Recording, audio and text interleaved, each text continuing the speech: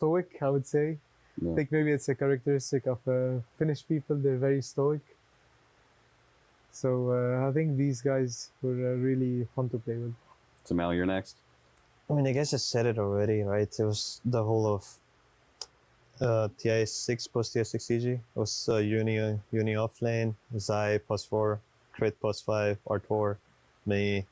Then we had Fear coach. Yeah, those were the boys. Yeah, and then we got Avery's secondary coach at some point. Yeah. And then Fear stopped working there. That guy was just sitting there. Yeah, so but it was just like a insane fun group, to be honest. I have good memories of that time. Only good memories, to be honest. Okay, so I've got a story from Avery about you, and I want to see if this is true. So when he first was potentially going to join EG to coach, you said, not that guy. And the reasoning is because you guys would play each other in pubs all the time, and he would just gank you all the time. And from Avery's perspective, what he would say is like, I'm trying to be a pro player, so I want to interact with, the best player in the game. So he would just go and gank your lane all the time. Is that true? It is true. It is true. He just would ruin your mid lane. Yes. F this guy. I mean, just some people who just play it to ruin your game, I don't like it. Yeah. You gotta play the game. That's fair. But then we grew close, actually. It was really fun. I hope it didn't tell you about other stuff, That is kenapa dia actually the only terima? story he's told okay. me. Pertanyaan So, bodoh. Samel, tidak ada it's a jawaban trend. itu. I feel like I've asked other Aduh ya people. Allah. In fact, just before this podcast, I asked a couple Berarti people. emang harus jauh ternyata. And said, what should I ask Samel? They all said, I want to say things that wouldn't be safe for a podcast. All right, Devi, you next. Favorite teammate outside of this team? Probably Fiolicqua. Okay. He's playing LGD right now. I think I just improved the most with him. I think we pushed each other in a positive way. We kind of went through a low together, and we had to work hard together, and we kind of rose. I think, like during my time with Fiolicqua, I improved a lot. Because right before I joined Heroic for the first time. Alright. One my first Sudah bener kameranya, yay. with him. Jadi kayak emang harus jauh ternyata. Never any issues with him. He's a great guy, super hard worker, like me, I would say. And, he pushed me to do better. Nobar. and he's a good friend. I've heard very good things about Theo. We just talked to KJ again recently, and I asked him about Theo. He said he was like kind of a soldier. He'll Yes, do anything to make things happen. Yeah, exactly. And he had a very good influence on me in that regard. He helped me become a much better player. Kita Omar? nobar I'm gonna sampai say malam. it's Kan Falcon three people sama mainly from my old team, Apa? which were Falcon sama Noob, Kauri, and our old coach, PC Axel, match pertama, who's terus coaching Jangan Nigma right now. BB team. Oh, okay. I think Game these kedua. three were the guys who helped me a lot, actually. I have to Okay. confess, I was not a good player. I would say they helped me become a good one. They helped me. They helped me a lot, actually. I Enggak. improved a lot during my time with them. Right. Yeah, I would say they're a big reason I am who I am today. Davai. Ada Davai. Play is in our DNA. Whenever we let it out, it becomes our superpower. Now imagine an entire city being built to supercharge it. Kadir City, powered by Play. Alright. Dia lo OBS bot? Iya, gua beli OBS bot. Mana kotaknya? Gua beli OBS bot. Di sini bisa. Nah. OBS bot. OBS bot. Gitu. Gitu.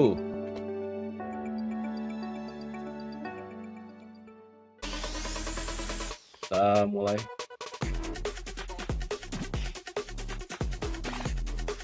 Bentar lagi. Ini bisa gua atur-atur ininya. Apa? Oh, ini masih auto framing, sorry. Gua atur zoom in zoom outnya. Nah.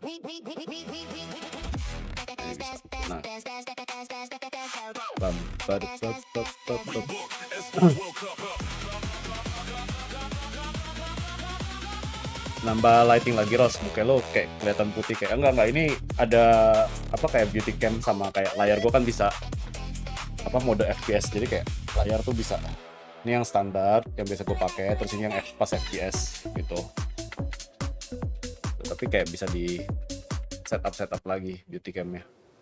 What was business as usual with Dota yesterday, Purge, but are we going to get something similar today? I'm not too sure. Yeah, I don't know. We had those exciting upsets that happened earlier, but they got their dreams crushed yesterday, unfortunately. So might see something similar today, but it could be another upset. You never know. How are we thinking about the teams? Have they got a chance up against Falcons and Co?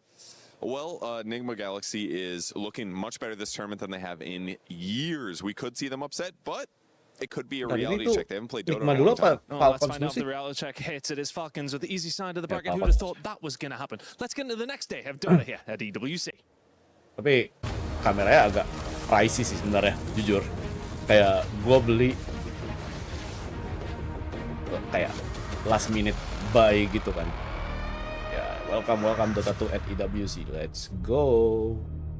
Only 3 more days of Dota, and then we know who will take the championship here for Dota 2 at the Esports World Cup. We're live from Paris with the final day of quarterfinals here coming your way, and to talk all about the quarterfinals today and yesterday, I'm joined by Seb and Lacoste. Seb, how are you doing this morning? Tapi bagus kan kameranya? Kayak lebih terang gitu kan? When you say Anjay. only 3 more days, like.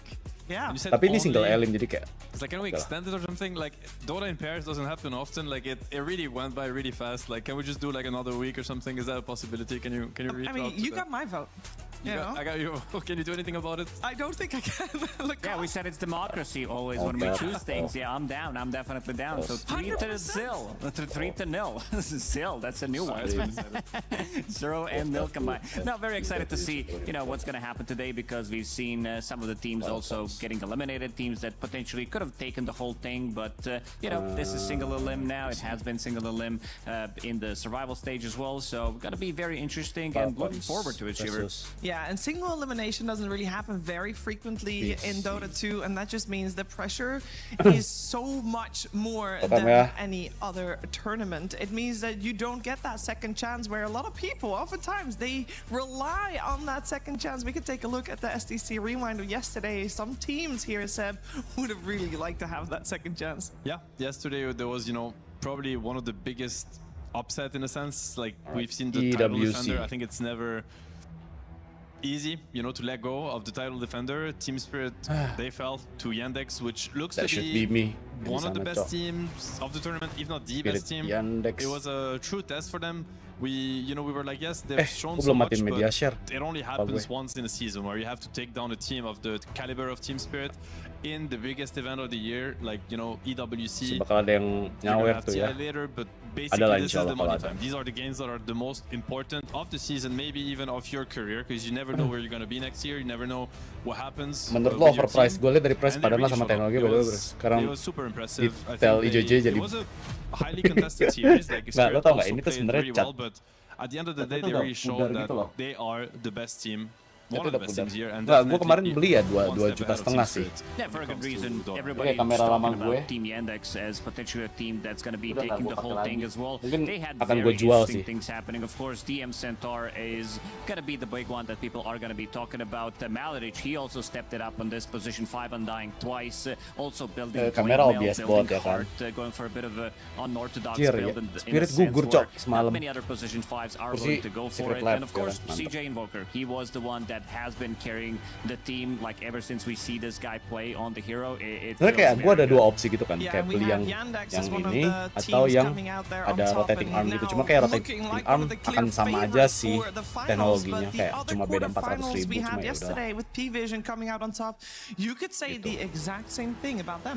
Yeah, I mean they've been cruising so far this tournament. I don't think they. Pero Eaters bagus sih jujur. it's kind of like these two teams are rushing at each other, like full speed from one side to the, to the other side of the bracket, and even in different groups and stuff. Obviously, there's like a lot of other contenders which we'll be talking about, but these two, I think, nobody, they didn't go unnoticed by anyone here. Like because you guys are the way they peaking win at the right time of the year. Falcons RosesaGaming, Nigma Galaxy BB team. Having a little bit of purge intermezzo there. He's around. He's around. Yeah, and the next two series that we're gonna have, I think, because again, you get really excited with Yandex and Fusion. Falcons RosesaGaming kayaknya RosesaGaming 2-1, Nigma Galaxy BB team, Nigma Galaxy 2-0. This is what's crazy about this format is Nigma Galaxy you get so many 2-1. of these games where you're like, it can only happen once, and it's happening now. Yeah, and the keys were crushed yesterday. You notice here that this is an extra special key. Juara bertahan ada spesial itu. Special key for them, and this was very convincing, crushing. Gila hancur coy. Yandex versus P-Vision in the semifinals. I'm already getting ahead of myself seeing that bracket, but I think that will be. Ternyata kalau ada juara bertahan itu ada apa kayak bulatannya gitu loh. How many signatures do you think we need to make that a best of 5? However you need, you get, it's like everyone would sign off on this. So you could have millions if you wanted to. I think you have only got maybe 10 people that would not. We turn the 10 on the stage. Tapi katanya, of course, yes. Apa MLBB cewek tahun depan nggak ada di EWC. Terus ganti Valorant cewek. Interesting day yesterday, and atau ya confirm apa enggak ya, tapi ada gosip kayak gitu tahun depan. Nah, kita nggak tahu juga tahun depan tuh EWC di mana. We're gonna listen to Yatoro. Hello, I'm here with Yatoro of Team Spirit after a tough elimination there. How are you feeling? Hard games, I would say. It was a good series against good opponents. I think if we would win them, we would win the tournament, but that's life. Apa namanya? Katanya mau bikin turnamen offline sendiri. Jadi yang kayak nggak gabung sama EWC. Tapi emang sebenarnya kan dari dulu MWI kan emang dulu kan dipegang One Esports ya kan, terus kayak terpisah sendiri, terus diambil diselenggarain di EWC, mau cabut 2027. Moving a bit better, a bit faster, and after they did kills as a top, took side and games goes hard.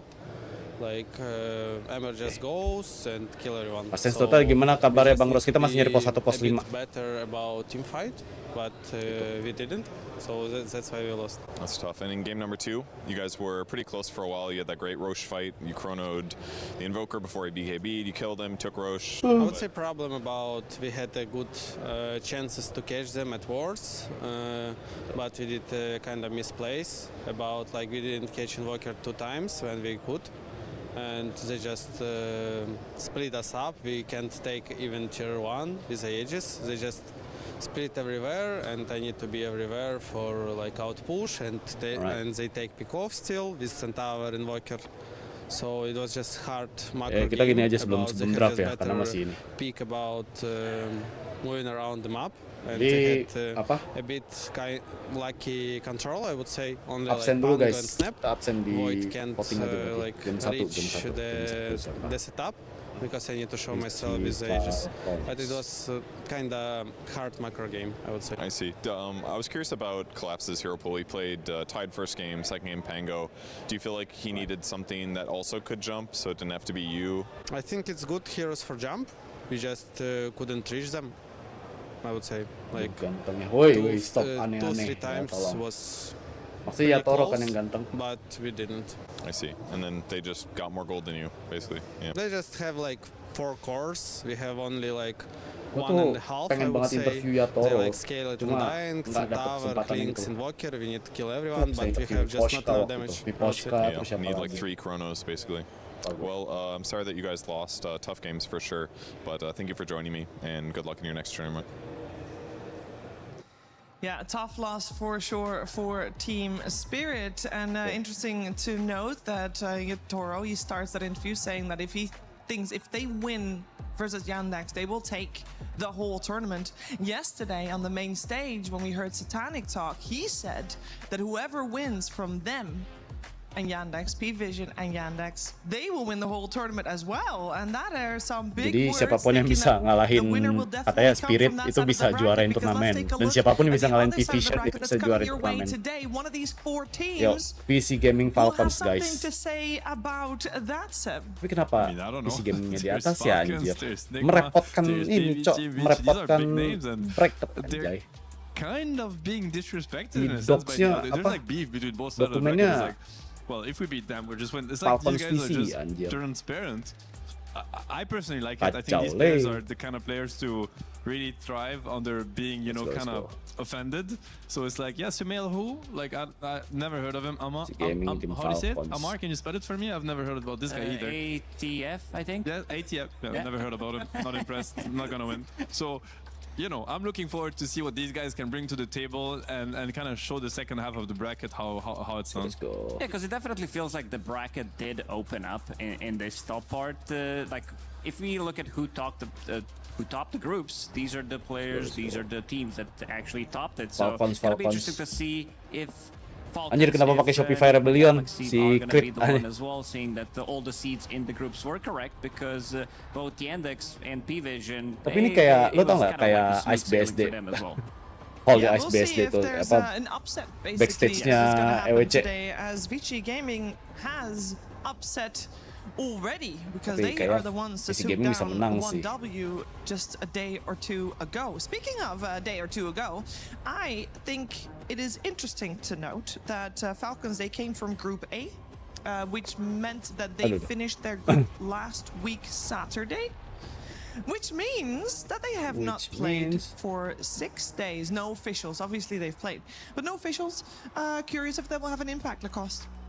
Yeah, for Falcons, I think it actually benefits them. This is the team that, you know, I'd say this is the team that almost kita never siarin gets 2 semifinal. outdrafted in a sense. Maybe there should be some small Habis adjustments, itu but final, they always have pretty final akan strong gue siarin, press tapi and, perebutan juara with 3 all this kayaknya enggak. time to prepare Atau for gue watch nyuruh other teams what they siapa are ya? doing. I feel like that's gonna nyuruh benefit them a lot, having AUI, having like so much experience on multiple stages, like winning so many tournaments together. It just feels like it definitely benefits them more compared to Vici Gaming, who has been like needing to show their strength, needing to show their hand, because we are in a single limb. We've been for a while now, which means that like you are pulling out your best strategies.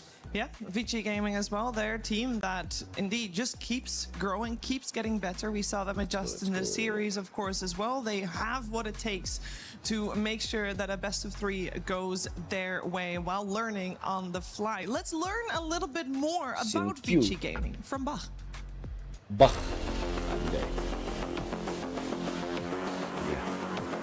Sintiu ngapain dia nge-wing mata kayak gitu? 变成这5个人现在在这个阵容，最开始就是他们一开始在跟牛哥，然后再跟 WS 在打，然后后来他们就是有些人员上了变动，然后他们需要一个3号位，然后就因为去年我也跟他们一起打过，所以说就又找到我。我们因为去年当队友，然后包括我跟新 Q 之前absen guys yang lagi nonton guys，所以说我们磨合的不错。有时候像输比赛，然后长期的训练也会让我觉得很疲惫，因为就是经历了这些疲惫，然后胜利的时候才会特别开心嘛。所以说，也就是对胜利的渴望嘛，对赢游戏、赢过别人的那种向往。我觉得我们现在最需要提升的就是一些个人的实力，因为现在这个 Dota 变得越来越复杂，需要每个人有更多、每个人的操作都会对局势有非常大的影响，有很大一部分原因就是因为他们的个人操作个人节奏非常好，然后我们也在就是往这方面。So that's exactly what we're looking forward. 还在一个 We're still 要搞 figuring 清楚 out 自己打法 our 的阶段 own 嘛， play 因为 style.Dota meta changes all the time. 也一直在变 Oh ya, 动，然后 Fisik 热门 lolos juga 的 ke TI ya, 英雄 lupa. And the meta heroes are different at every tournament. 其实 In every competition, we basically have to find a way to win 每 the 个比赛都还 competition. 是需要去找一些就是赢游戏的方法。就是我们在这个比赛前在国外训练了差不多2周，然后我希望就是我们能在这个小组赛，然后就是能够表现得比较好，然后继续成长，能够进入到淘汰赛去有更多的成长空间。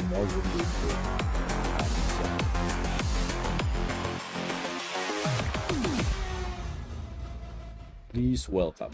And he does say it is like focusing first on the group stage, doing well there, and then continue to improve in the survival stage. And they definitely did that, Seb. They did. I think they did more than that. Like, no, I don't think anyone expected them to, you know, Si, knock siapa 1W out, si because a lot of the teams that are remaining in the Anjay. tournament would name 1W as being one of the favorites. So in that sense, I think RosesaGaming is now on everyone's radar, and people are like, yeah, I mean, true. We also have to worry about these guys, because these guys are not unknown to anyone here. Like, you know, you think of Bach, formerly known as Faith Beyond, you know, Zinkyu, TI finalists several times, actually. Zinkyu was in last TI finals under Extreme's banner. You know, I think all of these names are big names of Dota. They've been there forever, so there's like a really cool mix of like experience, wisdom, and you know how to approach these big events. And this could also have been a factor in their deciding series yesterday against 1W. So we'll have to see today. It's another Titan they have to take down in Falcons. They are the title, like the TI, you know, winning team, like from last season. So yeah, we'll have to see. But Zinkyu, he's coming for revenge, you know. Oh, absolutely. Like, this is the guy that has been missing. Like, he's been streaming, and I think a lot of people missed him being in the scene because his playstyle is very unique. Like, if we talk about like the position 4 players that kind of changed Dota meta forever, he's gonna definitely be in the talks, like the way that he approached the game, and he's bringing in some like classics as well, but also bringing in new stuff. Like, if you watch the qualifiers as well, like he really nailed it. There was such a clutch game against Yakuto Bros where he like single-handedly that 90+ minute game, he had one play, that 4-man stun with Lion that basically changed everything, it changed the outcome. And this is the team that didn't really have the best season. They were really struggling. They only played 4 tier 1 tournaments. They managed to get like top 6 only once. That was their best result, but it seems like they are peaking at the right time. Yeah, a team that well, has said kind of that they're struggling a little bit, even though the results are still very good, is their opponents for today. I'm talking about Team Falcons. Very important for them also to do well here, not just to prove to themselves that they can do it, but also because their organization has been at the top every single time for the club championship, and to be at the top, you need to get at least one first place finish. It will be really nice for them to get that out of the way with this Dota one, but of course, road to climb still here, as we're gonna listen to some more about that climb from Malrine. I wouldn't say we're performing that well in recently times, and Malamar said it kind of true. First of all, we're still bad. We're just top 8. It's nothing. It's not an achievement. We're struggling because we're playing for a longer time to get better, and like it's just some problems popping out, and sometimes hard to feel lu ngerasa nggak sih kayak lu semakin lama lu main bersama tuh kayak problem tuh semakin ada aja. Just an easy kill. I wouldn't say we're in the best shape, but at least we solved the issues that we had before, and now we have something to learn for future. Once in my time, I was watching Simpsons, and like there was like a voice line by Homer. He said like, "I'm not looking in the future more than 5 seconds. I have to see how we're gonna perform, whose people are gonna take their rest, who don't want to take their rest, and like it's just not only up to me." Wait, no, the silence came in. The silence came in time. He can't get off the Reaper's sight. Ghost might just be able to make it back to the top, but the Magnetize finishes him off. First 2 days, I was not performing the best of the first games. I don't know actually why. I was kind of like, I wouldn't say struggling, but I actually was getting confused because I was like waking up, playing early pops, and like getting ready for official. Then I think as a team we was performing good. We're just paying more effort to every official and every clan war nowadays. So it's just getting easier for us to play officials. But the Doom will not, and they're farming these heroes in the Fountain Winter. This is cruel. It's very important for the team to have a baru azan, jadi kayak nanti gue tinggalin I would say like earn it, deserve it, that you got the first place, and now you have reward yourself. Another box save, trying to wheel to stop it. What a beautiful hit to Ties, catching 3. That is beautiful. I mean, I think the hardest opponent is most likely going to be CIS teams like Yandex. Other than that, like those teams just playing such a weird style, I would say, and usually it can change. They have like their own hero list, and it just works for them, which is gonna be very good to see in official match against them. Makasih Sir, udah lama nih gue nggak mampir. Onylex, welcome. Kita nonton EWC ya. I would say I'm hope that we're gonna get better placement, but this time I would say we're much more confident in ourselves. I mean, there's no more words to say. It's just like we have to see how it's gonna go. Some Homer Simpson words in there. Didn't expect that this morning, but not looking into the future too much, taking it one step at a time. I think that is a very healthy way to approach it. Welcome. Yeah, it is. Kalau And I mean, standby di sini we've boleh, seen, mau ke channel lain juga getting nggak ahead of masalah ya. yourself kind of, I guess, fire back at some players this tournament. And, we heard players talk about series, future series, and maybe, going too quick.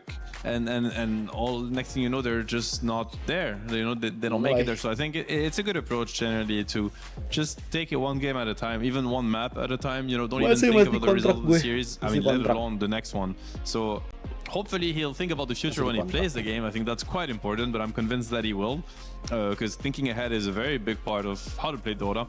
But good words from Marine. I think I always like hearing teams being humble and kind of knowing where they stand and being also okay to just like take it one step at a time and improve.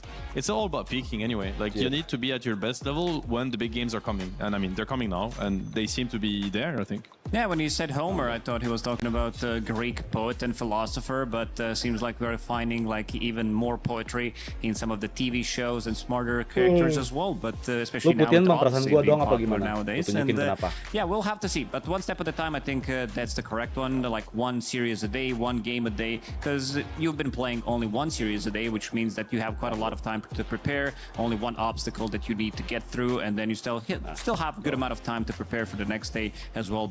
Schedule. So it does feel like it's going to be benefiting them, I would say, slightly more. Again, because Falcons, they are the team that always comes in prepared, and especially with these players that they're trying to dissect all of the smallest things, try to break the game as well, compared to like RosesaGaming, who might have been struggling, but should definitely be an interesting matchup, because these type of like players, these caliber of players, you should never underestimate them. No, you should not. I think also going on the big stage, this is something that for Falcons, they maybe, I feel like they have a little bit of extra pressure on them because it is EWC and they are held to a high standard by themselves, as we clearly hear, as well as also by the Falcons organization. They already are on the board in terms of points, but they would like to continue being on top. Even then, on the other side, RosesaGaming, I think they're already, they're also taking it one series at a time. They're already very happy with what they have achieved. Yeah, and it's always dangerous to face that kind of team. I think, a team that has no expectations, everything's just bonus at this point. They have nothing to lose in a sense. Like they talked about how they're just hoping to make it through the groups, and all of a sudden they're top 8, I mean, and looking to get even higher, top 4 potentially. So if you're Falcons, you got to be worried. Yeah, you might have to be worried, but at the bright side, there was preparation done, I can only imagine, for both teams. And we're of course going to talk about that and what they could have been discussing regarding that. But to get this match started properly, we're first heading over to the stage. Let's go. Ntar gue mau share di Twitter. Twitter Instagram stories.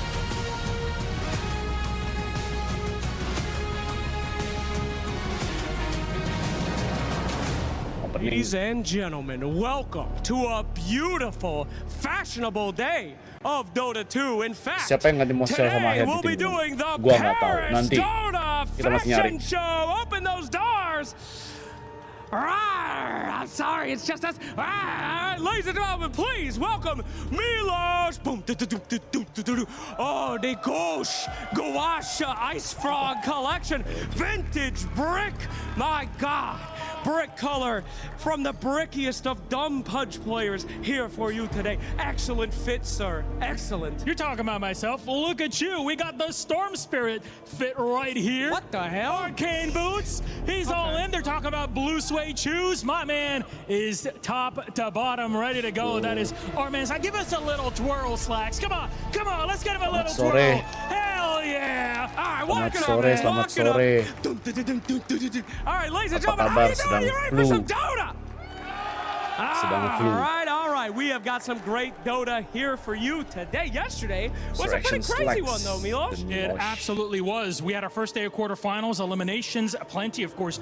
2 best of 3s that went the way, and I guess game 2 was a bit of a stomp, but otherwise, we got a day, and we have 2 teams that have qualified in the semis, and now we're waiting to see. Because honestly, yesterday it seemed like Yandex are going to have a tough time in that semifinal, just looking satanic, looking right in the camera and saying, I'm going to destroy you, and that was cool.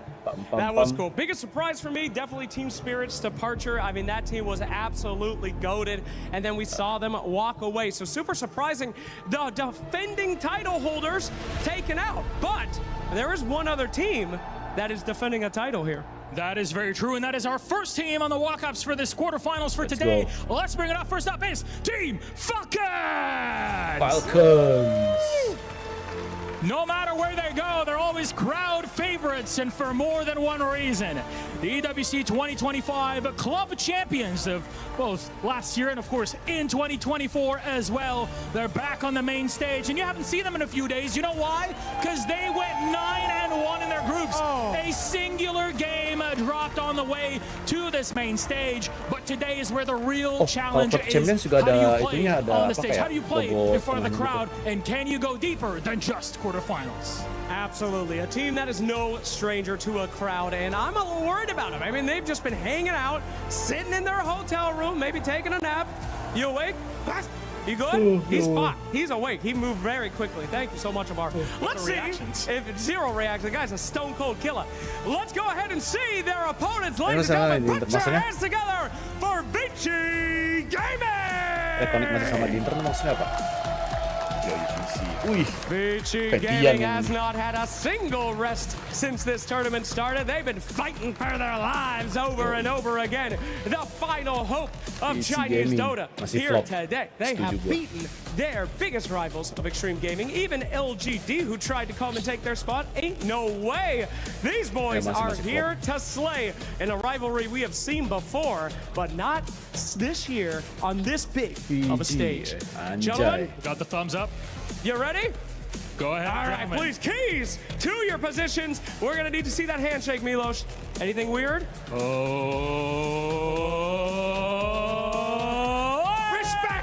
Respect coming out there. All right. We've got a hell of a game coming up your way. Don't go anywhere. We will get right into that action right after this video. Gue salat dulu. Jadi gue nanti balik lagi abis ini ya. Gue salat dulu, izin salat dulu. Dia juga break kan.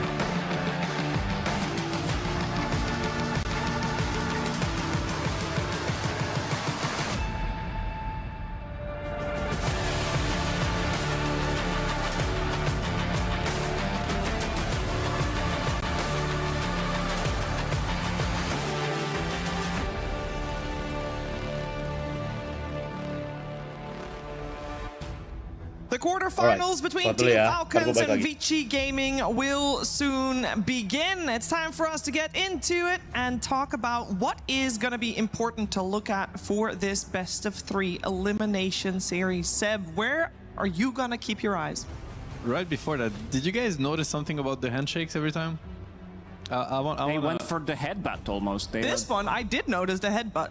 It's never the people that are gonna have to lane against each other that go handshake, because that's what I want to see. You know, I want to see mid laners shaking hands before they actually try to outplay each other's, or like an off laner with a safe laner, because there's gonna be a lot of beef. Like, it gets really heated in the laning phase. It's all about kind of last hit denying, high-fiving each other, spraying on the ground. I want to see more of that. It's like kind of bring the heat before the game even starts. How about we ask all lanes to handshake each other before 5v5 handshake. I mean, that's spicy. I would love to see it.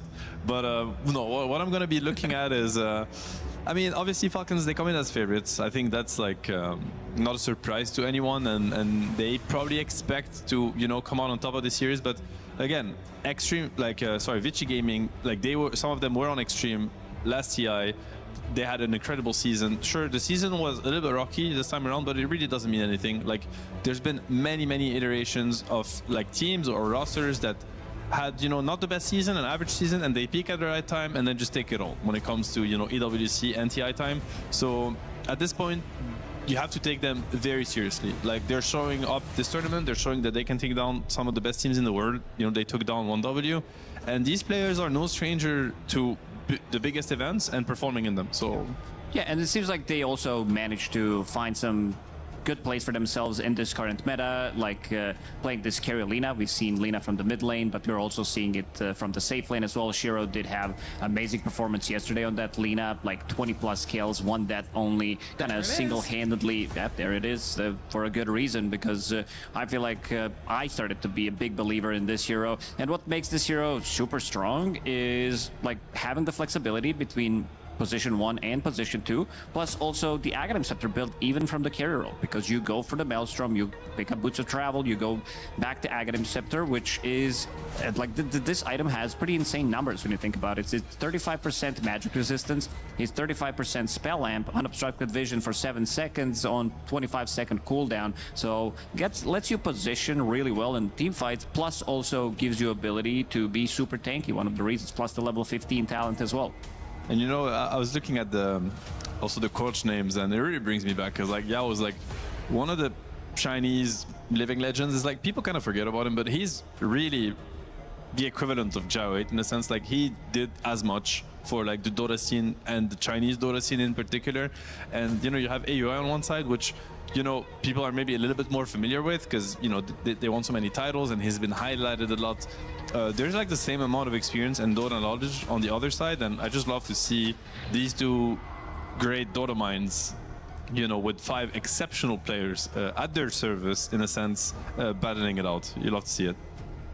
Yeah, I feel like sometimes we don't mention some of the coaches because players outshine them. Like people talked about, you know, Yandex, their coach as well, putting in quite a lot of work considering the results that they've been having. And yeah, Clockwork on the other side, this hero has always been good against Lina. Maybe not so much nowadays with that Aghanim Scepter as well, with the unobstructed movement that you don't care too much about the Clockwork. But Clockwork has looked very stable in every single game, very annoying hero that can block off certain areas, very annoying to lane against. We were trying to get rid of like mana burn as a concept, you know, some of the spells like that mana, like a snake from Medusa, for example, mana burn initially on a Nyx Assassin, but having Clockwork like burning your mana, especially in some of these early engagements, can be very devastating. And I'm a big fan of this combo, the Snapfire plus Clockwork. You have kill throughout the whole game. Like with these two hero pairings, like you can make 2 moves on the map pretty much because these 2 heroes are gonna kill any hero. Yeah, it's a great combo. They've run it a lot. Like a few things to say that I think are worth noting is, well, Falcons first of all is one of the Lina teams. Actually, we haven't seen them play it, but Mandarin is a level 30 Lina player, like one of his best heroes actually. So he would know what he wants against it. So I'm sure that, you know, they talked about this Lina, they saw it coming, and they're gonna propose something against it. You mentioned the Clockwork. I think true that the cog interaction is not as good, but at least he has the jetpack, which is like, it can be very useful against Lina, especially if they build Aghanims. It becomes really hard to catch, right? They're flying over trees. You lose. Yeah, both of them are flying. Yeah, right. And now they're both flying, but Cloc's gonna have vision of Lina. Yes. They're gonna play their own game, but at least, you know, he's gonna be able to track her down. So that's like a good tool to have. I want to mention the Undying ban also. I think it seems to be, you know, one of the top, you know, +5 and +3 actually heroes of the tournament. We've seen Yandex dominate with it yesterday, and Snaking is maybe the second player to be using it as much. You know, like Falcons, they've played a lot of Undying, and it's their go-to. So pretty good of Vici to not let them get their hands on it. Yeah, Undying, like we've seen some good performances yesterday. Malady as well, he kind of owned the, like even Yatoro gave him credit saying that he's going to be the scaling, like for pretty much scaling cores in that game, and he did with the Heart, with the Blade Mail build. So many different ways to build that hero. And on the other side, Mirana plus Tusk, so having an extra bit of a save. Mirana, like we've seen the hero do really well from position 5, even some position 4 performances. Sure, this is considered a 4 though, with Zincu Mirana. I mean, it could be. I think it's like technically it's still open. If the Lina goes safe lane, most likely the Tusk is going to lane with her, which would send the Mirana position 4. But if they decide to send the Lina mid, then you could have both options open. I just wonder, I mean, I want to say that Lina is very fine laning against Snap. I would even give Lina an edge, maybe like 60-40. So they should be happy with Lina mid. But again, it's going to come down to, you know, what they get to see. And well, like both scenarios of Lina mid and Lina +1 might be fine. That's also the strength of the Lina picks. Like you pick it that early. This is not a hero that can really get countered in lane. It's so strong on the lane that you can just pick it and Yeah, she does well. Like, doesn't matter whether she goes to safe lane, whether she goes to mid lane. The hero's gonna do fine. And I also think the value that they're gonna be getting from Cookie in this game is gonna be insane. Like LSA, jumping over the shards, whoever gets initiated on, maybe dodging the snowball, grid against the arrow combo that they have, and also Winter Wyvern being able to split the fight, plus the Wind Ranger. We are not seeing too much of a team fight so far on side of VoceGaming. I would love to see some kind of a team fight, because you're gonna be fighting into Snapfire, Wyvern. This is very single target oriented build so far, like the whole lineup. This Wyvern pick really feels like a checkmate to me, because as you mentioned, they have mostly single target. Wyvern excels at, you know, fixing that. They also have mostly physical damage. Of course there's Lina, but you know, one Glimmer Cape, let's say, and one Cold Embrace, and all of a sudden these three heroes can even fix what a position 5 Wyvern is going to bring to the table. I also really like the synergy between Wyvern and Snap. I think the Curse is a great setup for Cookie, so is Clockwork, of course, but there's just a lot of teamfight synergy with the Falcon heroes. They have very solid lanes. These are dominant laners. So their draft is just very well rounded. Like, they have teamfight, you know, they have very strong lanes, they have save, which is particularly efficient versus the VoceGaming hero. So I think a lot of weight on the last two picks for VoceGaming. They obviously have secured themselves like solid heroes and a good draft, but they're in a bit of a tricky situation right now. Yeah, I would love to see some kind of a team fight. Doom is also a good pick. It's very good against Wind Ranger, good against Wyvern Centaur. We've seen good amount of Centaurs on 18, just to be able to maybe like even build into pipe in this game. The interaction between Centaur and Wind Ranger, a lot of the time it's not going to happen because he is way too tanky. What about, okay, they go for the Spectre. This is, I really like this hero. I think it's just, I personally think it's just too strong, honestly. Like, regardless of the game, I think the hero's just in such a good state that it's always a pick. So I like it. They're taking a very skirmishy play the map approach, which honestly, I think I quite like it, because you know, sometimes in Dota you end up in a situation which I was describing earlier. It's like they can't really fight, and how are they gonna fix it? Wyvern's gonna save whoever they jump on, and don't try to fix the unfixable. Don't fix what you can't.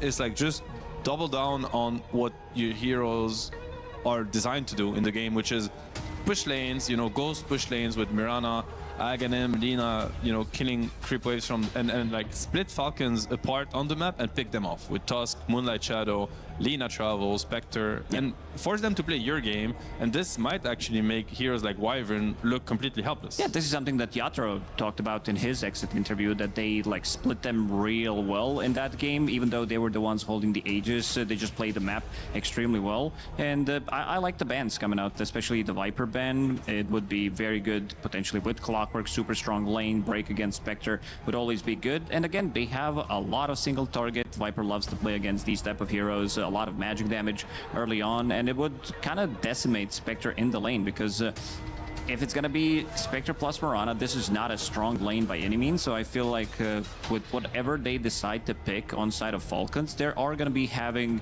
an easy time. This is like, Spectre is a stronger laner that you would expect, but not so much against potentially Clockwork, plus maybe some like Timbersaw that could come out for them, like even Dawnbreaker. I feel like they have multiple ways of dealing what's going to come, and they're going to see the full draft, so they're going to decide. I like the Dawn idea actually you mentioned. I think it could help them fix a little bit of the map, because right now this is really what VoceGaming is looking to abuse. It's like they, just force them to split and pick them off, because if Falcons is allowed to just group up and go for objectives without really paying the price when it comes to like losing towers perhaps, or losing too much resources because Vici is shoving all the waves into them, then the game is pretty straightforward. So they end up going for the Darkseer. I really like that combo with Spectre. I think it's one of the best in the game.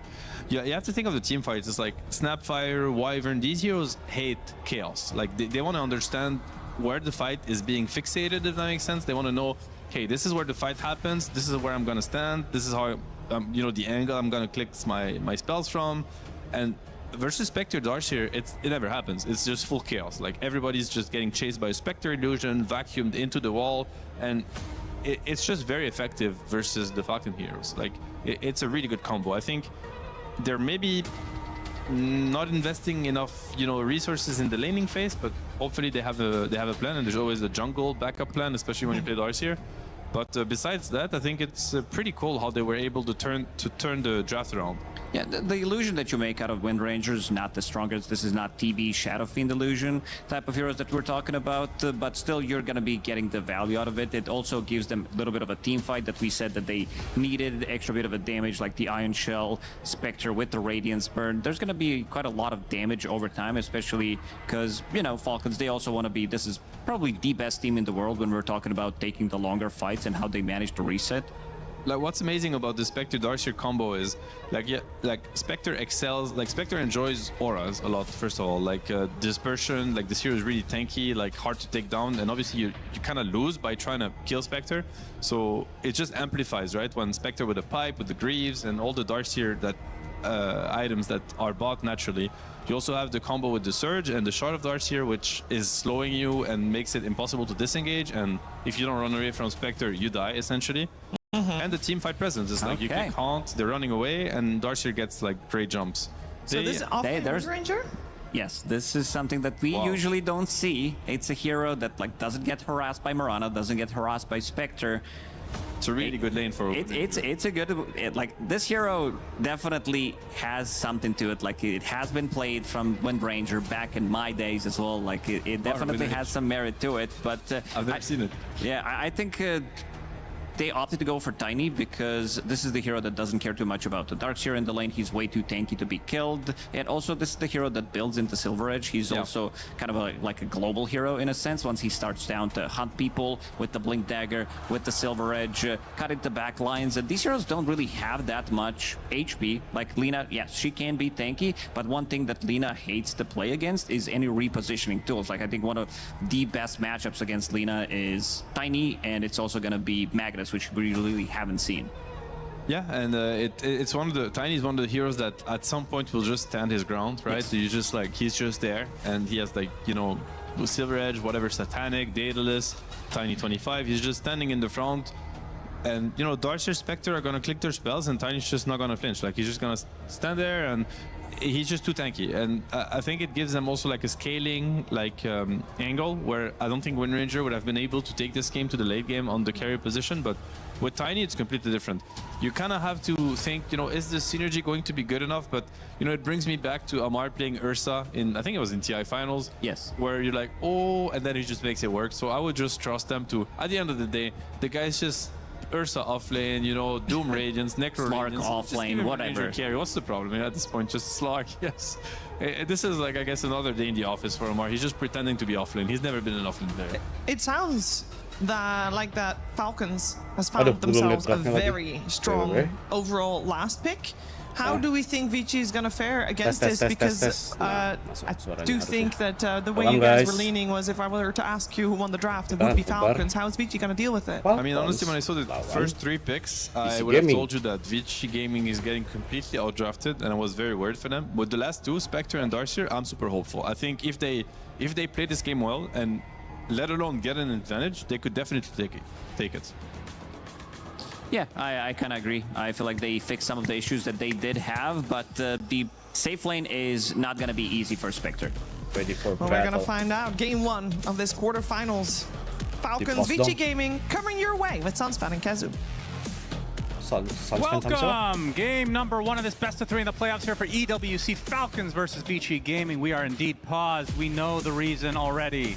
Crit is writing in chat, sound bug. We know that's not true. We all know it's fake. It's fake news. That's right. How are you doing? Technical pause. Baru mulai. How about yourself? How's your throw? Siapa yang nonton? Siapa lagi nonton? Absen guys. That's good. Who is still watching right now? I'm glad you're doing well. 20 seconds into the game. Yeah, it's a tough job we have here. That's a good sign. I'm loving these 2 drafts that we're seeing. You can, you know, it's when you have these type of teams go up against each other, especially in an elimination series and in the playoffs.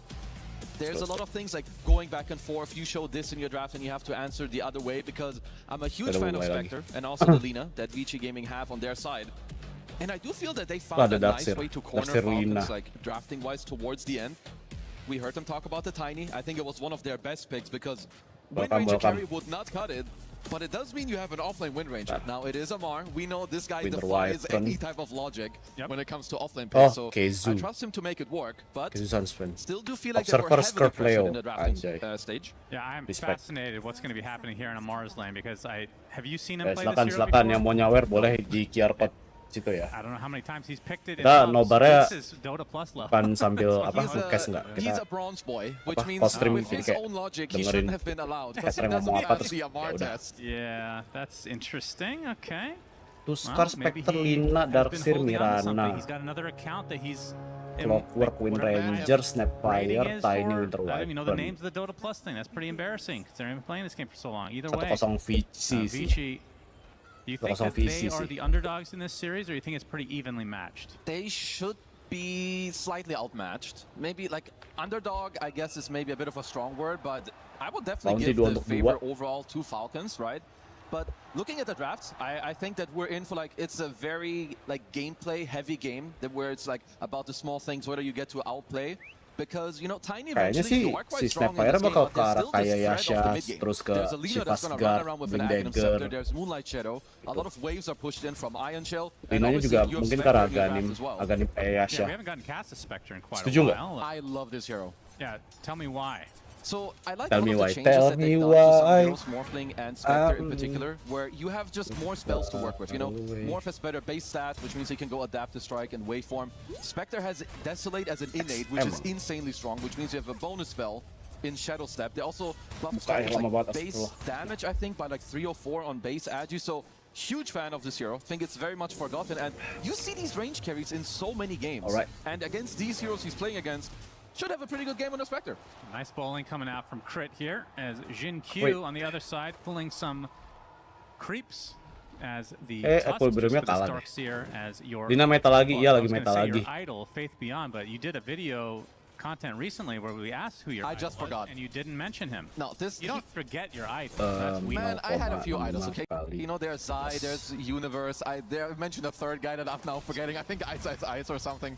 No, but Faith Beyond, he is, of course, one of the GOATs. You know, he's won TI before, and now he's back playing. He's playing the Darkseer, which Tiny is a bit of an annoying matchup for you, because Tiny has insanely high damage, which means he has CS, gets some good denies, and he's not that easy to collapse on later. So I did like the Falcons last pick quite a lot in this draft. And if you're talking about late game, how does a Tiny match up against a Spectre? It should. Like, do you go Silver Edge on this hero? I feel like you do, right? Yes, you absolutely need Silver Edge. I think you also need Blink Dagger. Like, overall, when I look at the heroes that you're dealing with on the Vici side, you need to jump them. You need to find a way that you start the fight. If you always wait for Vici to get the perfect initiation with some Tusk, Vacuum Wall, Moonlight Shadow, and Haunt, Mikotolina monster is back. But a one-to-one matchup, like the Spectre, I do think that Tiny has a good shot. But then the strength of Spectre is also, you can choose your target. You don't have to end up in a 1v1 if you don't want to.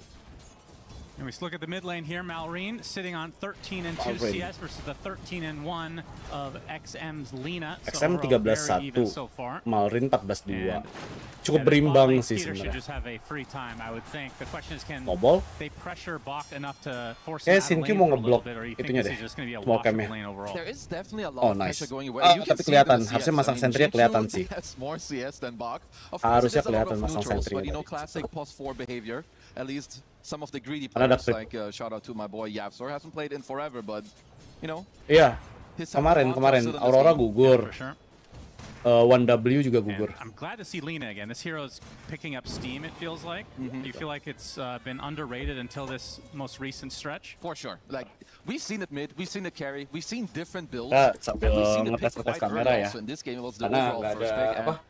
And, like mentioned before, I like that they went for the Spectre round later in the game. So we'll see, you know, if the XM mid Lina can put in some work here. I'm Emon juga. Emon kalah. Curious to see what Malrine itemizes this game, because he can be kind of off the cuff at times, similar to Malrine, or similar to ATF rather.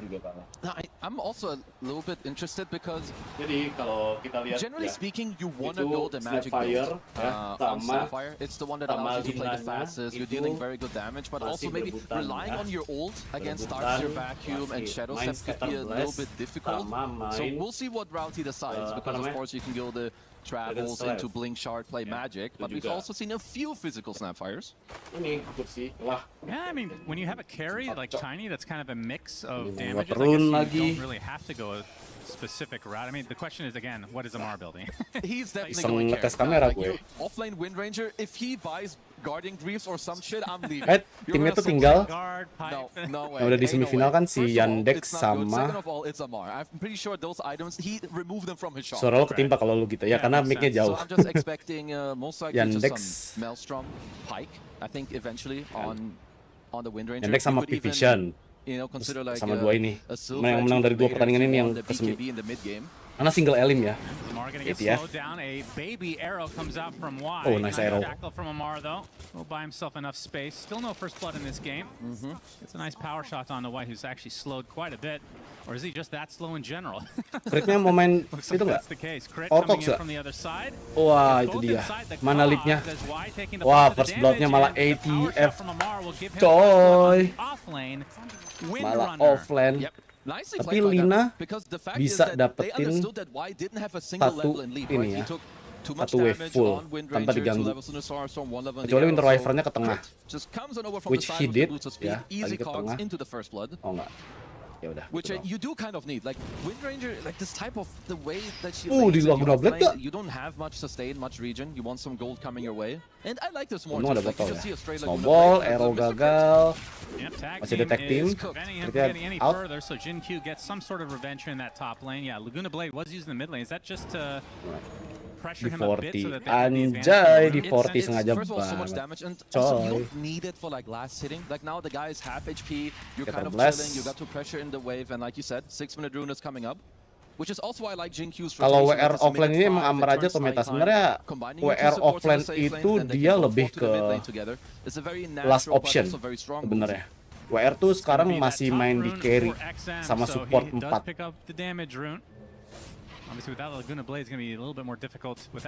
Amar kayaknya akan main ke arah Diffusal Blade dan juga Disperser untuk ngebakar mana dari Spectre gitu. Karena Tiny-nya harusnya akan ke arah Silver Edge, Echo Saber bisa di-upgrade ke Harpoon, terus Shadow Blade ke arah Silver Edge, abis itu mungkin ke arah Daedalus, dan mungkin ke Aghanim untuk Tripoli, kayak gitu. Jadi WR-nya cukup untuk inisiator ngebakar ini aja, ngebakar mana pakai Diffusal Blade harusnya akan ke arah Diffusal Blade. Gitu. Shadow Step udah keluar. Peternya udah level 6 juga. Epic Burn. Gila. He does get burned out, and XM inside gets nice banget snaking. So it's a trade of sorts, and now it's a 1v1 battle between Skeeter and XM. XM winning it, and we'll get the shrine as a result. As Malrine bakal out juga. Getting doubled up on by these supports from ViCiGaming, and he's slowed very much. Only with the brown boots right now, so Jin-Q should be able. I mean, the cooldowns are nice dodge anjay. Gila Malrine. Might be enough. Indeed, Malrine somehow gets away. I thought he was dead for sure here. It's a nice escape as Jin-Q wants to continue chasing him, but not quite. They were very close to the haunt. They did just unlock it now on Shiro, so. Tapi untungnya Shiro ini ya, nggak buka haunt dia. Just do it. Come on now. Kalau dia buka haunt keluar itu Malrine. How has Shadow Step changed how this hero is played? Or is it more the fact that the innate is just... No, it's both. Because the thing, like, you just have another way to help fight on the side. Like, usually the reason why Spectre sucked so much in lane is that you were a dagger and that's it. Like, now with Shadow Step, ada yang nyawer kan pas gue salah tadi? You can just aman kan guys? Poke, fight alongside the boss life, and then you can also go to the illusion, which is incredibly strong. So probably one of my favorite changes that came out of some of the last patches that we've had. Yeah, and we're finally seeing the results. With Spectre actually being picked occasionally. Usually it does take a while, and we can see Amar's quick buy here with the Mjolnir currently. Yep, that's right. No big surprise. Anything that does damage, he will go for. In this case, Shiro. Not pressure too much. Crit, level 5, so no hook shot quite yet. We're seeing a lot of level 3 clockworks at this stage of the game, so that's, I guess, good news for Falcons. Crit knows what's up. He is think you may have even said it the other day. He's been the most impressive clockwork out of all the clocks we've seen. Nyokap gue udah beli makanan sih, cuma belum gue makan ntar aja. Gue baru minum obat juga. Yeah. I don't think I said that, but I'll take credit. You said that you liked his clock the most, I'm pretty sure. Ini gamenya bakal apa namanya, bakal lambat sih kalau menurut gua. Early 20 menitnya bakal lambat, tapi kayak masuk menit 35-nya bakal cepet. We can see on the other side, Jin-Q finally just hits level 5, so the supports for Vici a little bit underleveled in comparison, snaking level 4 on the other side. XM ketika udah punya attack speed harusnya bakal cepet banget buat ngeratain trip atau ngeratain power. Nah ini, oh no, fire, gamenya bagus jujur. Iya ini bakal game farming, makanya kayak gue bilang tadi kan lambat kan, bakal kayak 20 menit tuh bakal lambat, tapi masuk 35 tuh udah mulai cepet. And honestly, this is one of the classic Falcons plays. Like, even Marine TP to the tier 1 just in case a fight did break out, that you can take this play. So the Skeeter winning his lane, going through the gate to also now help Amar in the off lane. Crit has gotten 2 out of the 3 power runes so far in this game. 45 ketahuan ada tag team. Waduh, nggak bisa. Oh, lagu nabletnya bagus, tapi ada Mortimer Kisses. XM-nya bakal mati. Oh my god, dapet dong. Nice double kill. Why? Untung houndnya udah kebuka, jadi bisa langsung ambil kill ke Clockwork Snowball. Malrinnya bakal mati. Nice triple kill Y, well play. Shackle shotnya bagus. Ini bisa jadi ultra kalau dipaksa. Oh enggak. Okay, so at the start of the fight, I was like, okay, this is still decent for Falcons. They took the top tier 1, but with everything tapi tower tier satunya PC hilang. 3 tukar 1 tuh, tapi sama tower sih. Jadi kayak cukup oke. Ini lagu doublet awal. Ini pas poundnya keluar, right click. XM was actually super close to living there too, because the last glob wasn't quite enough to get the kill. Crit ya senyum.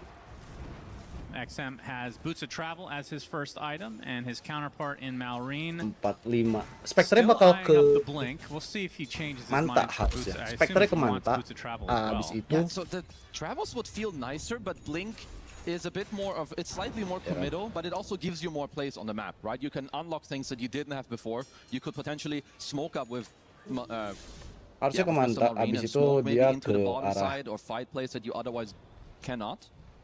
Iya sih. They also TP'd Skeeter Manta into the diffusal mid nggak to sih? go for smoke, so an active Atau room main timing on the 12-minute mark Radi, here. bisa ke Radi juga sih. Up, Avalanche, nice banget. Oh, nice snowball. Delay it just a tad. And his rune was grabbed by Jin-Q before that point. Cuma menunda kematian doang ya.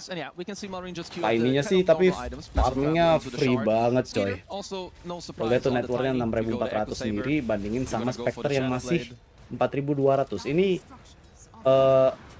more likely juga karena kalah farming di atas sama ATF.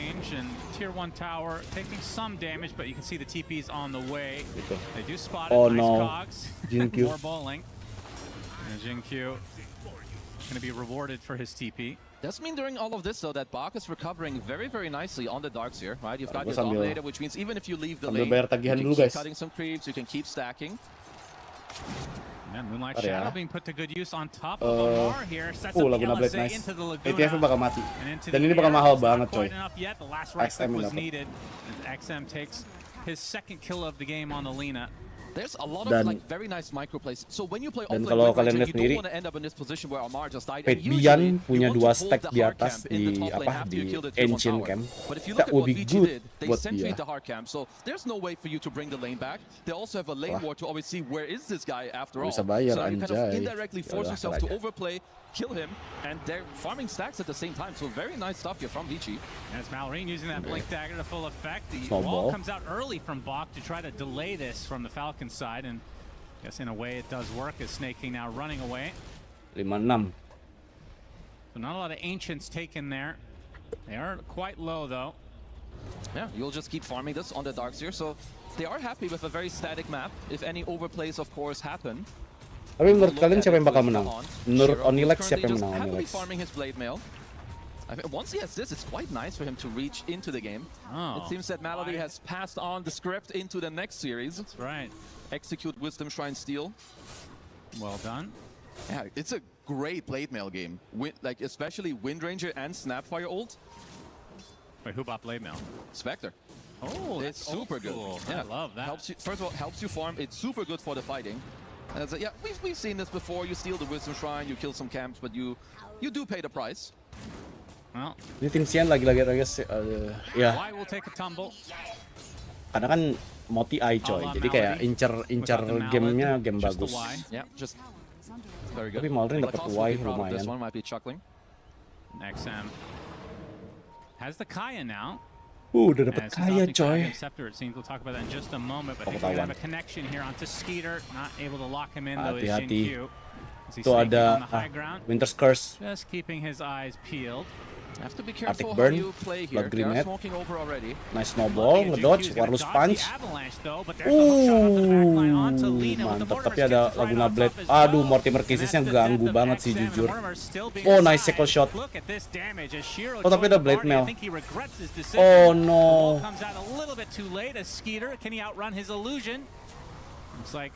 Amar will clean it up for him. So 3 for 2 in favor of Falcons. Disperser juga dari and why we need to it's not an perfect easy execution kill. here.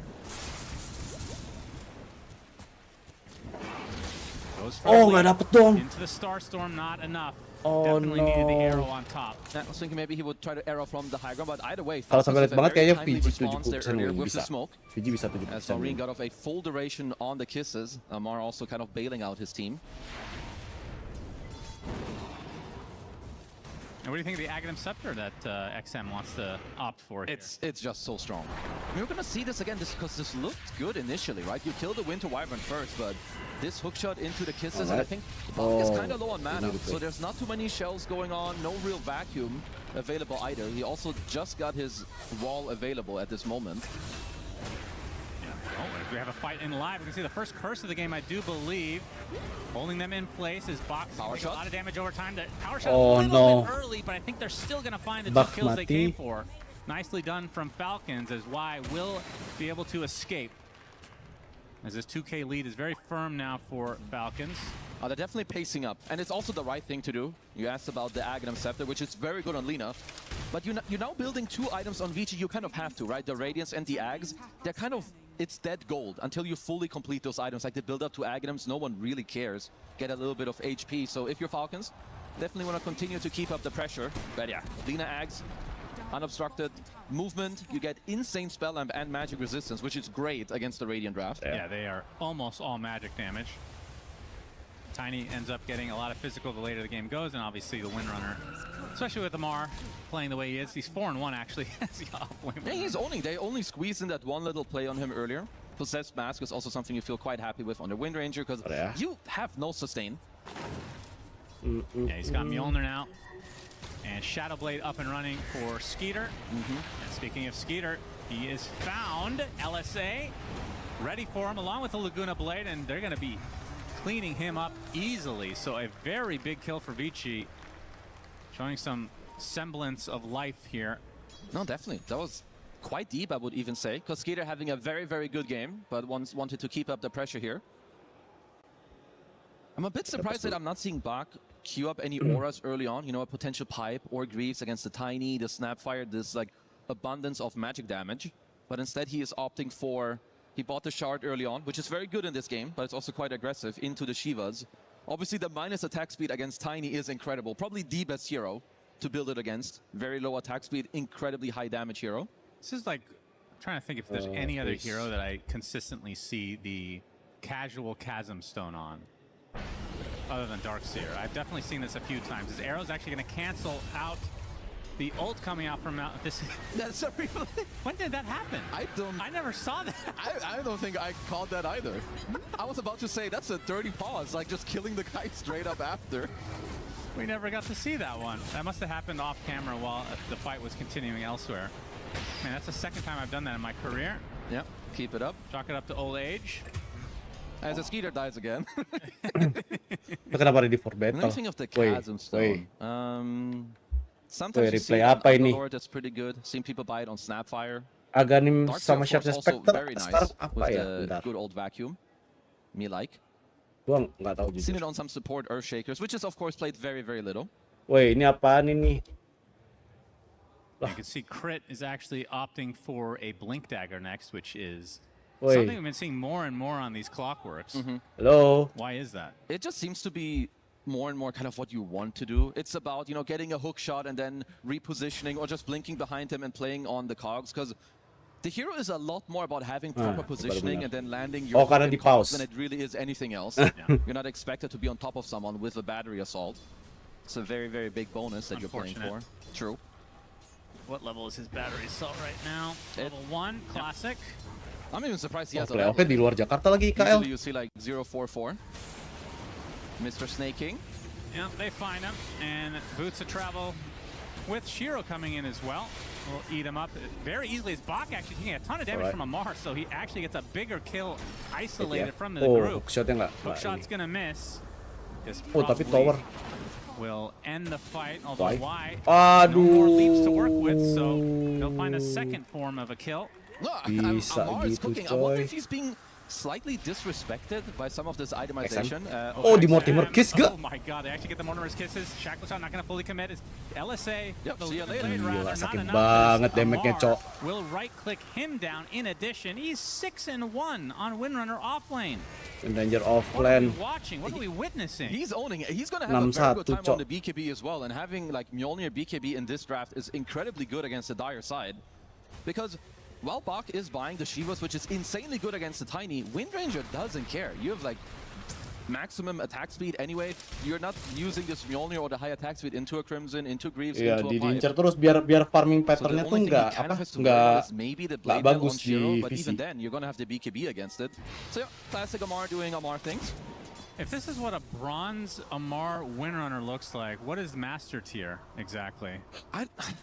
At this point, I don't know if it makes that much of a difference. This guy is just so good. If you give him the right hero in like the right place and you kind of set him up for it, like even throughout his couple years that he's now played competitive, I think this guy's like individual skill and understanding is just so high that he can make any hero work. Yeah. I mean, this guy played offlane Ursa at TI Finals in Game 5. All right, I'll believe it when he picks Ricky. I mean, that hero's just garbage. Exactly. Actually, mid Ricky is playable, but offlane Ricky, I don't even know if he could make that work. That's the true test. We'll see it in Game 2, of course. Right here. Challenge Let them know. accepted. AUI, if you're watching, Susah dong liat dia. Ya makanya You think he's Spectre-nya not harus watching? ngindarin If fight you're listening, selama he mungkin kalau usually menurut tunes gue. me out. I As don't Hero blame about to him. get ganked by 3 members of Falcons, although his Spidey senses menurut are gue ya. tingling. Yeah, they did go for a scan, and the arrow also hitting here for a while. Lo harus tangkap snakingnya dulu. Tapi serba salah juga karena banyak banget stunner di Falcons. Tiny, Snapfire, Windranger, Clockwork. Actually 5 pemain Falcons tuh stun. Kecuali Winter. Faith Beyond just Divisi about Gaming finished with just a recipe away for the Shiva's guard. cuma as he's gonna Tuskar dan eventually get this Niran. tower with the Oh sama rally Lina. skeletons. Another reason why Dominator is just so good. It's bonus farm, but also the reason mid tower died is the Helm of Dominator. The reason the bottom tier 1 died, Helm of Dominator. Looking for a play on Amar here. No BKB yet.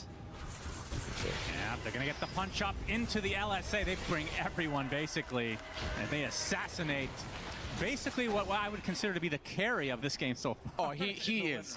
He definitely is. Also, like with this top net worth currently, because Skeeter is not gonna enjoy team fighting once there's a Shivas. XM found out. They get the avalanche set up for the Mortimers as well. So Skeeter, nothing comes for Makin free susah, for coy. Falcons. They lose somebody, they Makin usually get a better susah, trade. At ya. least that's been the case so far in this game. Aduh. Because VG, they have a couple Tapi of agak nih, sentries on the udah map, agak nih. actually quite a few. Shironya but not like kind mau of deep in the apa nih? mid-river. It's very much on their own side. So Skeeter finding a very, very, nice move there with the Shadow Blade to get this pick off onto XM. Malrine with an invisibility rune as he is 6-2 Malrine. to match Amar. Great Tapi start to the Darkseid-nya game akan for ke their Shiva. Dia udah beli Chasm offlane Stone. and mid. And Skeeter They were hounding Bach a little bit. He has his shard. It's a pretty early pickup. You typically get it this early on Darkseer. It can be quite good, like when you just walk. I think the slows is quite nice against like Tiny. Like it's overall about the trail. So we do see it generally when you can play very aggressive, like you have an Ursa in your lineup or Spectre maybe a Weaver that's just mantang continuously running around. So potentially slightly earlier Lah, than usual. Tormentor di-cancel. And so they're not going to quite oblige to the Tormentor, as I guess they just don't see anything on the map. So have to be a little bit careful.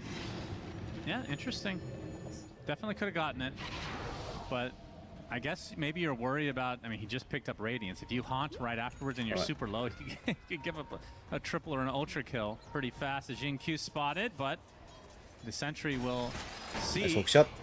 He's going to get hook shot and push back into the fray. Aduh, mati lagi coy. 3K lead for Falcons. Itu masih 3.000 leadnya, jadi kayak nggak jauh-jauh amat gitu loh. Ngerti kan maksudnya? Kayak ya udah, gue masih bisa megang nih keunggulannya nih gitu. Focus Fire, which is the best tool for Radiant, so you definitely can take it. Dire is fine because you have Ion Shells and Tag Team, so I would maybe give it to Vici slightly. Once you unlock Manta Style on Vici, it's absolutely in their favor. So could definitely see a world where Falcons will want to control that area and then turn it into a team fight, because their role, like both team have insane like pit fight abilities, right? You have Darkseer Vacuum Wall, you have Winter's Curse, you have Snapfire Kisses.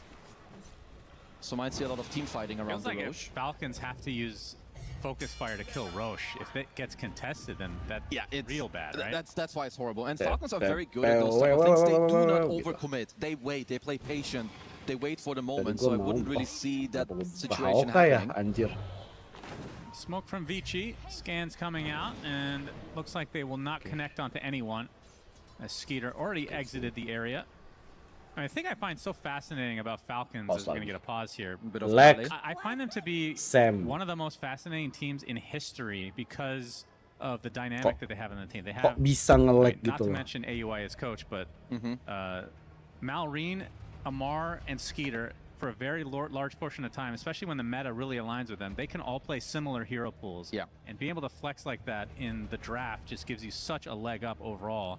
And then you have, I mean, just in a traditional sense from how they're playing now, Skeeter, it just never feels like he's actually the carry player. He's like the backup, like the stable guy that will always give enough space for the likes of Amar and Malrine. And the thing I have to mention is that, you know, Amar and Malrine, I love them and they're incredibly good players, but I think this type of carry player, they don't get the credit they deserve. Think of like Matamba Man back in the day, you know? It's like the type of shadow carry. If you need them to hard carry, ini harusnya pakai LAN.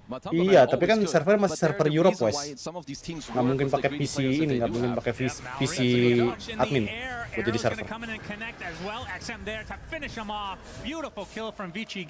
Tapi Snapfire lumayan mahal, coy. Snakingnya bakal ke-take down sih. Enggak. Tapi nggak apa-apa, dapat Snapfire, bonus. Very, very necessary curse, because otherwise Snaking was for sure dead. But you can see a little bit of the power coming in, you know, Moonlight Shadow into the punch. You have a quick follow-up. And VG Gaming, they got through some of the hardest timing of the map. Bach, though, maybe never not so for lucky. free. Never for free, it seems. Maxim's going to find another kill, though, in the form of crit, at the very least. Still, overall, I Darkseer VG have a lot of power spikes coming their way. Right? They got to the Ag, and I'm sure you lost a couple of heroes here or there, but Yacha Kaya, Ag's completed on Lina, XM is closing in on the Blink Dagger. And honestly, the Radiance for Spectre, it's a small timing, like your illusions are slightly better, but once you have Manta, that's when you're really looking to get more involved. If there's any stun, a support will insta-die if you haunt in and drop the Manta. Alright. 25 minutes in and still no Roche attempt. I have to say that's a little unusual. Yeah, it's just that it's hard to, because if you commit against, if you commit as either draft against the other, and they're gonna like smoke over or anything, they're gonna wipe the floor with you. You can see the same, yeah. Tormentor as well, right? Still up at 26 minutes. Like they're just respecting each other. One team has Clockwork, the other team has Spectre, so you can potentially haunt over. When have we seen Tormentor taken on this side of the map? I don't think we've seen it. It's kind of crazy that it has this mechanic in the game that we rarely get to see, actually, until like much later in the game. We're going to see the Rocket Pack come out for crit. Which is quite nice. Now him and Lina can both play Jetpack Simulator in this game. Need to see them flying next to each other. 17-13 teman-teman. Oh no, Sin-Q tahu ada ETF. Ada harpun. Aduh, offside nih. Basically an insta-give once they actually catch up to Jin-Q. When I'm looking at some of these next fights, it's honestly more important that the supports for Falcons stay alive. Usually within the haunt, of course, if you can clutch out a core, that's amazing for you, but then there's Winter's Curse can come through, Cold Embrace can come through. But if you get to kill Wyvern or Clockwork within Haunt, you will generally win those fights. So I like the itemization from Snaking. You got a Glimmer, got some drums to go around, but I also hope that all the cores, you need to pay attention to your supports. You need to get your greedy neutrals. It's true. Another kill here onto Y, wrong place, wrong time. 4K lead for Falcons. Gila, 27 menit cuma 4.000. Dan kayak apa namanya? Network itu masih yang kayak tipis naiknya, pelan-pelan. They have mid control, at least somewhat. They will definitely fight this one. Yeah, they have Haunt. No Mirana though for 30, so this is a 4 versus 5 crit. Likely to be the sacrifice. Does have the Blink Dagger though.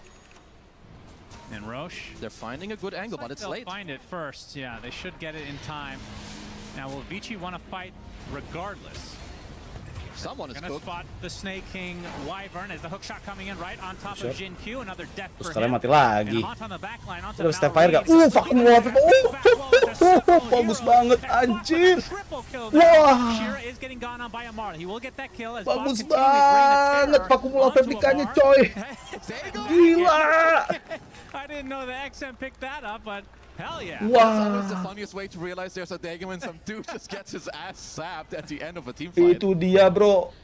Itu dia momen XG, salah VG ya. No, they absolutely do. It was quite good of them to get it, like to get the Age of. You can just see the power of Spectre. Look at him, like he reality rifts in on the left side onto Marine. That's even without the. 4 hero di vakum anjay. Marcel has crazy Respect. damage. Lu boleh dapet zero tapi gua dapet triple kill ya. I figured you just wait for the Windrunner ult, but iya. I definitely think you can wait. Apa? Right, it was overall pecah by the way. Iya, itu juga. But at the same time, masuk akal sih. Nah, mainnya sebenarnya kayak hati-hati banget ya si Falcons ini coy. Currently on a Satanic, which will help him. Yeah, Blade Mail not nearly as good as it used to be, I suppose. Ini bisa game lama ini kalau kayak gini ceritanya leh. Kayak gue bilang tadi, 20 menit itu waktunya farming kan. Masuk menit 35 langsung coba nge-swing. Lagi Spectre udah level 18, dia mau ke arah Manta, dia mau ke arah Gani.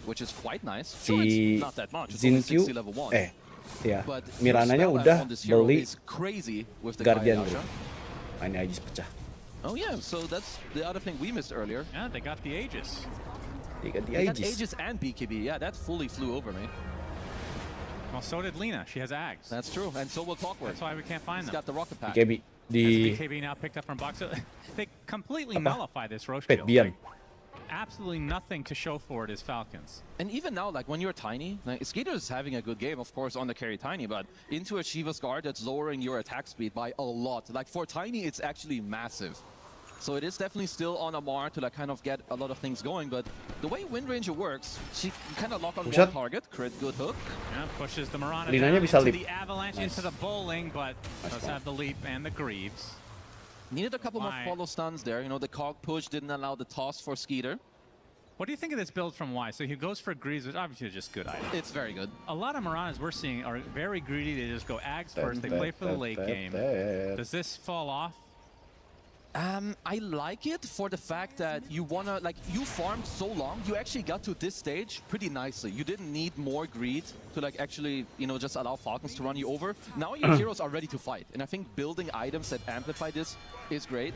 Maybe in like 10, 15 minutes you can go back to the greed and back to the scaling. Yeah, Marine punched in the air. Oh, step fire mati lagi anjir. Coming out from XM again. Jin-Q looks Gila. like he might Nice Eagle. off the Yules as Amar in the area to try to finish the job. The Greaves are going to keep them safe. Winternya. Lah Winter's Curse ngapain coba? Coba ngapain Winter's Curse ya? Nah ATF, nah ada Avalanche Toss, BKB, Striker Ray, Dragon Slave, BKB Skitter, ada Harpoon. Nah udah mulai main Game of True Sight ya. ATF yang mati. Boom! Wow. this as Vici Gaming showing up big time in the last few minutes. It is so much easier for them to maneuver around the map at the moment with like all the macro stuff they have, right? You have so much ghost push, you have the Moonlight Shadow, you keep getting. Udah gue bilang kan, ini gamenya game Vici coy. Ingat, prediksi benar ya. Tapi Laguna Blade cepet banget ya. Under 1 menit kah Laguna Blade? She showed her spells in the bot side of the map and immediately Falcons pinged it, and within 10 seconds they're already here ganking the top lane. Yeah, you've got Travels, the very mobile, of course, with all the heroes that they have, and just very nice spell usage too, right? Like Jin Q getting out initially under the Moonlight Shadow and Guarding Greaves, you keep the fight going on. And I love watching XM. 35-1 sama 31-20. 30 detik anjir. Had like an ultra explosive like mid player from the Chinese scene. It's actually upgrading Dagon. Yeah, I love it. I think it's great. Mau main Dagon ya. Dagon Lincoln ya. Arcane rune, like, come on guys. This guy is a monster on the Lina now. Okay, I don't want to backseat. Is it actually worth upgrading? Yes. Like, immediately. 185 kali 5. No, it's great. I think it's amazing because all you want to do on Lina is not get caught, immediately kill a guy, then wait 10 seconds and go Fix for ini kalau Falcon nggak kendorin game di 15-30 menit tadi harusnya Falcon bisa main control map-nya, cuma belum seharga. Setuju. Justru ngasih space buat Spectre-nya buat farming nggak sih? Spectre Lina, sorry. Waduh, skitter-nya dapat Mirana. Why? Oh, Warless Punch. Oh,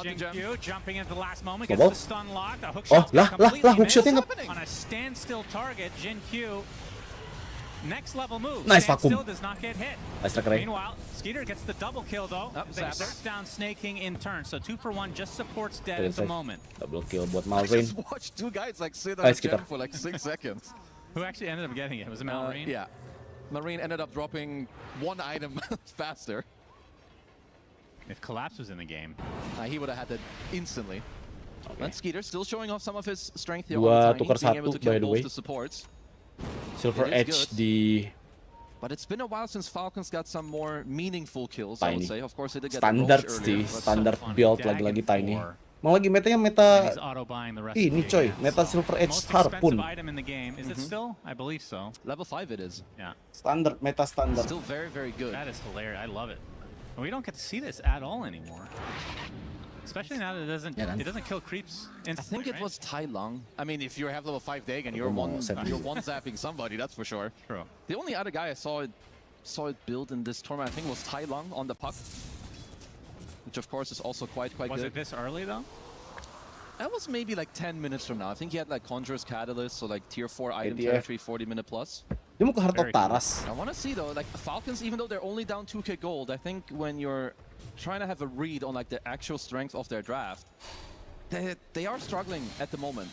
Because some of their next items that are coming out, it's a lot of survivability, right? It's a Satanic for Amar, it's a BKB for Marine after his A on this. This is cool, I have to mention. The Aghanim Scepter out for Shiro. I don't know if you go for this normally. Can you tell me? It's very cool. You pop on, and when you reality onto the first illusion, Aghanim Scepter enemies. Aghanim Scepter dispersion. It is not something you see that often because honestly, I don't think it's that amazing, but it's really good here against the Snapfire. They did scan. Oh, ada jetpack coy. Si Fastguard. Mortimer Kisses. Aduh, terus kalian mati tapi ada. The wall comes out instantly. The curse again. Skitter bisa mati sih. BKB enggak anjir. Baknya mati. Aduh. As Bach killed off by Amar. It's back to base, so 1 for 2 favor Falcons. Jelek sih fight-nya. Udah bagus tadi tuh. Target despite being low HP. Dibuka gets the shrine on his way observer ward-nya. That looked quite disjointed, at least for the starters for Vici, but Falcons had insane positioning, right? The pre-scan on the fight, then crit. Dan dia nge-scan duluan kan tadi, jadi kayak tahu dia bisa prepare. To his team was a very good start to this fight. And also just cleaning out Jin Q. He's been incredibly annoying. Dan Malrain tadi nyari Mortimer Kisses si Tuskare dulu. Terus Shackle Shot dan Focus Fire dari Wind Ranger-nya bagus ke arah Darkseer. Yeah, he was just unlocked for forever on Bach. Jadi imbang lagi coy. He's actually got a Hex. Yeah, he's incredibly strong. So even if you have Lina going on anyone into a Haunt, or just Bach jumping them with a Hex Vacuum and the Haunt comes in, you are starting to get cooked real quick. We got udah mulai ngantuk nih gua. Habis minum obat flu. All we needed was to not have a pre-game segment where we say it's a doozy. We are bad luck indeed. Malrine this time with the damage. 9% spin probability buat VG. PC Gaming. 79%. I don't disagree, and also we all know that Dota Plus and Gabe, they love Spectre. They do. But I would probably go more with like a 70 to 30. I think 80-20 is quite strong. There's always a lot of gameplay to be had. So Malrine does have BKB. We'll see if he wants to pop it while using his ult or not, because you're right, he's just going to get feared in all likelihood from Shiro. Harus dibuka duluan sama VC. Oh, nice snowball. Aduh, kena stun. Ada Yul. Lina datang. Lina datang. Mana vakum? Vakumnya mana? Nah, itu dia vakumnya. Nice banget, tapi ada BKB. Aduh, Ion disnya bagus lagi. Oke, critnya mati. 1 down. Feels like every fight is just Falcons trying to run away. Udah mulai dispersion. Catching up to him. BKB. LSA not going to hit thanks to the BKB, so Skeeter gets to the high ground successfully. He might actually get out. Interesting. So that's after all of that, just one kill. But want to play it safe. Also, second Roche is about to respawn very shortly. Kind of looked like Jinkyu could have just been instant dead there, but with the use again making a lot of time guarding Greaves and everything to make sure that he does stay alive. We'll see it here again because it looked like a good go, right? Like Jinkyu tadi nggak mati, enggak. Tuh. Ada apa? Kayaknya ada Magic Wand. Ada Magic Wand, makanya dia survive. Nggak tahu, tadi gua nggak sempet ngecek berapa charge Magic Wand. Oh, ada regen. It's crazy when you get a vac wall that is that disgusting. You get a singular kill on a support. Oh, ketahuan. Set office. Hoop. Hoop. Arrow-nya masuk. Harus punch. Hati-hati, coy. Dagon-nya mana? Dagon-nya udah kebuka. Hookshot. Aduh, Shinkyu-nya mati duluan, cok. Tapi dua itu kena. Aduh, Winter's Curse. Shackle shot. Aduh, Y-nya mati duluan. XM. Now getting gone and gets pushed back. Beautiful cogs from Crit. They isolate the Lina. Double kill for Amar. Jelek banget, dibuka duluan sama si Fatbian, cok. Oh, Shanong mereka. Definitely overplaying their hand there, but that's a Falcon special. They kind of toy around with you, they bait you to overstep ever so slightly, baiting you into their own observer ward, and that should just be a free Roche for them. Absolutely. The Falcons were looking on the back foot a bit until that moment. Unless Shira wants to haunt, pull an inner collapse, fear them and steal the Aegis? Yeah, that would be a dream. Not quite. Iya, speknya nggak bisa masuk tadi, telat masuk ya. I mean, that's a big reason that Falcons won the fight. They did not have haunt. Yeah, or wall for that matter. Like, look at it. You're definitely, this is an overplay. But nice curse here also from Snaking in a moment to make a little bit more time here. Kena Winter's Curse kan. Shackle shot. Oh, udah ada psychic headband tuh di. You're confident. Oh yeah. Tahu di mana. Beautiful curse as well from Snaking. This excellent execution for Falcons and Vici. It just felt like a cooldown related issue. Which I guess maybe that's the game plan from Falcons. You get into an initial fight, you make them use these big long cooldowns, you back away, you reset, you go in before they're up again. That is definitely one thing you can do, right? You're playing against Wall and the Haunt, as Y finding himself a very nice spot here in the trees. Will now spot them on his own ward in the jungle. Snaking spotted out, instantly killed. Try to turn this around on the Skeeter as well as harus lagu double-nya bagus sih. Oh, vakum. Vakumnya bagus banget. Ini bisa mati nggak? Ada distiller tapi. No.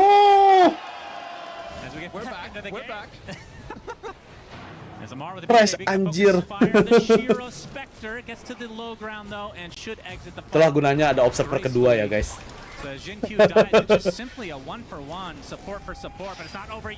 Itulah gunanya ada observer kedua ya. Aman aja guys. Bak is coming in kind of clutch right now with his hexes. Aman aja guys. There's so many split fights going on. Like we see Amar on all the way on the right side, like fighting off the Shiro Spectre with his BKB with the Satanic, but then he kind of finds himself out of position because his bros were chasing Jinkyu, taking up all the attention. Auto close Dota yang nge-crash itu pasti. All right, what items are we getting close to here? I mean, the Aegis, we have 2.5 minutes left. So for Skeeter, data list, he has enough. He has 6K. Question is, does he want to keep for buyback? Nah, he will. I mean, at this point, because you have Aegis, there's one of two ways. You could either upgrade your blink into a swift blink, because you have Aegis to like kind of, not fill up that slot. It will be a Daedalus later.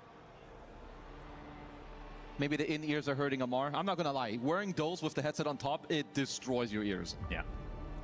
Or it could be the lights, up to you. It's actually the lights, of course. Okay, yeah. Now, Rain, he's working on a refresher, and kita gini aja ya. Speaking of Amar, Oke, saya gini aja guys, matanya kayak gini dong. Aman nggak? Aman nih. With Mjolnir, BKB, Hurricane Pike, and Daedalus is on the menu. And then on the other side, the Spectre, talked about the Ags already, has Basher now, and 2K into an eventual Abyssal Blade. Yep. Will just be another way, right, to get immediately onto those heroes. And while the Ags theoretically has sounded good, I don't know if it's done that much yet. And also like the Basher into the Abyssal is doing something. Lan event soalnya, lan event dan lo turnamennya 25 turnamen kan. It's so chaotic, yeah, I don't initially see the fear coming out. It is hard to pay like attention to. It does lower the cooldown by 20 seconds as well, which of course is quite nice. 400 AoE is pretty small though. I will say. For an Aghanim, that's 4,200 gold you're spending. Maybe we should just let them cook, vacuum into the fear. Could be cool. That's true. It's got to be perfectly executed, though. There's a couple of good items though that did come out and still are coming out for Falcons, right? Like Malrine was mohon maaf ya guys ya, nggak ada media share ya guys ya. Maybe he can then play a little slower in the fights, maybe wait out for the haunt. Because kind of at this stage, the spellcasters, you're getting through this 25, 30, 35, 40 minute mark. Yeah. BKBs are going lower, you're getting your later talents. XM build is so cool though. He's going E-Blade now, another item we don't get to see all too often. So we'll just be able to burst heroes down for free. It's a full-on damage build, and he's got perfect itemization. It's funny, he's had this Lincoln's queued up for so long, he just keeps changing his buttons. He's like, next damage, hook shot onto Bok. Warus punch. BKB, Warus punch. Oh, nice vacuum, sumpah. They're not going to go on top of Skeeter, a little bit too thick to chew on. Some big respect on that name, even with the 5-second arrow. No haunt, of course, available. But yeah, XM, he's got the 25 talent, more slow burn. He also has the catalyst, it's definitely what you want, and even more cast range. This guy was hard to catch, and now he's even harder to catch, and then an E-Blade to boot.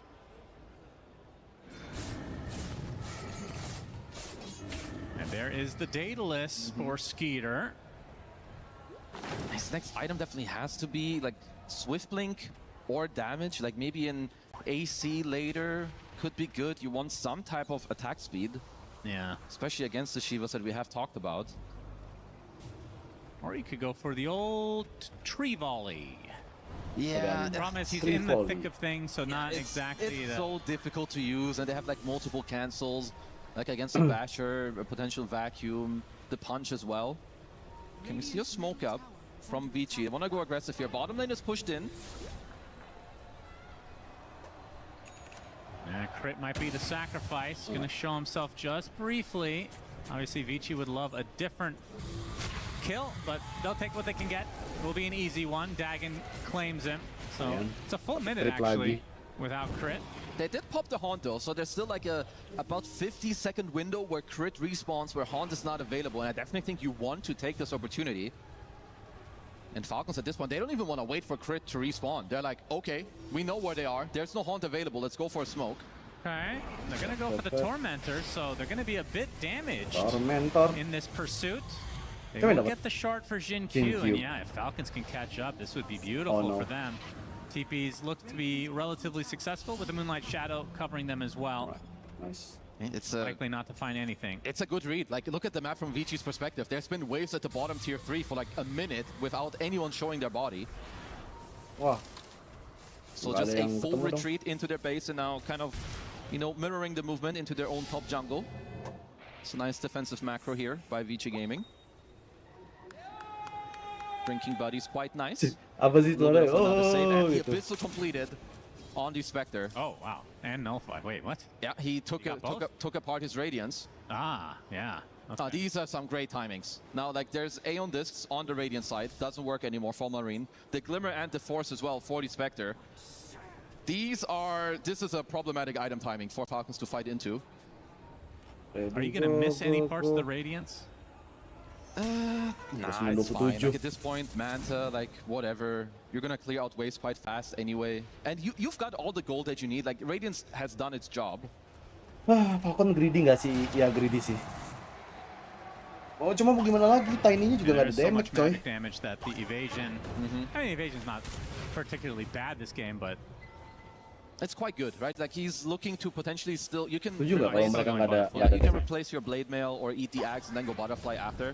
Yeah. Definitely looking at Marine, I think, here to go big. You need his double ult with the 25 talent. It's quite nice. Keep in mind, Shiro has bought out, so he does Kalau not komat have gue start dulu ya, buyback nanti gue balik close lagi. at this point. This is one of the best buyback heroes Nanti in tolong the ceritain game. gue gimana kelarnya gamenya. At the same time, he's a difficult hero to kill.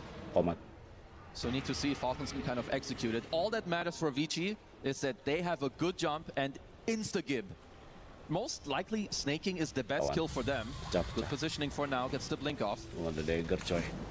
Good read from Falcons as Vici just hunting for something as Roche a minute and a half away from knowing when he will spawn.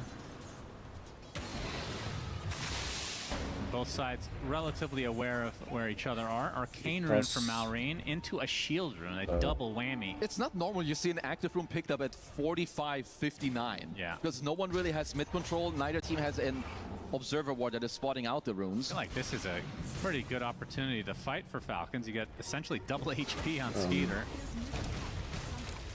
Maybe just showing this rune will dissuade Vici from even trying to defend. They'll pop the fortification, which is a freebie since it's the first tier 2. Looks like it will fall though. I mean, it's going to be on the menu for both teams. Is that you're going to talk about the setuju. next Roche fight, potentially some buybacks that need to be kept from either side to kind of fight into this Vici draft. We're definitely ahead in this game, right? We're talking about it, 7k net worth. Also, the heroes are quite strong, especially at this stage of the game. So if you can maybe trade the Haunt and the Wall for 1 or 2 buybacks of your Falcons, you'd be quite happy with this. They for now have to split up a bit.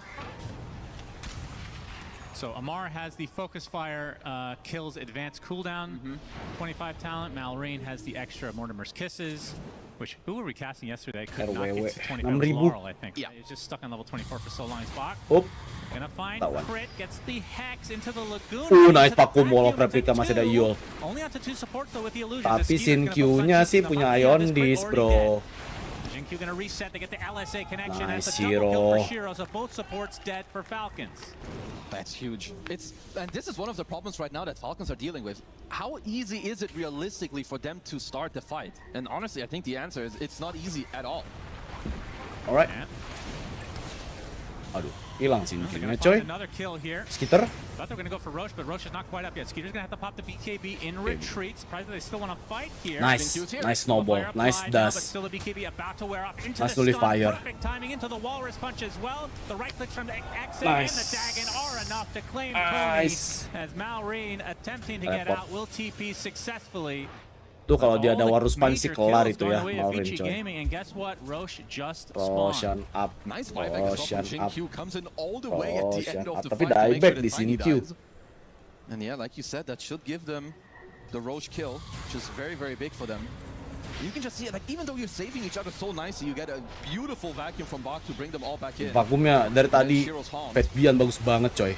And Jin-Q is playing kind of like a Jujur-jujuran man. aja. He's always like separating the team during the Haunt, also jumping on the back line. I feel like with these, we're kind of seeing that the illusions that come out from Falcons are not particularly strong. We have to hold that thought. Roche was being underway as Crit, looking for a potential steal. He snatches the Aegis. A la collapse. Get a nice shackle from his teammate, but Namar gonna try to cover him for this match, second life. anjing! And Crit likely to sacrifice himself. As you can see, the Spectre just going on top of Amar. Gonna get stunned by but Amar trying to get away, getting really low. Gonna apply some pressure now to Malrine instead. The Shadow Step not gonna fully connect. Somehow Amar's still alive. Astaga, di snatch-snatchnya bagus banget lagi. Trying to finish the job. He's gonna get out on the Windrunner. Force Staff to the north with a Blink Dagger. And then he can TP after the fact. We'll go for it as XM. Not him in time. could not quite sniff him out. Getting away with murder here. They stole the Aegis, and then Shiro also used a refresher shot to try and kill Amar. Even that didn't happen. So Falcons very nice here, kind of holding on to the game in a very good manner. But you can tell that they need some crazy executions to deal with these Excuse my heroes. language. They have multiple ways to deal with, Marine in this late game, even though he does have a refresher. Nice steal. Yeah, nice snatch. AoE surge now on Bak as well. And that was mobility and like surging people up in the late game is incredibly Tapi kok si Pedden nggak ke Aghanim Scepter ya? Falcons have 2 Roche banners right now. That was the third Roche. Where's the refresher shot? Was that you? It was used by Shiro in the fight. Okay. There's either a lot going on or you're not listening very well. Oh my god, diambil juga lagi itu. Roshan banner sama crit. Octarine core from XM now. Octarine core buat XM berarti almost complete. Ligo Arcane Blade. Laguna Blade-nya bisa under 20 detik tuh. Yeah, that's like nearly a tinker only item. We've got a cheese in the backpack on Shiro. Maybe you want to give that to someone. I would say give it to my boy Jin Q, because he's going ham in these fights. Ham and cheese go quite well together. So very nice. Yeah. It's going to be a nice late game overall. Ya, masih yang normal punch. Also Bak, he's holding on to the greedy enchantment, but soon you should kind of skip it. I think refresher is the item here di Tiny for the Darkseer. He's already been owning, and then you get double vacuum, double wall. He's top net worth in the game. That's Hey, ATF. La la la la la la la la la la la la ATF, ya ampun, ATF blunder. Oh my god. Oh my god, ATF. I don't know either. And that was the strat. You have a block of cheese on Shiro. So he's gonna be block of cheese. 9 Healing Lotus plus cheese. Their ghost push and their map push on the map is worse. They don't have a real jump. They get the break into the avalanche. That's a lot of damage. Block of cheese. Gonna be alive for now. Oh nice. Nice treat. Nice Jangan. The vacuum to follow Malrine. Taking some damage here. Gets the cookie now. Nice. Mati. Triple buyback di Falcons. Langsung mundur semua. Ada hookshot masuk. Baknya mati. 100 detik. Gila Mortimer Casesnya coy. Gak masuk akal. Amar tadi mau mancing up. Kayaknya dia tuh mau ngambil creep doang, tapi kayak dagger depan muka kayak halo surprise gitu kan. Double support buyback and Amar as well. Tapi triple buyback mahal banget sih but jujur. being able to just because the supports die very easily. And here, block of cheese, very nice. Probably one of the only times I've ever seen this item have any useful impact. Yeah, it's true. Punch, It's just so snowball. much garbage for them to deal with, right? Like Triple XM, buyback cok masalahnya. he's just plowing out spells left, right, and Terus center. refresher kan There's si a ininya, Darkseer vacuum wall si going on. Malrine. There's a Haunt Illusions that are flying around, snowball, random arrows. Yeah, if you're Vici, you're still pretty happy with this. You do lose Bak, but you force out 2 buybacks. If you can take a fight in the next 6-7 minutes. Yep, 6-7. Without them. That's right. Same with Y too, like he's closing in on a 25 talent on Mirana, and we've seen many late game Miranas have crazy impact. We've got the Ags, 20 talent for the Starstorm, 25 talent for the multi-shot. So close. Yeah, that's got to be one of the best 25 talents in the game. I feel like it is definitely so annoying to deal with. Also, I didn't talk about it, but I'm surprised that Y took 100 lead attack speed over Moonlight Shadow gives evasion. Usually you take that because, first of all, it's very annoying to itemize for like 20%, but it's only during Moonlight. You don't really want to buy an MKB. Tapi makanya kayak si Mirananya sih belum 25 sih. Jadi agak susah dia handling kan. Apa? Healing mananya. It happens, but it's rare. I don't think like it's that hitting often. 1 and 2, I've done that several times. Yeah, but you're also not a pro player. I understand that. But they play a lot more than me, so they make more mistakes, technically. I don't know if that's how it works. I don't know if that's how that checks out. That's technically true. My former co-caster would agree with that. Yeah. Maybe there's a reason he's not Ini, here. udah komat. Ntar lagi gua sholat abis ini. Or TK lead for Vici. And they're going to try to pounce here. Still a ways away for Roche. Which means this is likely to become a 60-minute barn burner. A real doozy, as they say. 90 menit, cok. for those neutrals. You could play on some buybacks like we talked about earlier. For Falcons, of course, that would help you. We did see a lot of their damage, right, onto the Spectre, but the only way to make that happen is that he has to be broken out of a silver edge, which means you have to... It's kind of all on Skeeter. I think you have to blink in, avalanche, then silver edge the Spectre, and pray to God that all these follow-up spells are coming through. The hook shot, the kisses. Nanti tolong ceritain ke gue. Gue malas nonton replay soalnya. All the stars need to align to be able to do just that. And that's one series early. True, Avatos, they find the touch, but the end this is going to probably get the heck now onto tiba-tiba fight-nya kayak gini, cok. Bentar. Gets the focus fired, trying to kill off Shiro. He's taking a ton of damage here, trying to walk it off, gets the abyssal blade. Oh, nice save. Help him out from afar. Nice arrow. Kena dong. ATF die back dong. ATF ya, coy. 2 minutes on the deck. Sekitar bisa mati tuh. Sekitar bisa mati tuh. Bentar. Puasa tahan, coy. Shadow step applied, the dagger onto crit, LSA not gonna hit. As the Mortimer's Kiss is trying to help out Skeeter a little bit, but Bob's just gonna run away. Surge is too powerful for this, and now they're gonna turn this around onto the Wyvern instead. It's the full HP, but the damage coming out from XM is way too much as Skeeter no more BKB to work with. Tosnya salah, tosnya blunder, mati 3 orang gak ada buyback, coy. Falcons, and this is gonna be buildings. That is just, it's 2 diebacks and a Tiny who doesn't even have it. Gak ada buyback, coy. They are dealing with a lot of trouble here. Like also Amar, he can't really kill Shiro. First of all, he still has the block of cheese barrier. Ini bisa langsung di tier 4-in. On him, helping him. You don't have an MKB against the butterfly either. And without Shiro being broken, you can tell that this is a game where you are pressured. You don't usually see a play like that from Amar. Very true. Shiro gonna finish off that first set of barracks as XM heads to the south to get a second. And they have so much time to deal with. I mean, in theory, this should be mega creeps. Marine doesn't even have any ults to play with. This is absolutely megas or even tier 4 pressure. Tapi search-nya udah search agami, coy. So play it nice for now. Shiro completely slotted now, can eat the Ags. We'll see what he gets after the fact. They probably play disciplined. Now we'll see how fast they can actually take this, because I think can take the tier 4s as well. Okay, Marine. We're going to blade onto Malrine, able to get out. Damage done though. We'll have to wait this out as his barracks evaporate. So mega creeps for Vici, and now the pressure for the tier 4s. They don't know that Tiny doesn't have buyback. It's money related. They don't push slowly. They've got the wolf as well for Bob to, you know, give them all the damage aura. PC Gaming menang. Vakumnya mana? Vakum Wolford itu nice banget. They burst down Malrine with the dagger. He buys back. Mortimer's Kisses, Ancient already exposed as they try to wait out these Mortimer's Kisses. As the Tiny will be back in 5 seconds, but that Ancient is about to explode as XM finishes the job, and Vici take game number 1.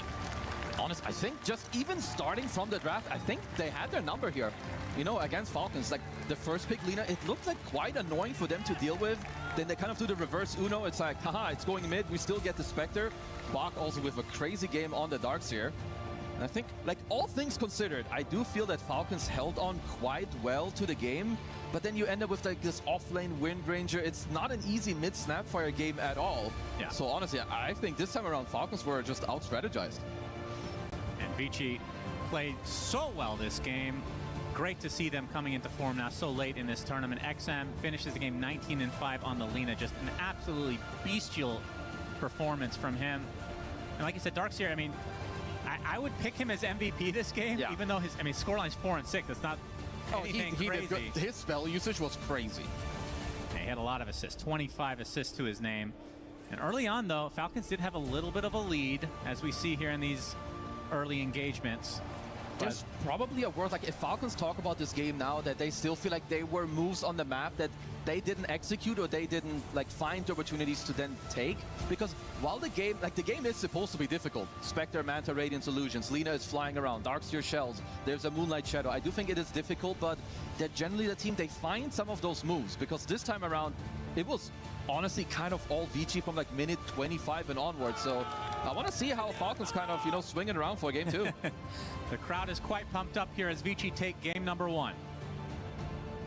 Thank you very much, gentlemen. We're going to be trying to break that one down. What a cool game one we got treated to with these two teams. We got Lacoste and Seb here on standby to tell us exactly why it happened the way it did, because we kind of thought the Tiny over last pick was cool, but then the Spectre and the Darkseer, Seb, you already mentioned it during the draft that these two were going to be very scary for Vici Gaming.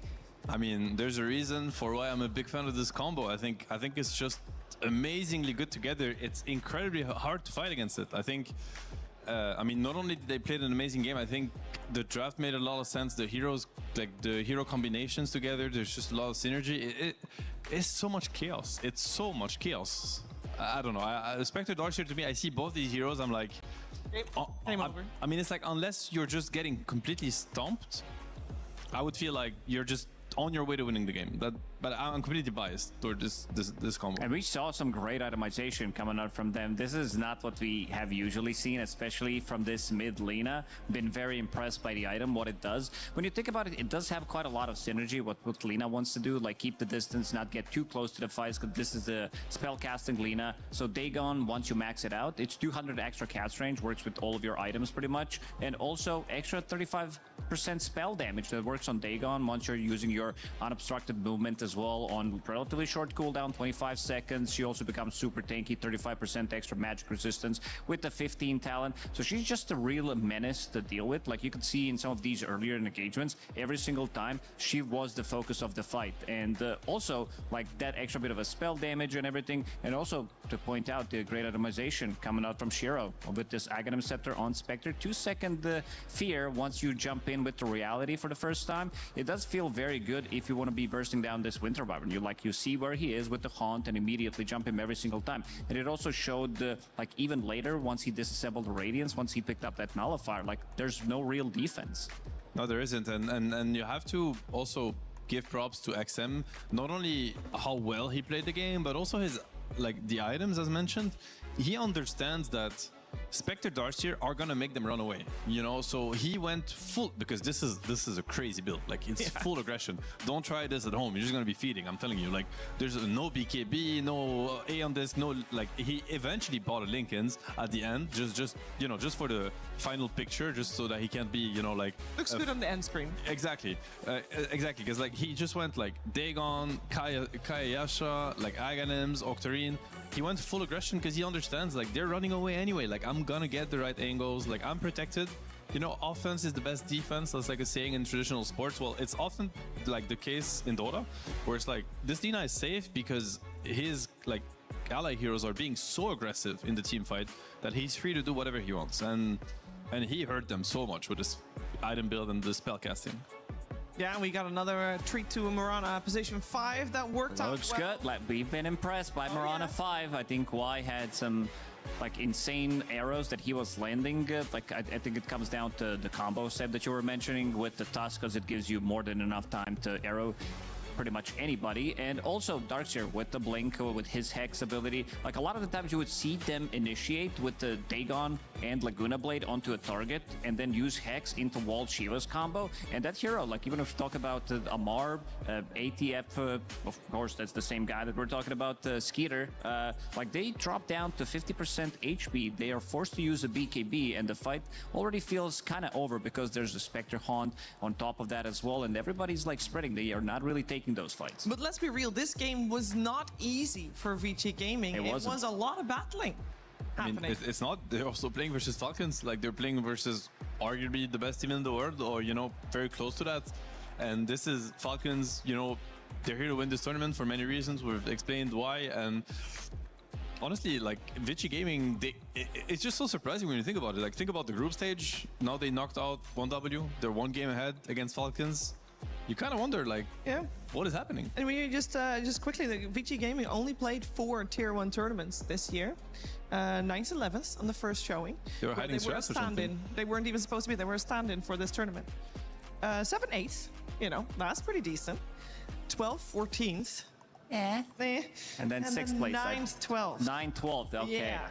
Yeah, things are not working out for them, but again, peaking at the right time, like, does really benefit. Like, we are in EWC, we are in TI era at the moment. Like, this is where the big money is coming from. You know, like he talked about in an interview that they have been boot camping 2 weeks prior to this. Like, they even look good in TI qualifiers as well, and they are ready. They seem to be having very good ideas how to approach the game. Like, you would probably see other teams kind of fall off or just like lose in 20-30 minutes against Falcons with a draft like this, but seems like there has been a lot of thought put into these type of drafts, and they knew exactly what they were going for. Yeah, and we do have a couple of fights that we saw that were going to be broken down here by Seb. Yeah, I mean, it's like just trying to dissect and understand the pain of team fighting versus Spectre Darcy. Essentially, like, you know, there's a fight prepared. Like, Falcons actually is looking to take the fight. They actually cast Xingqiu out of position. They start him. He gets a clutch Yules, and all of a sudden, you know, Lina's position, Mirana's position is good. Hunt happens, and I'm just gonna put this a little bit more in slow-mo. You see how Falcons, they have to reposition themselves. They're running away, and it gives back all the freedom in the world to get a perfect vacuum wall. And essentially, all the Falcons heroes, they're just repositioning themselves from Hunt. That's all they're doing, and they have to. Because if they just stand in the same place, they're just gonna die to Spectre. So this is why Spectre allows Darkseer to have such a shiny and flashy teamfight impact, and this is also why Lina's item build in this game, it makes perfect sense, because he doesn't need a BKB, nobody's jumping him. All he needs is to make sure that his spells do as much damage as possible and to have as lower cooldown as possible. Second clip I want to show you is precisely the opposite, is Falcons understanding, hey, Haunt is on cooldown, this is our time to shine. So they go Roche. I think this is like a mistake by Vici, because they end up taking the fight anyway, and you can just look at the difference. Nobody's running away, Falcons is standing their ground because Haunt is on cooldown, and now they get to fight properly. There's no more chaos involved. Wyvern is in position, Clock is in position, and it just looks weird. We see the Winter's Curse happen, it looks weird for Vici. I mean, like, you know, they're like, where's the oomph? Like, we just won 5-6 fights in a row. Well, it was because of Haunt and the repositioning that it forces from Falcons. And the last team fight that we're going to look at, which is, you know, the most impactful one, this is where the game has been decided. Late game situation, Vici is smoked, Skitter gets a nice start, but it's on an Andis target. Haunt happens, everybody's running away. Absolute classic. It isolates the Tiny also on the other side. And I want you to look at Amar. Did you catch that? He actually caught a random arrow.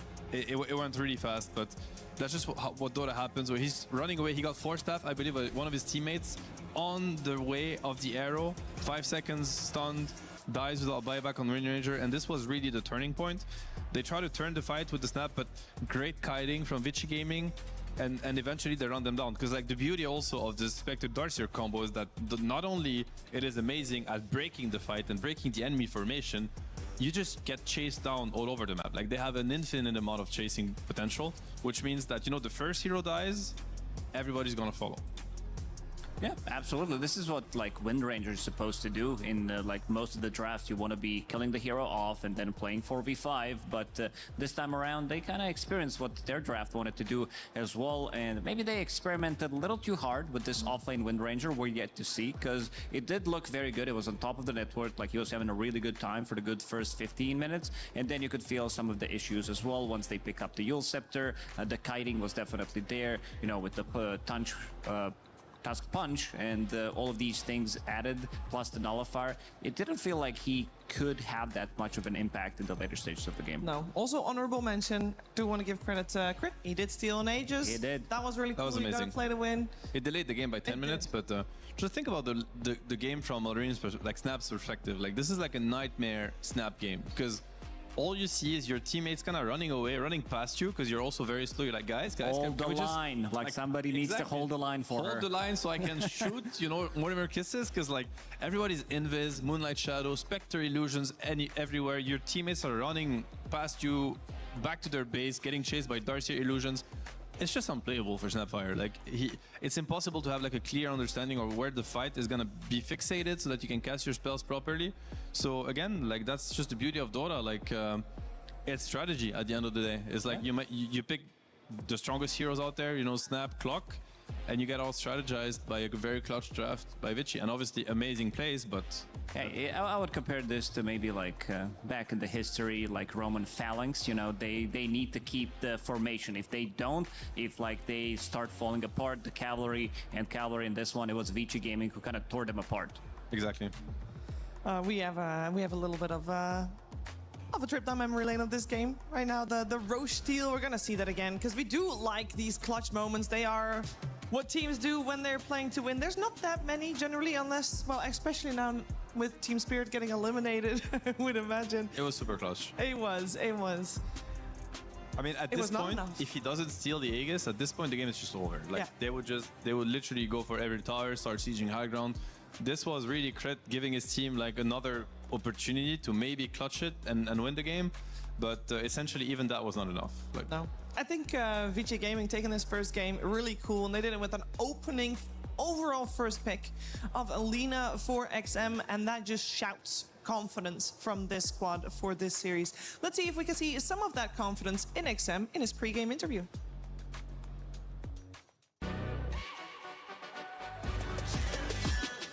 This ain't no regular thing. I came for the ring, you know what I mean. You see my name in the lights, better get right, I'm champion.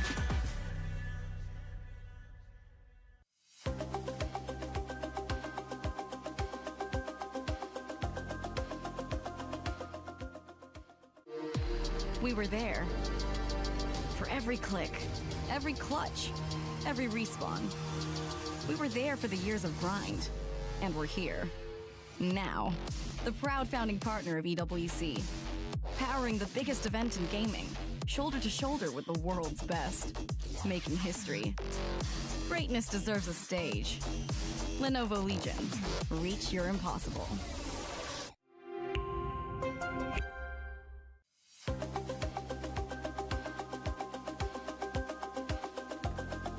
Oke, kita nunggu game kedua, guys. Well, I'm here with XM of Vici Gaming. You had an amazing upset against 1W, one of the favorites for the tournament, knocking them out. I was curious how it felt winning that series.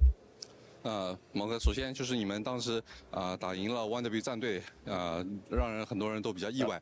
你们当时获胜的时候感受怎么样呢？ Benar kan prediksi gua? Vici Gaming menang game 1. I mean, it does feel great to be able to enter into the top 8. So yeah. That's awesome. What kind of improvements have you guys made as a team since you started this tournament? Sambil makan ya guys ya. 你觉得你们来到这次电影世界杯的比赛当中，你们 masih liwet sama 进化了哪些方面呢？或者哪些方面进步了？ 就是我们团队上对线的处理吧，主要是学习了 Yandex 跟那个就 Yandex 的那种。Aku benar, ya betul, aku benar. I'll say one of the major areas of improvement would be our laning phase. I think we learned a lot of the laning details from Team Yandex. Dapat saweran gue itu harusnya tuh. So adapting like them. That's cool. You haven't gotten to play any of your signature heroes so far this tournament, like your Sniper and your Viper. Of the heroes you have been playing, I was wondering which of them do you feel most proud of? Which ones do you think you're best at? Makan guys. Selamat makan ya teman-teman. Yang makan dulu guys. 你的一些绝活英雄，比 Agak 方 lama 说 soalnya. 火枪和你的毒龙。那但是你也拿出了一些很多新的英雄。那在你这些新的中单英雄史当中，哪一个英雄你个人认为是你最感到最自豪的呢？ 我觉得是土毛吧，因为我感觉土毛到25太厉害了。 I'll say it's Of Spirit. You know, Of Spirit once he hits level 25 is just completely different and overpowered hero, and it feels really good to play.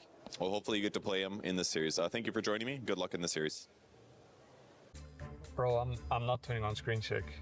But why not? You can put this enable shake screen, and then when you're in a team fight and you're playing shaker, you echo slam them and then.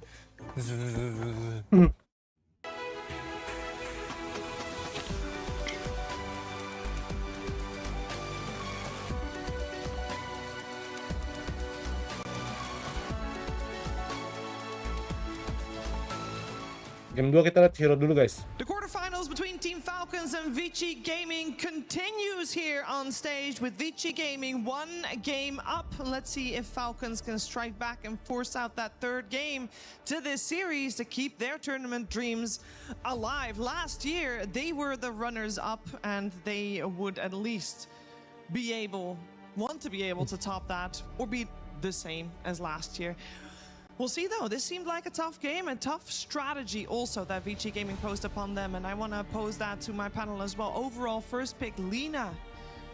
Ups her in priority quite a bit, Lacoste. Yeah, this hero is insane. Like we've seen Lina being picked 17 times, sitting at 77% win rate at the moment. Yeah, these numbers just don't seem to be okay. Like we talked about some of the most picked heroes of the tournament after the group stage, like highlighting Hoodwink, who was sitting at, I believe, 56% win rate at the time. And we're like, yeah, these are some big numbers. But yeah, after seeing Lina, it seems like this hero just does everything. Like we've seen 2 different builds that you can go for, pretty much the spellcasting build, like probably the most spellcasting oriented build with the Dagon upgrade, extra 200 cast range, and insta-ban. Like I can't blame him. Like the amount of work that he did in that previous game, it was just insane. And also to point out, like we haven't talked about Jin Q. Like he had a masterclass performance in the previous game. Sure that he's getting the blinks, he's getting the saves once they initiate on, and also the Yule Scepter to either save himself later into Wind Waker, Aeon Disc,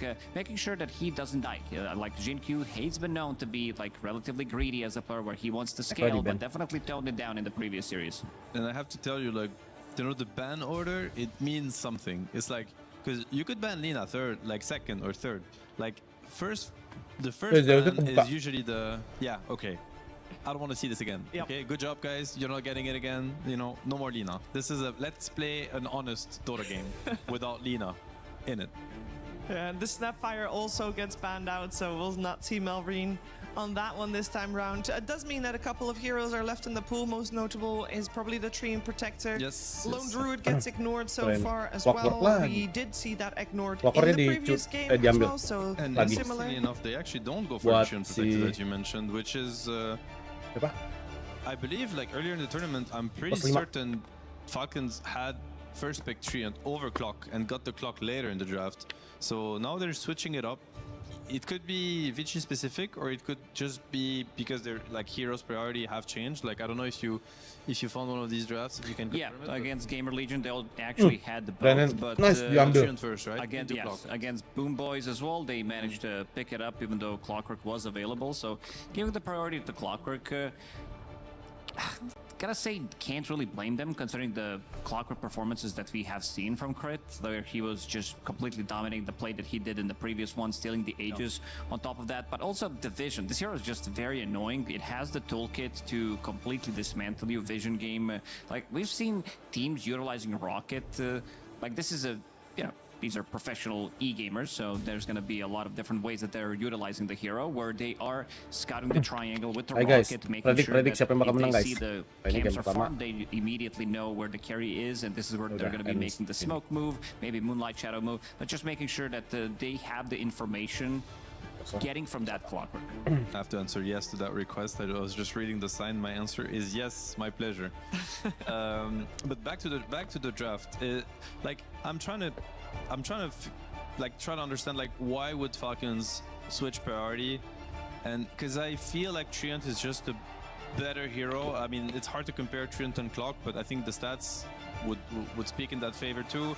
For some reason, I'm just not sure this is like the best trade, but my explanation could be that they're trying to keep the snaking hero open, because obviously we've seen Crit play the Clockwork, snaking can also play it. A lot of teams are running Clock position 5 also. So perhaps, you know, an Undying, because Undying is like being completely forgotten in this draft, like compared to the previous one, and it's been one of the most successful hero of the playoffs. Again, we go back to Yandex. This is the team that is setting the meta at this point, and they value this hero super high. So very pickable for Falcons and not really pickable anymore for Vici. I think Ringmaster is also going to be highly contested because it was banned in the previous series, and when I was doing research for this one, I think this is the hero. I feel like this hero is... A lot of teams realize that it's super good, but I would also give it extra like 5, maybe even 10% to be picked up, because the hero just feels very... It has every single tool. It scales so well. Super strong laner, percentage-based damage, like AoE control and the team fight, plus the save. And this is a lane that you literally cannot win. Like, if this is gonna be the lane, like, you need to start thinking about how you're gonna be approaching this with the pooling, potentially getting something that can, you know, maybe sacrifice itself a little bit more in the laning stage, because this is just a nasty lane. Listen, I think this is Doom probably the worst lane in Dota. Like, literally, if I had to choose like the two best, I was gonna say stupidest, the two most stupid. I mean, it's like the two. OP, broken, yeah. OP, broken. Imba, anything. Imba, whatever you want. Like laners, it's Lone Druid and Treant. And then you add both of them. I mean, Amara has decided to pick the Dawnbreaker against that lane. I have to say that I'm a little bit surprised. I hope that he has like a plan, and this is something that they've. I mean, obviously, you know, he's played versus Treant and Lone Druid a billion times over the last few weeks. Sempat ada bug di apa?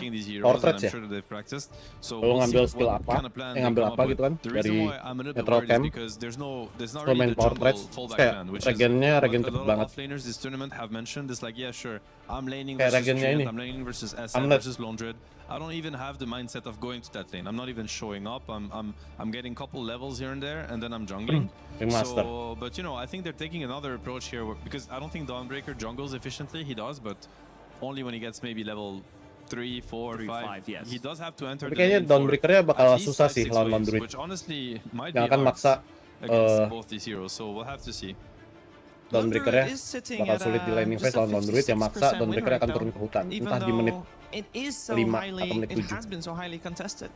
Is it just because the only people that have let it through are the teams that think they can beat it and then have a plan specifically catered towards beating that? Exactly that. Yes. Exactly that. And I don't know, I'm just looking at Vichi's draft. I'm worried if I'm Falcons. Like, these are nasty combos. Yeah, these are very strong lanes. This is the like 1-2 combo that is very easily played.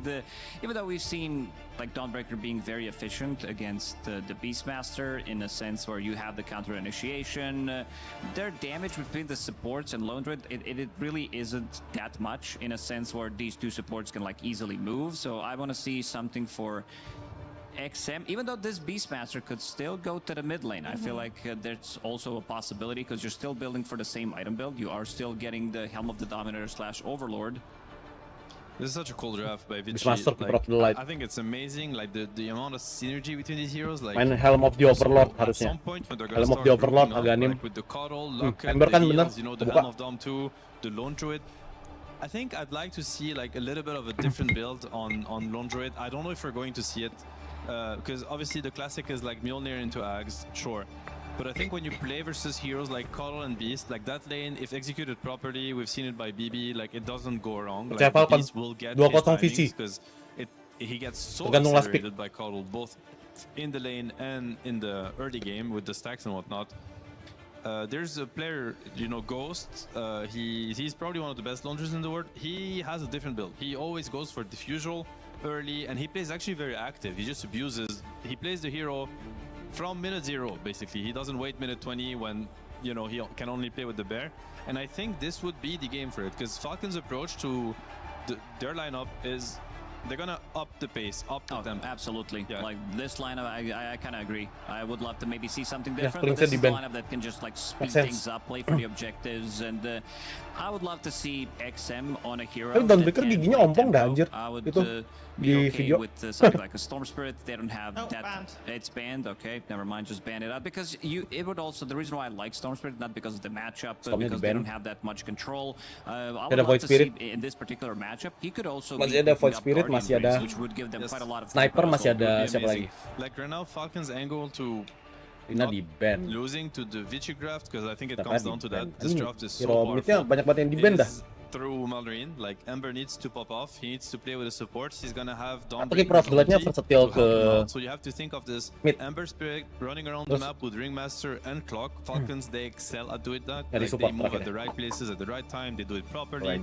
They place the right ops. They DOR the areas. So they will bring a lot of pressure. They have Amar's help also. So that combo is very deadly. Like these 3 heroes, wherever they go, they will be able to assert dominance in the early game anyway. So if XM can slow down Malrine's game by just shutting him down on the lane, making him maybe starve a little bit in XP and gold, this is how they will see their lineup come together. Because I do believe that once Vici's gaming lineup come together and they hit their timings, they're unstoppable. How are XM signatures looking with the Viper and the Sniper? I think it's decent. They're not the best for their lineup in a sense, but I think shutting down this Ember to the point where he has no game, in this game in particular, I think it's worth it. I think it might pay off, even though your 5-man, you know, equilibrium is suboptimal. It is overall last pick, of course, for VG Gaming, so if they wanted to put that Beastmaster still mid, they can, depending on what's coming with the last pick coming out from Falcons, where we are looking for a hero for Skeeter. Tapi Beastnya juga bisa. I wonder how the lane goes, because honestly, Beastnya juga bisa ke mid is sih. such a good combo. Do you really want to break that combo? Beast bisa ke mid, Keeper of Light bisa ke mid. Maybe only if Beast really beats Ember mid big time, but I'm not sure it's the case anymore. Can they put Coddle mid? If they really wanted to? They could, but it's not great against Ember in my opinion. I feel like mid players will select Ember when they see Coddle mid often. Oh, Gyrocopter comes out. Oh, nice banget. They want to have some AoE. They know that there's going to be quite a lot of extra units with the Beastmaster, with that Lone Druid Bear, like maybe Aghanim Scepter later on for Keeper of the Light. So I think this is a very good pickup. We saw Spirit having quite a lot of success, even though Hero hasn't been picked that many times. I believe 4 or 5 times so far. It could be maybe a reason to switch the lanes, but again, I feel like they shouldn't. Atau ya, Keeper of Light mid sih ini harusnya. Just commit to this Beast Coddle lane, like, and just believe that lane, if executed properly, will do fine against anything. Sniper juga bisa. And anyway, this is more about once Beast gets enough levels and they have stacked. Like typically, you're not going to be using your boar on the gyro lane because it just dies to flank. You're going to be using to stack, and you're. Tapi paling dia build-nya ke Hydra spread gitu kan. And again, it's going to come down to the XM hero. Like, is Marine able to go to the Beast Triangle, contest the stacks, or is he just too shut down that he can't? And XM is protecting that instead. So I do think it's very cool that we heard XM Slark. Oh, Keeper of Light mid. There's a Slark coming out. So I think it's a mid Slark. It's a mid Slark. Oh, mid Slark. Mid Slark. Oh my God, mid Slark. Falcons offlane Slark. It's oh my God! He did pick it up.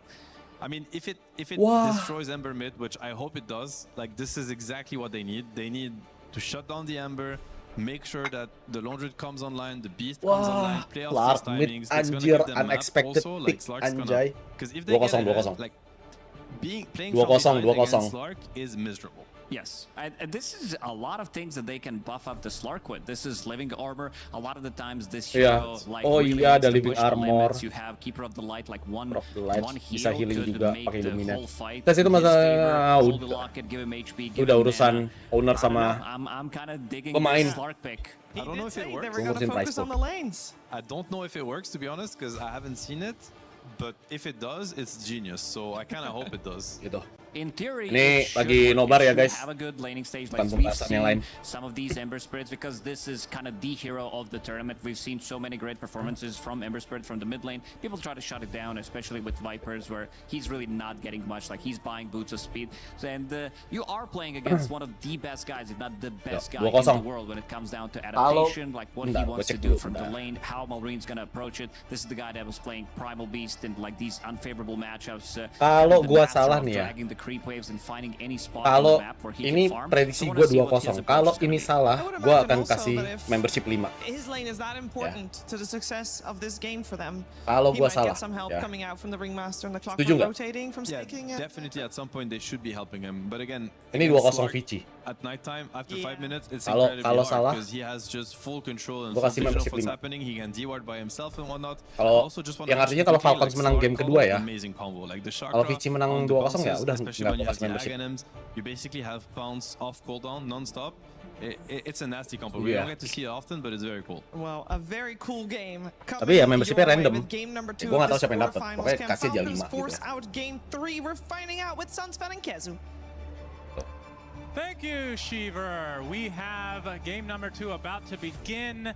And I do have to ask, Lone Druid has looked quite stinky the last few days. That's true. How many times has Vici even picked it in this tournament, do you know? I will find that out for you. Kalau gua bener gimana? Shannon Larkin, we've got the Lenovo Legion. So, Dota above, Mr. Vici Gaming. Iklan, they haven't played Lone Druid a single time in this tournament. Okay, well, that's a better hard selling in this tournament so far. They played it 2 months ago. He went 7-0-10, and they still lost. Okay, so that's not good news. All right, let's get into the game as we have another hero that we definitely want to talk about. Stop looking at me, take me off camera immediately. Let's get into the game because the game has certainly started at this point. Certainly not paused. Definitely not. And we're in the game. Congratulations, everybody. We made it. Game 2, Vici up 1-0 in this best of 3 of the playoffs here at EWC. Slark has been picked as a mid laner. I am having flashbacks, PTSD. Oh, DC, TI6 finals where Weehaw picked it. He refuses to acknowledge they in fact picked Slark mid against Wings Gaming, who had which player? Faith Beyond. And they destroyed us because why? They picked us Slark. We picked us Slark mid. Disgusting. How did you allow this to happen? I think they just lost hope at that point. It was like, it's Jover, let's RNG the last week. But the thing is, first of all, XM, I love this. I've been saying this like 8 billion absen dulu guys yang lagi times. nonton guys. He Absen, is absen. the anti-mid Absen, woi. player. He's the Absen. FU mid player. Yang You nggak give me a absen, matchup, he tidurnya puts out nggak both his nyenyak middle ya. fingers. He's like, screw you. I go mid Slark against Ember. This is not the first time he's done this. Montinya They berapa did tuh? this 2 2-2. months ago against Aurora. Mikoto played Ember. Same matchup. Last pick Slark into the Ember. He destroyed that game. Had like a 12-minute defusal. You do pretty well in the lane. You can steal the saltwater shiv to steal region. You can kind of, you know, deal well with the early spam. You have better damage. You have higher armor. Ngambil saltwater shiv. It is very strange, the tricore of Lone Druid, Beast Slark. It's going to be a lot of map play later on. So XM, while he's going to have a good lane, I think he's got a lot of weight on the shoulders. Right, let's see how much regen. Itu bakal berat sih. Buat Slarknya agak berat sih kalau menurut Currently gue. has 7 regen. It's 4 of it from the saltwater shiv. Very strong. I mean, I did see a clip early on when this was first made where this was absurd. Yeah, where Thompson they nerfed the shit out of it since then, of course, and then we just don't see Slark anymore. So I'm curious to see how this works in the game, because when I would think of this ability, isn't it just better against high HP, high regen targets like a Centaur type? They don't really have, they have a Dawnbreaker, I guess. No, it doesn't really matter. It's more for like your own regen and your own sustainability, which is usually something that like Slark struggles with. But you can see here that he's already putting up a lot of pressure, and not just that. Nah, kena pounce. Leash Ayo, is incredibly good against Ember. Ayo, We ada also si start Regen to talk tapi. about it, as of course they are the studio experts. You have Slark and Cloud together, lowering the cooldown. You can pounce them multiple times. Very hard to Ini play kayak against. Slark mid itu kayak Lion mid sih. Lion midnya tuh nanti kayak main ini coy, apa namanya? Main The thing is, you feel confident, Echo or Saber. you just Jadi kayak Finger of Death kayak dung gitu. I am fake hyping, but I'm also halfway believing because it is XM. First, this guy, he played in the last TI finals and then bro got kicked. What the? Why did you do that? This guy is so good. Udah mau Same with Kezu Jinky, udah mau they're now showing berkata kasar. right here. So when it comes to weird mid heroes to play like this, I trust XM. If this was a different player, there's only Thompson and XM that I would have some or any faith in that they could win this game. Gila, zoningnya bagus banget XM. We'll see how it goes. Look at the board. Look at the Bimbo here. Yeah, that's right. Some nice micro Boardnya. coming out from Mr. Faith Beyond. We'll be able to La get la la the la deny la of the water la la rune, la but, la la Malrine Slit will office-nya still grab gagal. the other. And let's get back to this Lone Druid. We can talk about him for about 30 seconds, and then we won't mention him again unless he's for on the screen, because he won't be doing anything. 15 coy. Why has this been so unsuccessful Bentar, in the Dawnbreaker-nya tournament? kalah telak sih. Beda 2 kali lipat antara ini ya.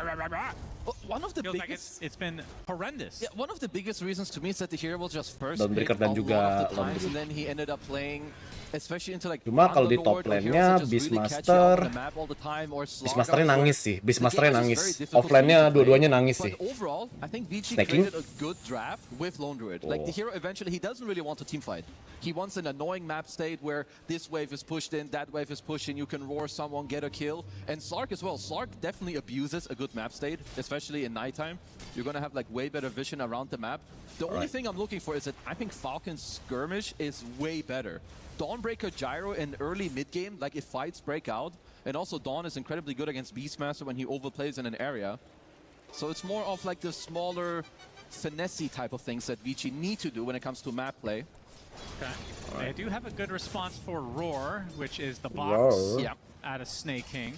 So 1 save for Falcons, and but you're right, it's more skirmishy. You don't really have this insane burst damage coming from Falcons. It's more sustained. Yeah, and they have a very good top lane, right? Against the Beast Caudal. Both of these are counter picks. Ringmaster, very good against Beast. Not just for the Roar that you mentioned, you also have the daggers against the Boar. The Gyro goes without saying, one of the best counters against the Beastmaster. You can just spam him out, you can kill his Boars, you always have high movement speed with your innate. Okay. Also looking at the other side, Solar Guardian against the Beast Roar, also quite good as a pseudo counter. So should be an interesting game overall. Curious to see how it plays Offline-nya out. nangis, tapi mid-nya I mean, from Vici's side, Midnya of Slark support, oke you sih. talked about the Coddle, Slarknya the masih oke. benefit you're going to get in the lane with the axes, with Slark later on. I mean, to some degree, the bear, I guess. Like there it's is almost like a metamorphosis type of. It's basically his main spell. Yeah, getting lower cooldown. And I think also like when I look at Vici's draft overall, like there's a lot of cool things about the Slark, but it also it is a volatile hero. It has to be said. And they don't have the highest damage, right? When we talk about how their 3 cores play together, they don't really play together. They abuse each other's map state of like the Beast, the Lone, and the Slark. And Coddle and Tree, they're like enabling heroes. They amplify if you are strong, but they don't give you all the damage. So if XM doesn't have an explosive early game and like entry into the mid game, I really think they could struggle. I'm going to give you a little trivia question. Okay. It's not objective though, it's subjective, but I'm not going to pretend that it is objective. Let's keep that up. What's the worst ultimate in the game? menit 5 ini bakal first blood-nya bakal ke Beastmaster kayaknya. Wild Axe, oh snaking! Oh snaking! Oh no! And Skeeter gets first blood on the gyro. Oh no! That is a pretty good one, and especially like we said, you know, Falcons want to play from ahead. They have good skirmish. They have very good collapsing ability early on, so it's a good move from Crit. They talk a lot about the 5-minute move where you can potentially go to the safe lane, then link up with your support. It also means that Amar is getting a little bit of solo XP. And to answer your question of what's the worst ult, I actually don't know. I'm going to give you to the 10-minute mark. You have some time. Well, you were going to say it's Ringmaster Wheel of Wonder. That's what you said the other day. No, I'm not. Okay, thank God. I said it's a little I know which one. Not for projected. No, that's a great one. What? No, that ult is not good. Okay, it's not the best, but there's the worst ultimate for sure. Okay, you please. Just a nice moment, deny. Trying to keep that. This is fake. Please talk about this. It's in this game. I'll give you that clue. Gila udah beda 1 level coy. What true form? No. Udah beda 1,5. Hampir beda 1 level. 3/4 itu bedanya. Ults in this game. You're better than this. I was having a conversation with Lacoste, and he definitely agreed with me. So I have another analyst on my side. Yeah, I don't know what you guys are smoking or talking about. I'll let you think on that a little bit. We're gonna tease this up until the end game, of course. Okay, we've got. What is wrong with you? Kale, aduh nge-lag kale. Worst ult. It's gyrocopter. Excuse me? It's terrible. Okay. It's truly bad. All right, we're gonna have this game unpaused. Skeeter in the first 15 minutes is gonna use 3 cooldowns that will kill multiple heroes. Oh please. And you're gonna eat your stupid words. First of all, flat cannon is really ultimate. Let's be true. No. What do you? God. How are you an analyst? This doesn't make any sense. Flat cannon is a good spell, but it's not his ult. He's not. If it was his ult, he would max it. No. Yeah. Checkmate. Checkmate. There's no checkmate here. You're going for the Rocket Barrage early. Yes, because it's good. Of course, Rocket Barrage is insanely good. Black Cannon is what carries you into the game. Oh man. If he didn't have his ult, you would still pick Gyro. Nah, kena nih ATF. Get the star Star Breaker ya. Gagal. ATF mati sih. Oh enggak, Shiro dulu. Tempo bis. Waduh. And he is going to get killed off instead. So nice turnaround coming out from Falcons. Looked like it might have been a beautiful kill for Shiro. Tapi Slarknya level 7. He always wins his lane, like nearly always. And killing him before level 6 is kind of what you want to end up doing. Marine will put his body here into the side. This is the other great thing about Gyro and him having call down. You win your lane against Beast. He can't really go for boards, which means he has to max access. Then they stack. And you can easily contest stacks. Now Ring getting pressured a bit, but JK will remnant away as he shows up in the mid lane with XM, who has the level advantage right now on the Slark mid. Yeah, he did make sure everybody's aware of this. Once he gets diffused, he's incredibly strong. Even already now, he's a little bit oppressive. Of course, he can. It's also quite difficult to ward against this guy early on. So very much a fitting hero for XM and the type of player that he is. 8-minute power rune about to pop. And now Reem will bot it in the bot side as XM getting chased by the homing missile. Which is not his ultimate, of course. No, very important it's also to a bit point of out. an underwhelming spell as well. Homing missile, I do agree, is not the best spell. He has really 2 spells on him. Okay. They're just really strong. Malrain ditarik using the damage rune actually. Yeah, easy lasted. XM. Obviously a very survivable hero in the Slark. Anytime he's in the shadows, he gets a ton of regen. And I mean, Difu Soul Blade. Do you see Slark in any position? Very. Like what itemization you look for? Very rare. Got a defusal first. It's still very much the same that we used to see. It's like some Tapi Falcon Blade, defusal. bedanya hampir 1000 sih, beda 800 sih actually antara Slug sama siapa? Like, I mean, Ags is nearly Sama always core, Ember. but you also don't really want to build its second item. So when he played it last time a while ago, it was the defusal, Ags into then Scotty, but he had a way better of an early game. Because for now, like even though you pick the Slark into the Ember, the matchup is quite, I mean, it's kind of, obviously you're winning, but Marine is still getting everything that he wants, which is levels, time, and a little bit of net worth. Also, insanely good neutral item on the gyro, of course. The dagger of Mr. Ristool, 25 bonus damage. You take that on gyro, you're an incredibly low damage hero. Okay. Even with the ultimate, incredibly low damage hero. It's crazy. Okay. Let's keep that up. Solar Ring now up for Amar, and we talk about these, I mean, offlane Dawnbreaker, there's several builds you can go for it, but it is Amar, so we just assume it's going to be right click, which it looks like you should. Echo Saber and Skeeter coming in from the south. They're going to try to get All down. Shiro. Oh no. Shiro. Mati lagi coy. Ya ampun. Kills go the way of Falcons. Unbelievable usage of the greatest ultimate in Dota. Call down. Great. The hero died. That's all that matters. It's a good spell. This guy is a hater. Incredible. Man, imagine being a caster and using your voice to shit talk a good spell. Keep up that energy though. I like that energy. That's the most energetic you've been. Let's rewatch the damage. Let's look at this. And one of them Kenapa nggak di hit duluan anjir ini si Y-nya? Ya ampun, mati dong Fatbian. Looking really bad for Vici at the beginning of that. They'll very least get a kill. Skeeter on the bot side kills off Shiro, and even bigger. This is 3 deaths for the Lone Druid already. Oh my it's god, feeling Lone like Druidnya every other Lone Druid game we've seen this tournament. Yeah, Lone Druidnya sih. Wassalamualaikum ya. From Skeeter. That almost made me spit up my drink there. Well, go ahead. Sorry. Stop drinking. And 5 seconds, of course. Biggest timing of Gyro Cup in the early game will be unlocked again as the call down will be back up.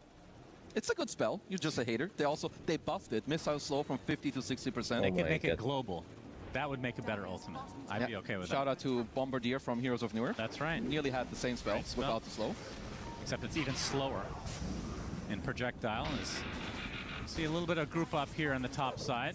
They did get a good counterplay up earlier, right? When Jinkyu and Bak were fighting there. Because you have the early heals from Jinkyu and also the Ash Legion shield, which allowed Bak to stand his ground, counterplay it, and they're soon unlocking the overgrowth on Y, who's one of the best Treants. Like, first of all, I think it's not that easy to see when people like pop off on Treant Protector, but when I think of Treant Protector, I think of Y and Mipochka.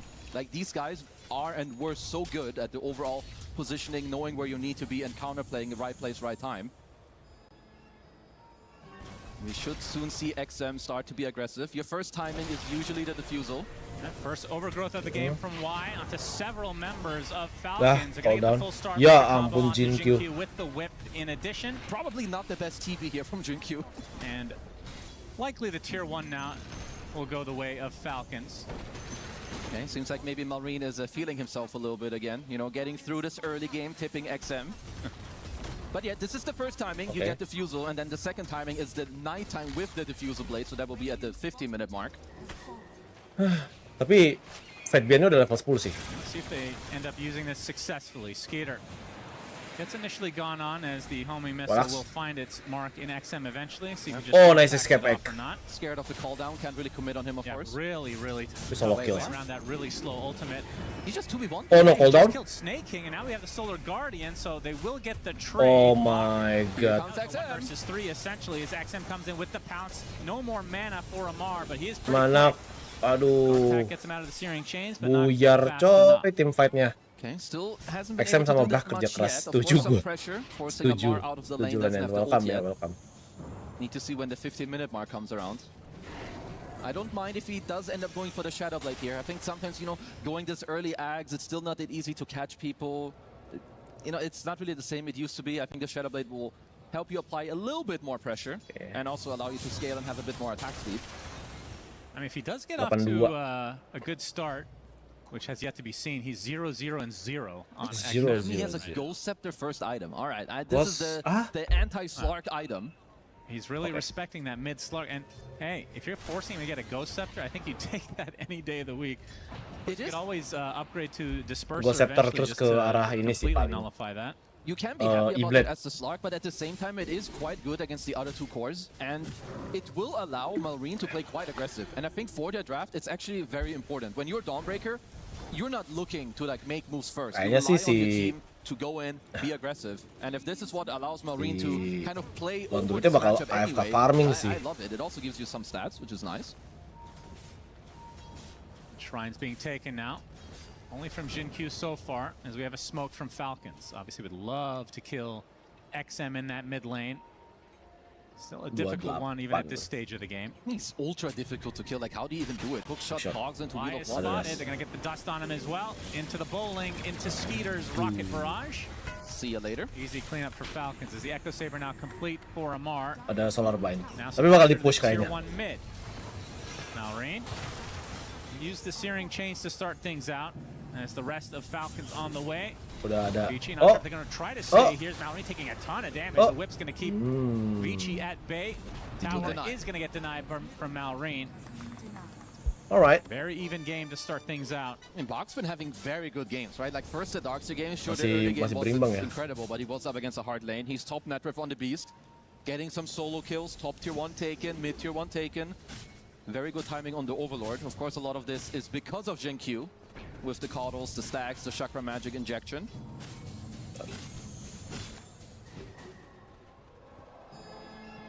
The fact that it's 9-2 Falcons and still even, is that good news for Vici? I would say that they are pretty happy with what's going on, right? Especially now, this is one of the stronger timings for XM. Nighttime plus the diffusal for you. And Jiro has been having a very quiet early game, probably too quiet, at least when we look at his net worth. 5.8k. Oh, why? Oh no, ketahuan. Overgrowth here if he had some vision. This Falcon's gonna group up maybe for this tier 1. Y gets hit by a knife or two. Ada knife-nya anjay. The sentry, but now nice, outside of it. Check Y. Treant always such an annoying hero to play against. Diffusal, hook shot. shot. The Ghost Scepter XM gets initiated on by crit, but the Dark Pack keeps him safe. Meanwhile, Overgrowth buat AP. Does get off the Overgrowth buat AP. Walk away. He's actually going to find the distance. Hammer does hit, and that'll be the end of the tree for now. And this is what I mean with why. Like, we watched him walk around for like 50 seconds where he's giving full vision defending his tower. Pounce onto Malrine. Mana Shadow Dance-nya? Prime roll bagus. Escape X. Jujur ngeselin, selalu ngeselin. Escape X dari Ringmaster. Gue paling gak suka. Wheel of Wonder. Oh no. Balax. Oh nice fear. Oh nice. Big kill. Teleport. Let's go. Percaya sama Ganim by the way di apa? Beastmaster.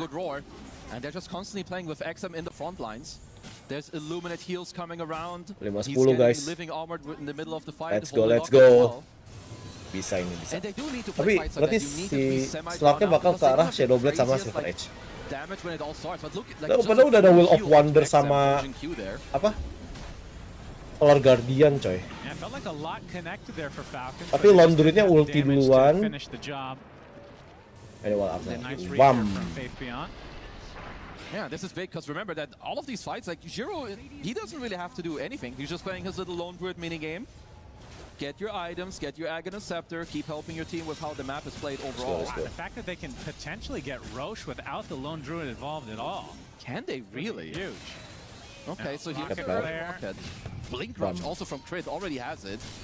Ayo mau di steal apa enggak? Mau di steal apa enggak? Snaking and Crit trying to contest. Snaking already popped. Oh enggak. Dia mau kayak tadi. Overgrowth, nice. Escape Egg buat AP, buat nunda kematian ya. Ada Unicycle, buat AP Unicycle, nggak ada gunanya ya. Kacau loh, visi gaming ini lolos anjir. Pegang omongan gua dari tadi, 2-0 coy. Slarknya cheesy pick. Define shell as well. Very good on Slark, of course. You get some return hits, get another essence shift stack yourself. Now he's got Shadow Blade with the nighttime still a little bit available. Makin kacau coy. Attack speed sama night vision plus 200 ya. You're 4K gold up without having needed your carry at all. Top networknya ada di Beastmaster sama Slark. Done with this Aegis. Keep in mind, this is not the carry. The lone druid is supposed to be the carry, and now all the space created, even just obtaining the Aegis in general, just buys extra time for lone druid to farm. Stacknya Slark banyak bener dah. Okay, never Berapa? mind. That's bad math. 4? Not bad. Aku masih percaya Falcon. Aku masih percaya VC Gaming. Kamu mau ngasih apa kalau aku benar VC Gaming? Karena kalau aku salah aku kasih membership 5. ETF-nya mati. Solar Guardian enggak? Gila buat Ancient Black Dragon doang coy. Half, Go Scepter. Mana Shadow Dance-nya? Shadow Dance. Masih False Promise muke lu. False Promise ya, itu mah ultinya Oracle kocak. Yeah, one of the worst ultimates according to one of the best casters, quote unquote. Up. Oh, udah Shadow Blade coy. Anjay, 15 hit gak tuh? This mid Slark being buffed up by Jinkyu's Caudal with the Holy Locket Force and the max living armor is... Holy Locket sama living armor ya. And this is without, again, Lone Druid hasn't been in the game yet. Bach is having an exceptional game on the Beast. Like, usually Dawn is a counter to Beast. When you meet up 1v1, you know, you can kind of stand your ground. If Beast goes for any plays, you counterplay it. But he's the one that's taking over areas. Like, look at where Falcons are playing. Gyro is farming very defensively up top. Dawn is farming super defensively down bottom. And they're taking back barely any space in their own jungle. Tormentor dia. Tormentor secure dapat 6.000 networknya. They'll get themselves quite a good gold lead. And these are some good shards. You get either the 3-1 for a bit more map play, Rockets. Not quite in time, Jinkyu. We'll get the double solar bind and even Solar bind sama from the Illuminate, so this matters quite a lot. It was already difficult to kill these Radiant heroes. Illuminate-nya bisa itu. Yeah, wanna talk about, usually we don't see them. Aganim di Lone Druid by the way. Always like a Mjolnir. Terus dari Lone Druid-nya mau ke arah Mjolnir. Oh, crit spotted, but blinks out. So showing off that blink dagger, Snake King gonna be able to steal the Wisdom Shrine as Jinkyu will do the same. Follow suit on the other side. Tumben sekitar Gyro networknya kecil banget. Karena tadi berapa kali dia attack down. Either fight back or slow down this network lead here. But aksesnya udah bisa kemana-mana ya bos. Right, like first of all getting to the stage, beating 1W, taking them out of the entire tournament. Yeah, that was surprising. And of course cannot be understated that most of these players have played Pramron final outside of Shiro. Hook shot to come in and try to save him, but Snake King's already Clockwork dead. down. The Clockwork as well, so double kill for Faith Beyond. He is owning in addition to the Slark. And remember, this is with Lone Druid not existing currently, and he eventually will if given enough time. 8K lead for Vici. Happy gue kalau kayak gini-gini nih. I think Marine's build China is back, boys. I don't know if he's had a single charge on it this entire game. They're not really just not finding any moves. Dota is back ini. Early Shiva's guard. Not an Setuju nggak kalian? Second. Wow. On Dawn, sure, it gives you a bit of AoE effect. You get a lot of armor. Most importantly, perhaps gila dari 210 loh. 28 jadi 10 sama loh. Echo Saber Shivas. There's something looks wrong Echo Saber because Shivas. this has never been done before. Ever in the history of Dota? I believe so. Wow. I think if we're looking at the kayak belum stats, pernah people deh. can correct me, but Echo Shiva is Echo Saber Shiva di Dawnbreaker kayak belum pernah. Potentially it is a build, and it just speaks for this type of game where you're cornered. Like Ghost Scepter, first item on Ember is also not really a build. I'm sure a Herald has done it before. Herald has done it before. Jahat banget, anjir Sunspan. But generally that's why not do you where cater the to the top 1%, huh? What's wrong with you? That's what we're looking at. I'm not casting a Herald game. What about the rest of us? Get Jenkins up here, he'll tell you about the Herald. BKB now up for XM. Anjing si Sunspan langsung ngalihin topik. Continues to progress pretty damn nicely. And of course this is a hero that scales crazy in the late game. Oh yeah. They've got a pretty good ward in the triangle, so they know that Amar walked over to the mid lane. Master Aganim Damok Slom online as well. This is a big power spike for Vici. They've already been winning these fights. Uh-oh, hello. Amar tries to get off the hammer, but the roar finds him, and that's going to be another death for Amar. Malrain has to try to remnant away. Put in a bit of a weird spot here. While Axe nice spear, bagus banget. Yes! Wrong place again for Malrain, and off the back of it, Vici get a tier 2 tower. Si Endota is not back. Yo, these guys are good. They're just going straight for the high ground, minute 23. Gila, menit 23 high ground coy. This is one of the best plays I've seen from a Chinese team since maybe last TI of Extreme Gaming. Let's go Vici! Vici. In this entire series. Vici Chayo. Not gonna force the issue. Not gonna get too greedy. Playing discipline here. They forced out the Kayak bakal fortification. main safe sih ini si Vici Gaming. Lihat XM-nya udah level 17. Udah dapat 8. Udah 6 permanen agility skill. Absolutely not.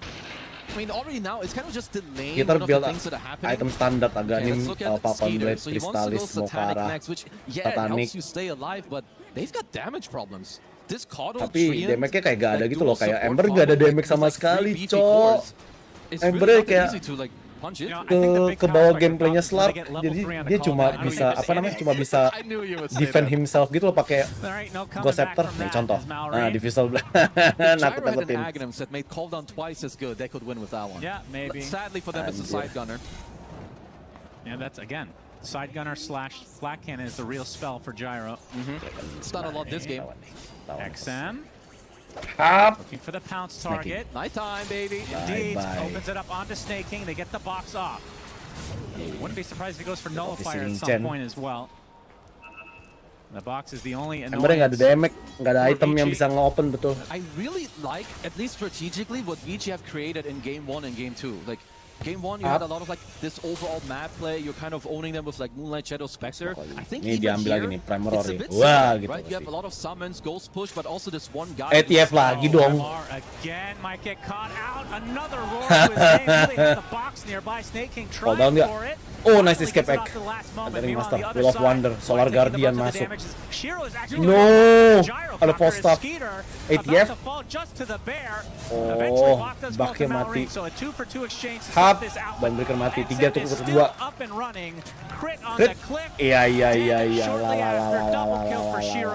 Who has finally entered the game, and again, we talked about it all game long. They've been winning this game with 2 cores, and now the third has entered to play. Yeah, right place, right time. Definitely needed him in this fight because Falcons had a Slark pretty good angle dapat to 3000 counterplay XP there. coy. An incredibly quick hook. High ground dong. But this is Sekali a 50 nggak high KD. They're knocking on ground. your high ground, minute 26.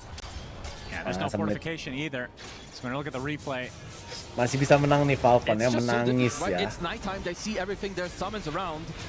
And just great positioning and Karena also great patience. siapa sih Slavi juga kebantu Deviant Shell plus 200 Night Vision itu. Yeah, that was the Blink Dagger reveal for the tree. So Bach does die, but it's at a heavy cost yet again for Falcons. Hap. You know, I thought this series would maybe go the distance, but at this point, Vici Saya ngebantu they're naikin really putting in beruang the work anjir. in this game. We're the 2-0 masters. Somehow we are. I mean, if I was going to pick a 2-0 to start the series, it would have been Falcons, actually. Yeah. Because I feel like Vici have been pretty... I mean, at this tournament, they've been good, but generally speaking, they've been quite inconsistent. But powering up at the right time of the tournament is nothing to scoff at. This is how you win. Lu bayangin Vici ya, Vici itu dari TI qualifier yang game penentuan lolosnya itu sampai 80 menit plus baru mereka bisa lolos. 80 apa 90 gue lupa. The return of my career. That's right. Gue coba cek dulu. Oh, 80 plus deh. Tapi nggak nyampe 90 kalau nggak salah. International. I never liked that hero. He's good when you can like play off his tempo. And there's a world where Falcons could have still done that. I feel like in like now you're not liking the hero after all this talk, huh? We only talk about call down. Stop mixing my words. You should go into politics. I don't think I'm racist enough for that. As we get into the pit, sekarang dia di top 8, potensial top 4. Somehow you found a way to use that word in a cast. Vici nge-throw 2 kali bisa Falcon menang nggak? Nah, ini nggak bakal di-throw. Ini nggak bakal di-throw. Ini bakal di fight nih. Ini menang fight VC Gaming selesai nih. Langsung naikin high ground. Snaking. Primer roar, wall axe, roll gantian, Wheel of Wonder. Oh no, bugnya ke take down coy. Oh masih ada heal di KB untungnya. Pounce, nice. Skitternya mati, nice. Overgrowth, State Office, Peremnan, Sin Q.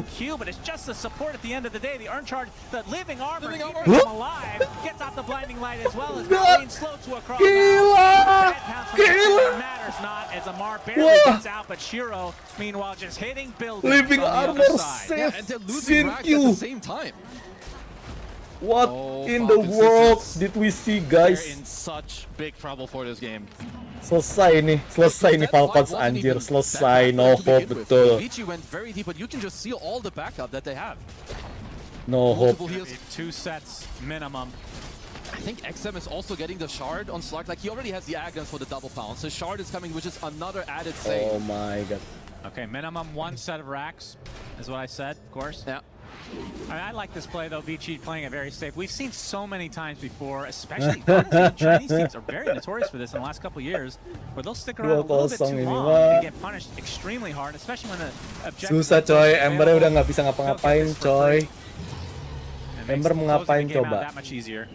Cannot do anything Ember. Ah, di Stealer dibuka. Like the item builds, they're really cornered. Trying to look for Crit, of course, to not give him an opportunity to steal the Aegis. Berantem dia. Hap. Dadah. XM monster kill coy. Aegis diambil. Hampir diambil sama Ember.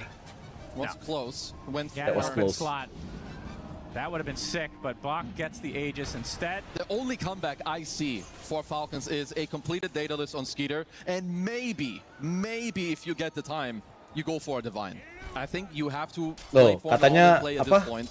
Falcon bisa comeback kalau Skitternya selain dapat Daedalus dapat mungkin dapat Divine Rapier. Ya.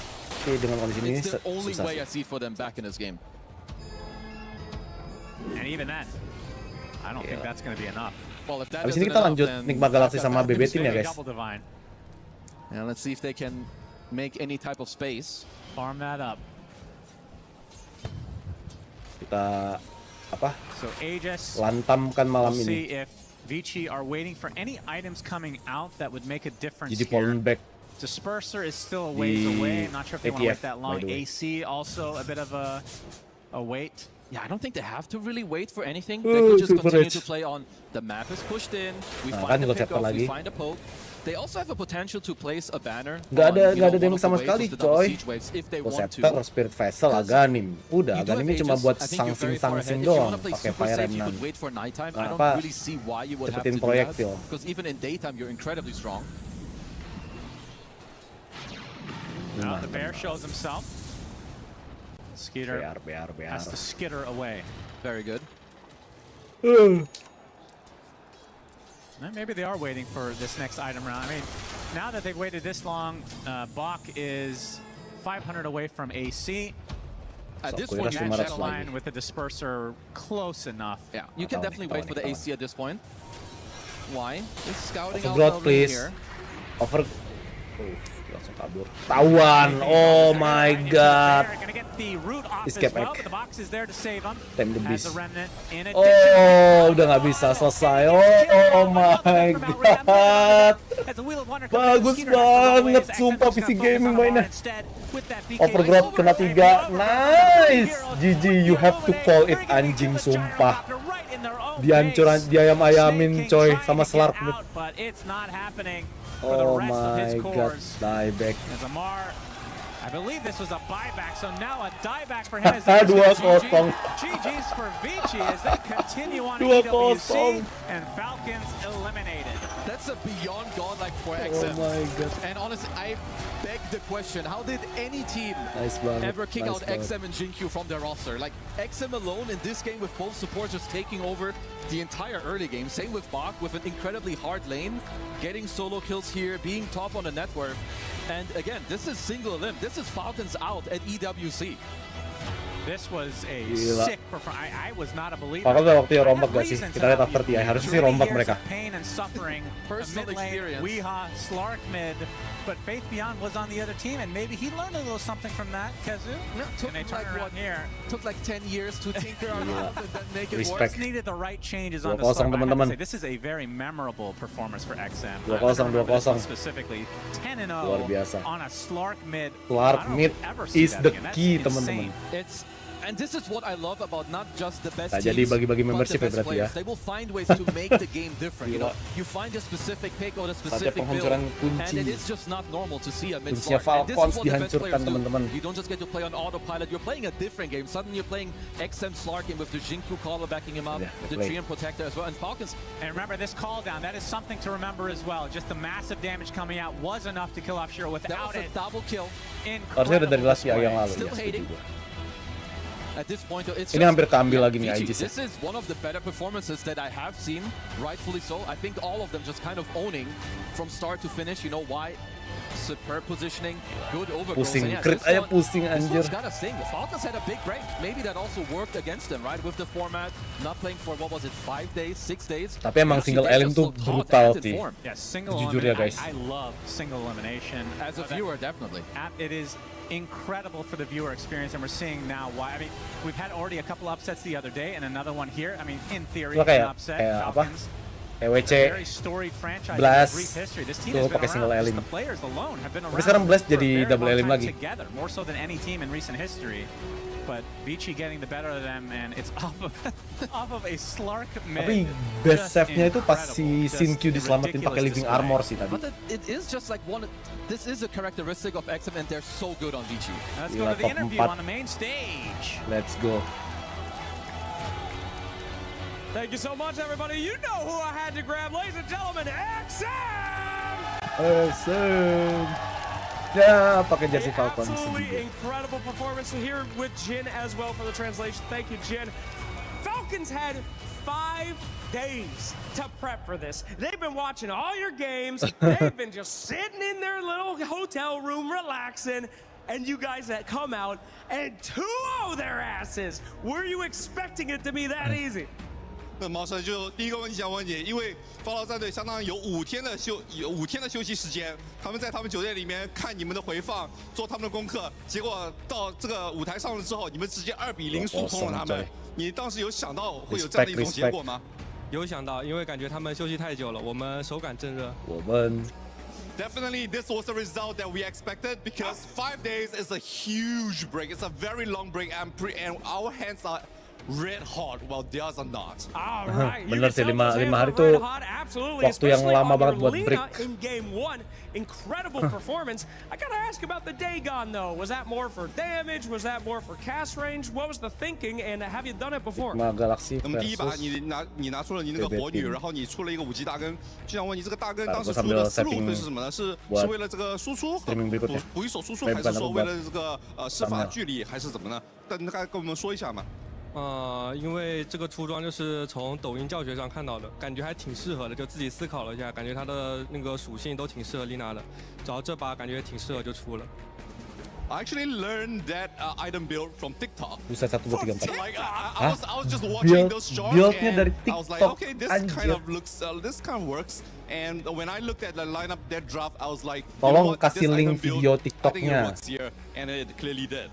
You have ruined so many pubs from that. Thank you so much. So much TikTok will be made with the worst builds in the world. All right, anyway, let's move on to Slark. This was super exciting to watch. Slark mid, incredible. Who's making these calls? Was it you saying, give me that Slark, or was it the coach?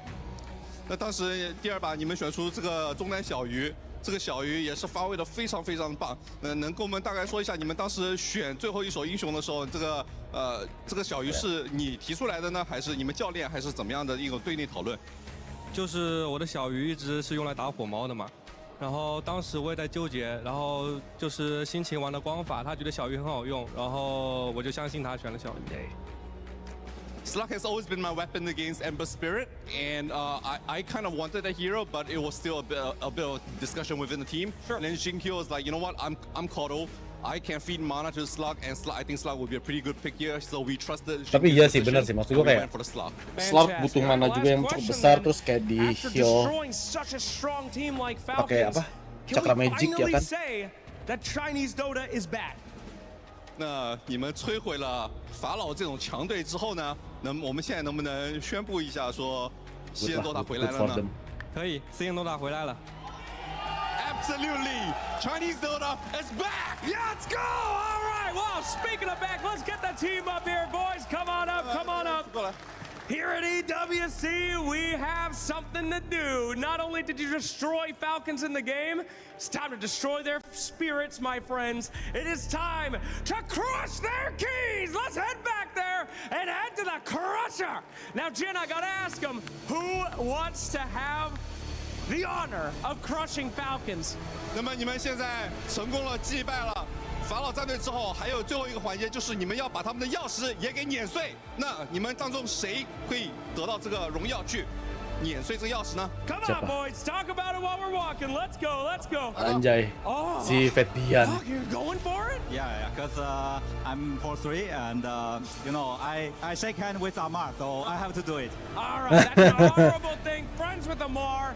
If he's gonna go down, it might as well go down from a friend. Please take your position. Gentlemen, gather around, watch your Falcons go down. The club champions are about to get crushed. Here we go. Stone Cold. Yeah, baby. Oh, he's going deep. Oh, that's too deep. I love it. Fantastic. Let's bring it out. It is time for you. He took the whole thing. Oh my god, diangkat sih. Broken. By God Almighty, he killed him. Bring it out. Goodness gracious. Buck, you gotta take it easy, bro. Take it easy. Go ahead, show the camera. Do you approve? Is it destroyed enough? Yeah. All right, well, let's throw it back to our panel and let them talk about that incredible series. Thank you, gentlemen. Thank you.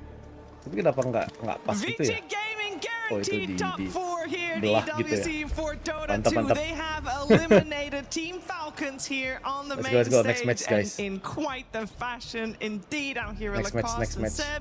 Lacoste, this game was very cool as well. Yeah, absolutely. What a way to eliminate, you know, a team that has been in the grand finals in the previous EWC as well. And also, I love the energy from the whole squad, you know, telling that China is definitely back. And I feel like they needed it because TI being in China as well, and also showing that some of these strategies that they do have, like, they're definitely working. We saw it in game number 1. We're seeing it in game 2. It just feels like a lot of the stuff for them is clicking. And he said, you know, their hands are red. They got caught red-handed into this one because they stole that victory from Falcons.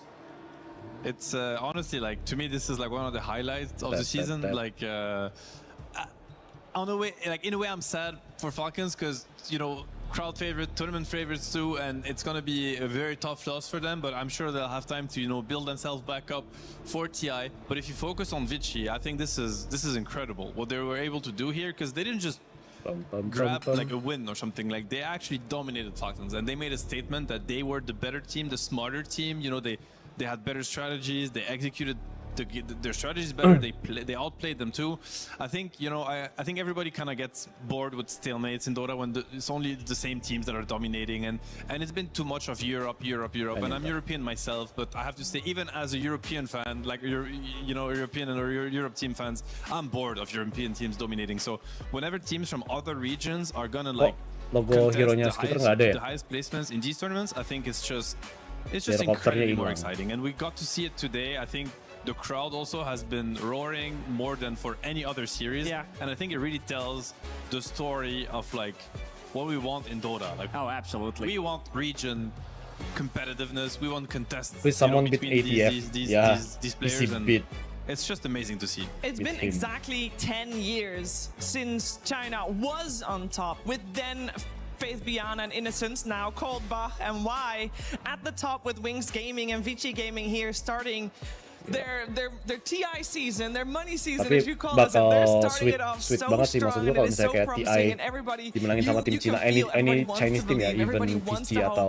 that they can go Resilience all the way, and that would be atau a massive underdog success story here, Lacoste. That would be itu very bakal cool. Yeah, absolutely. This mengulang like we've seen, like in the kenangan group Wings stage, we Gaming haven't seen any 2016, underdog which stories yet. was Once we got happened to the 10 years survival ago. stage, we saw quite a lot of those. But this is the biggest one. This has to be the biggest one. Them also eliminating one dub right before this series, and now eliminating that. This is 2-0. This like wasn't really that competitive, especially in the second game. I gotta give credit like to their drafter, like the way they just played the draft as well, like the total execution of it, bringing in two very like heroes that had. When you think about Lina, like this is the hero that has quite a lot of win rate. So bringing in Lina, which people kind of expected to come, but bringing in Slark from TikTok, this is not what many people expected, right? That was such a funny answer, but I actually think it's real. Like a lot of people are looking at these shorts. Like I've seen so many people refer to TikTok builds and whatnot, and at first I was like, I'm not paying attention to this. This can't be serious. But if XM is gonna pull this out on the stage, then now I'm gonna start watching it too. Like this is how you catch up. But honestly, I feel like after watching today, if you're like BB Team, Nigma, Yandex, or P-Vision, which are the remaining teams, Vici is coming for you at this point. You know, you better look at that team, because they're coming full speed. They have their own understanding of how Dota is played. They have their own strategies. And, you know, think about who's on that team. Like, these are two of the Wings, you know, players. So, like, smartest minds in the history of Dota.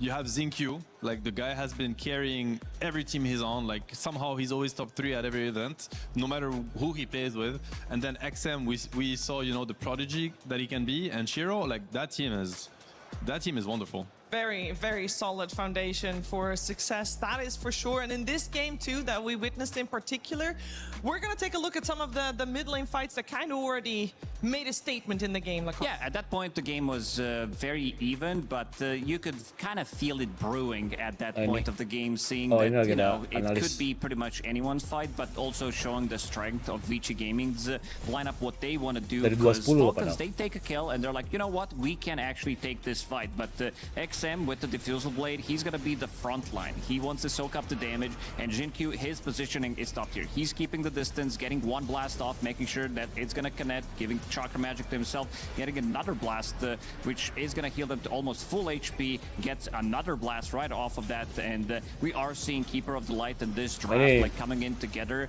what it's supposed to do, which means that we are gonna be unkillable. Like, we want to have this lane dominated. Like, pretty much all 3 lanes did go into their favor. Maybe top lane not as much, because Falcon did that titik baliknya outmaneuver them for the first like 7 or 8 minutes, making sure that they're rotating through the twin gates, getting some of the kills. And then second time, this is the second Roche, where Extreme Gaming, they decide they don't want to be taking that Roshan fight straight away. So it's going to be again XM, the first point of contact. They drop the sentry, they see him immediately, and then one of the supports that needs to be kind of in the backlines. You can already see one blast coming in, and then it's going to be Buck. Very well orchestrated gank coming out from him, in terms of like him being the point of the contact, again being in the middle of the fight, popping his BKB. XM also uses his BKB, knowing that they don't really have many abilities that go through debuff immunity, making sure that they can hold the line, they can hold the formation, and then Mulready goes in deep, and then again Zinq with another blast, completely outplaying him, plus another blast. Just, you know, the tip of the, just the cherry on the top, Shiver, making sure that all of these heals, they're connecting, and his positioning in these fights have been immaculate. Yeah, he makes Keeper of the Light seem absolutely broken. And you can also tell how much he backed up XM on his Slark. And for our MVP for this series, we had to go for XM. From first pick, overall first pick Lina, to overall last pick Slark. He did it all in this series.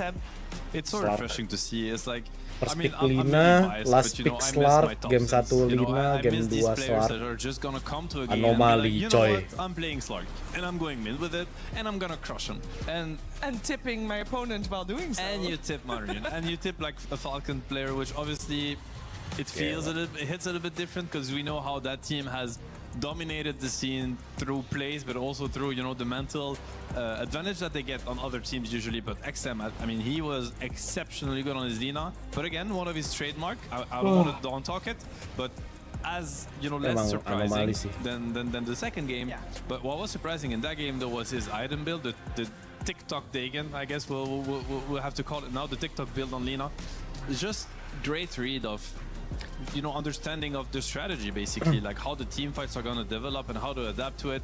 And then I mean, the Slark, I think the pick was mind-blowing. We could not obviously think about it. As soon as we saw it, we were like, it actually makes so much sense. It makes so much sense playing with the Keeper of the Light. And just to go a little bit back about his TikTok build, which is probably going to become another meme, I feel like he's joking about it, but there is something to it, because like a lot of pro players as well, they are like playing Overthrow, they're playing Turbo mode, and trying to push the limits on some of these builds, seeing like what feels the best, because a lot of the times, even in scrims, you don't get to practice these like 60+ minute scenarios, and also feeling what synergizes nicely. Like even back in the days, like people were hiring like Broodmother, like you had some Broodmother specialists that you were coached by him, making sure that you understand like what this hero can actually do, getting the tips from him. So a lot of these things, like a lot of these ideas are getting molded in the pubs, which pro players of course take and they just make them better. So I feel like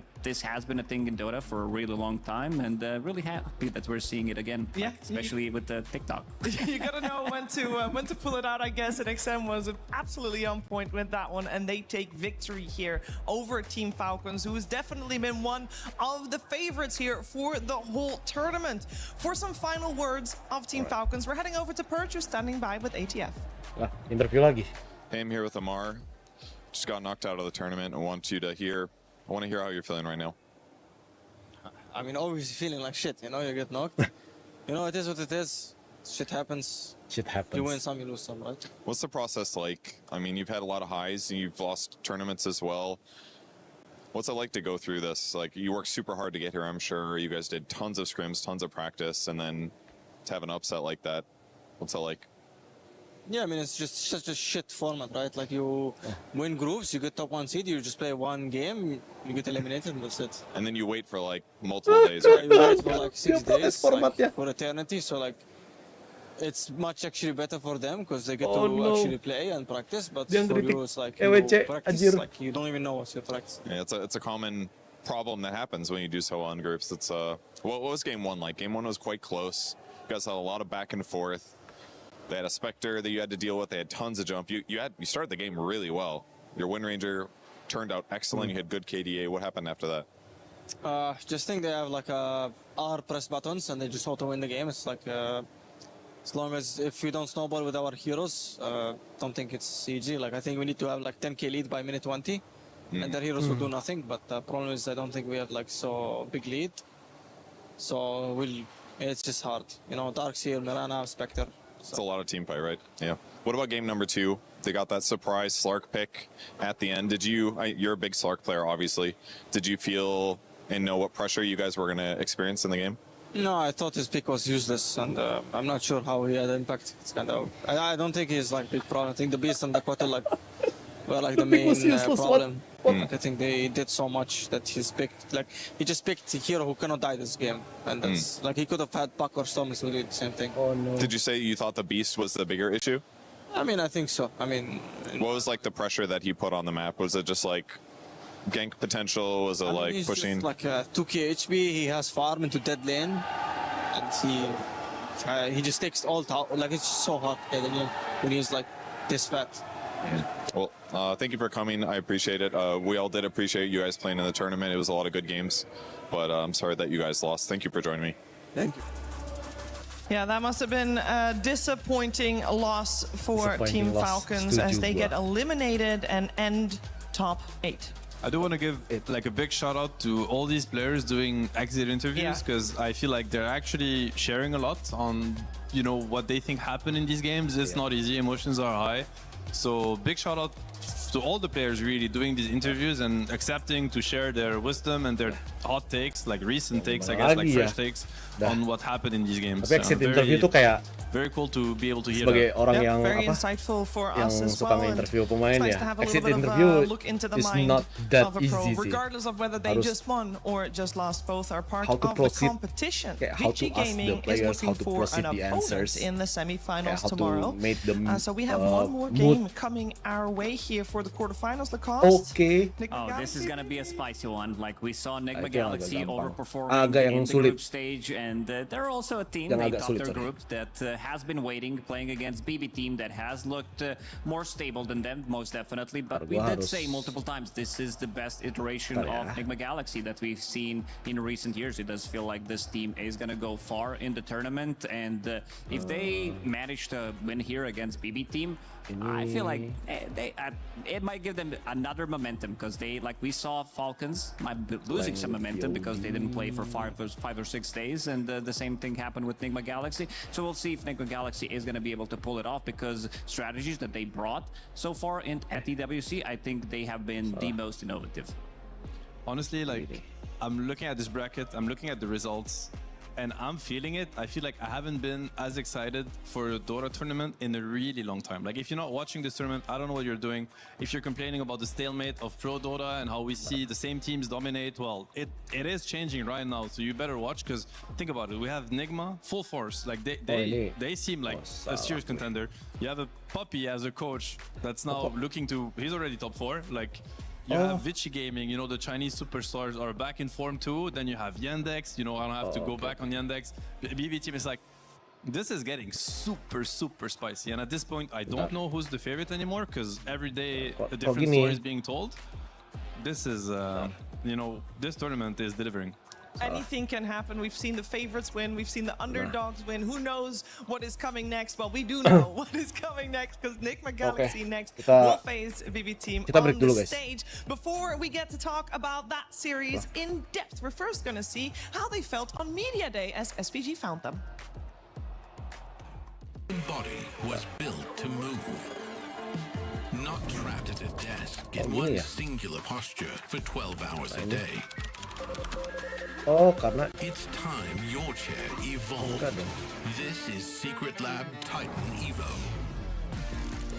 Ergonomically engineered for you, gamers, hybrid workers, artists, backing your every move. Nah, ada yang kena full screen ya? Nggak ada kayaknya. Kok error ya? Oh, ada yang full screen. Nah.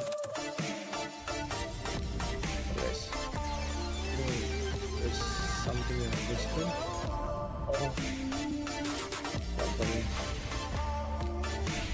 WhatsApp gue udah buat close.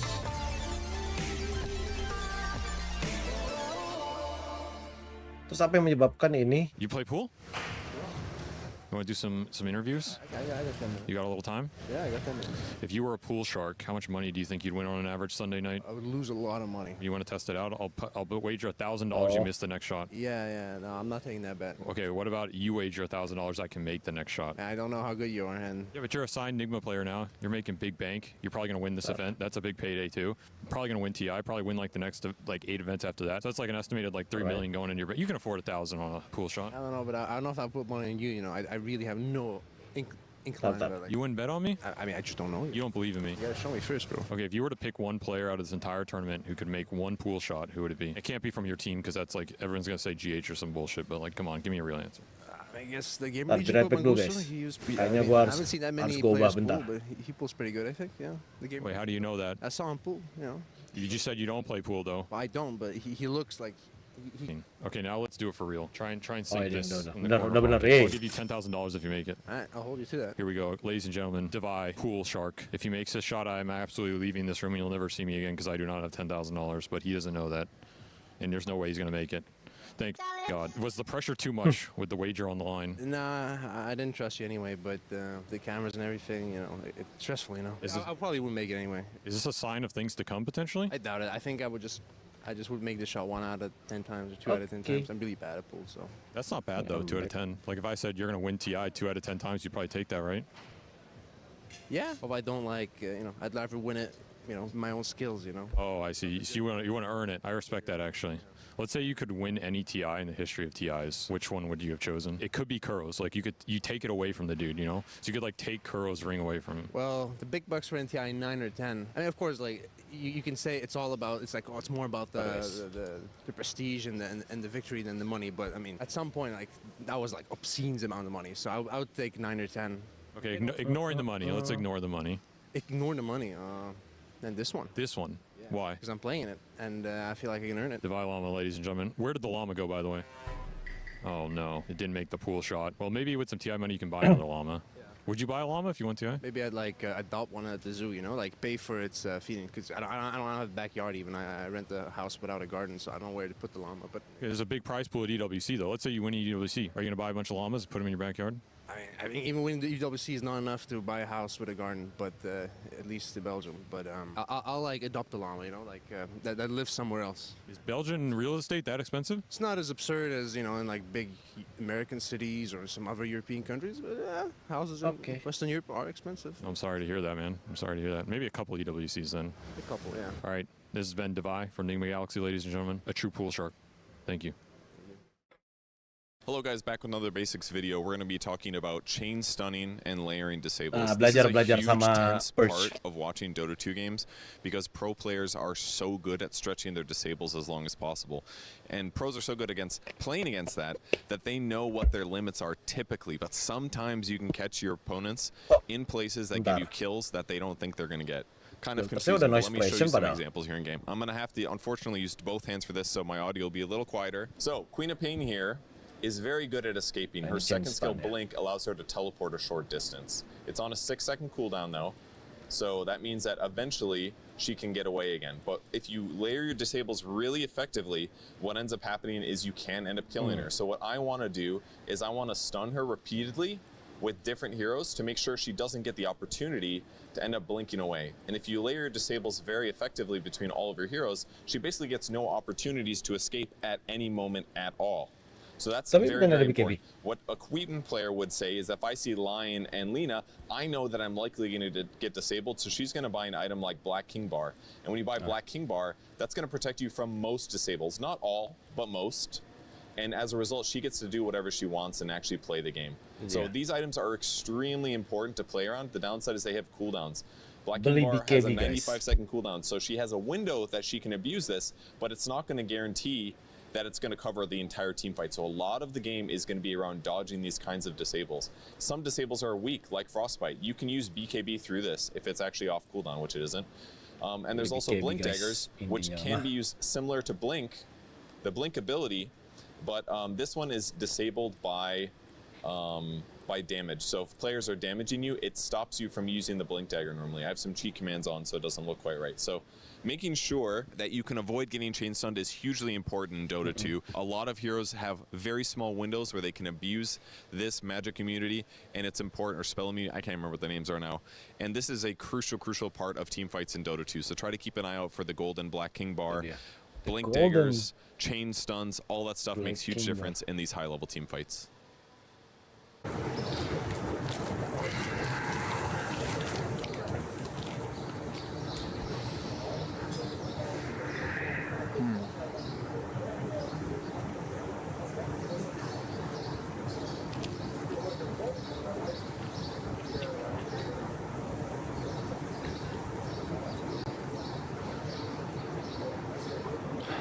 Finally, some good fucking food.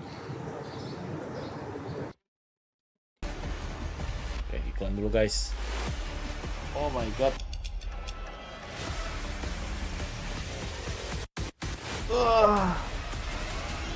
Atau OBS bot. OBS bot guys. OBS bot. You are watching Dota 2 at the Esports World Cup, and we're live from Paris with our final quarterfinals of the day and of all the quarterfinals. We'll see which one of the two teams that will be on stage next will make it to the semifinals tomorrow. For the series, we have our Sony series of the day. It is Nigma Galaxy versus BB Team, and will stars align, Brian, or will Big Bang? In other words, Shiver, is Nigma finally back, baby? I mean, we've been saying this like throughout the last, what, 2 or 3 years? Every single time Nigma has a shred of hope that they provided their fans with. But this might genuinely be the first time that I myself have had faith. And I'd say in the last like 3 iterations of this lineup, they truly look like they've found their form throughout this tournament, Mira. BB, but Brian, I shall raise you this. We just saw the effects of a long break on a Dota team just now in Falcons, and Nigma had about the same time too in their downtime. That is true. I think the 5 days is like historically a disadvantage for any team because we've seen the metas always gradually develop over the course of a tournament, and even just getting those extra 2 or 3 series in that teams like Vici have had that provide you with that little bit more insight into particular matchups, and you also get to like test things. I think it plays a big role in this, and for Nigma, they did have a very clear identity throughout the course of the group stage. You know, we're talking about like GH's Wisp, GH's Coddle. You know, we're seeing Sumail have a very cool flair as a carry player with a lot of these tempo tinies and alchemists. But teams have had time to scout this out, adjust to it, and the question is, do they have their own adjustments that they haven't really had to make, but otherwise just theory crafting? And that's a big question that they'll have to answer today. Goodness, is Kataomi okay? Yeah, he's been in a wheelchair the whole event so far. I believe he has a... I'm gonna maybe misquote this, but I believe it's a fractured knee. So it's pretty serious and pretty painful, I would imagine. But it is also the reason why when the team is standing on stage, he is not standing with the team because he's wheeling himself in and out. Well, he's been doing great. He's been playing really well on his trains and on his veins, and I think he's been a key piece on how well BB have been doing this tournament. I think they should actually look towards securing some of his heroes early on, moving to this series. Yeah, we're going to focus our attention first on Nigma Galaxy. This is a team that went 9-1 in their group stages, only dropping 1 game the entire road through, and a lot of people are very hopeful that they are indeed back. Let's find out how Nigma Galaxy was doing on the Media Day. Our current roster is doing pretty good. We have a lot of natural synergy with each other. The players have a good understanding of each other. This iteration of the roster does feel like it has maybe the most potential because things have just clicked for us more naturally. Nigma Galaxy, too dominant of a victory here. The team has been performing pretty well. I'm very satisfied, really happy with the guys. Above my expectations, to be honest. We always work hard. I mean, it's competition, so there's always a layer of perfectionism.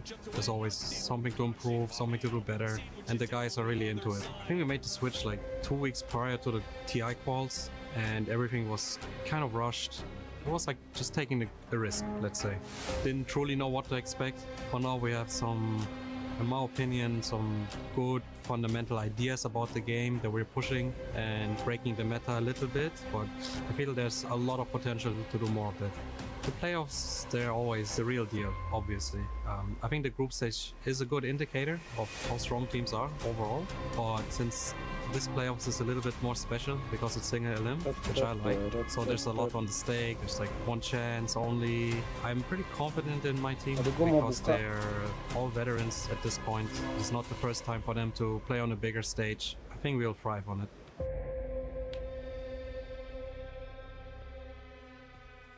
The synergy that Kuro is talking about, we can feel that, Brian, in the games that they're playing.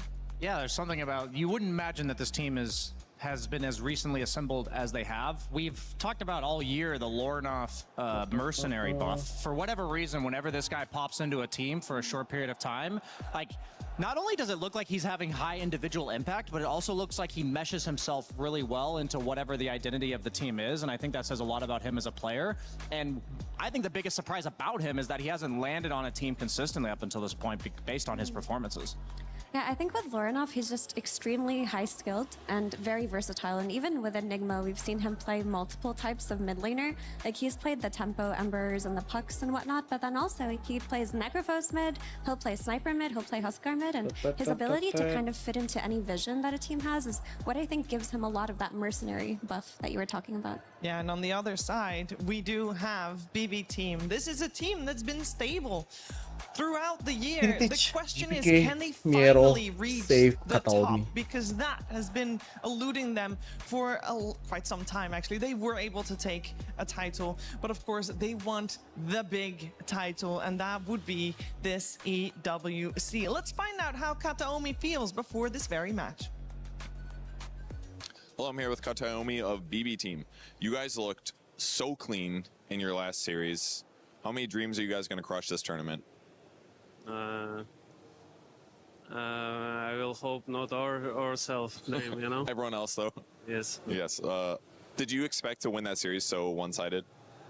I think, yeah. It's not the hardest opener. I feel like we just have a really good preparation for the series, and no problem. How's your preparation for this upcoming series? Do you feel as confident? Yeah, we have our guys prepared, all the heroes, all the, like raids of heroes. Yeah, we're confident. Even they haven't played in a long time though. It's been like 5 days or something since they played any matches. Are you worried about any surprises? Or are you guys ready to pivot depending on what you need to do? These guys should be worried because it's hard to not play official games for 6 days on the tournament. We've been in this situation last Riyadh, and it was really frustrating to sit at the hotel for 1 week waiting for a playoff.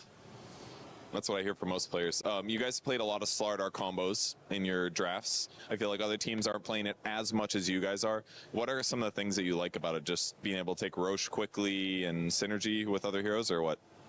Yeah, it's about flex, mostly on mid and top lane. And it's about good combination with carry heroes, minus armor, like with some cast. You know, like gue sambil rehat dulu guys. Destroy one hero in like Nyimpen suara bentar. 0.5 seconds. Yeah. All right. Well, thank you for sharing that with me, and good luck in your upcoming match. Thank you so much. We'll see if BB Team can indeed beat Nigma Galaxy, and if that break that Nigma Galaxy had is going to be that detrimental for them. Now, I'll tell you a little story, Effie. BB Team by Seb has been named the team to be the quiz. It's the tier 1 Dota quiz. If you can't beat them, you're not tier 1. What do you think? I can fully get behind that because as a team, they used to be the lane check team, right? They were famous for having incredibly dominant lanes and winning off of that. And in the past, if you couldn't stick it to them in the laning stage, you would just kind of lose. And they've kind of evolved over the years with the addition of Miro. They became more of an all-rounder type of team. And while I would say they have some of the best players in the world, they do kind of give that energy of like jack of all trades, master of none in some capacities, right? Yeah, when we talk about like a team like Team Spirit and they changed their roster, I feel like they maintained pretty much the same play style and identity throughout that. I think BB Team's not like that at all. They went from Pure at last TI as their carry player to Kiritich, and personality-wise, I don't think you can get much more opposite than these guys are. Pure is much more like, I'm going to show you who's better, and he talks about it that way in interviews.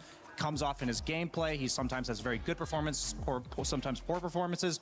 Kiritich, on the other hand, like when you ask him interviews like earlier on the season, he's like, I'm just happy to be here. It's such a privilege to get to play with players that are this good. Like it was, it's clearly almost like a culture shock to him to be on like a tier 1 squad. And I think at the beginning of the year, he was more prone to playing too unselfishly as a carry. And I know that it's been really important for carry players to play like enabling carries. We've talked about like the Duraccio style of play that kind of got pioneered.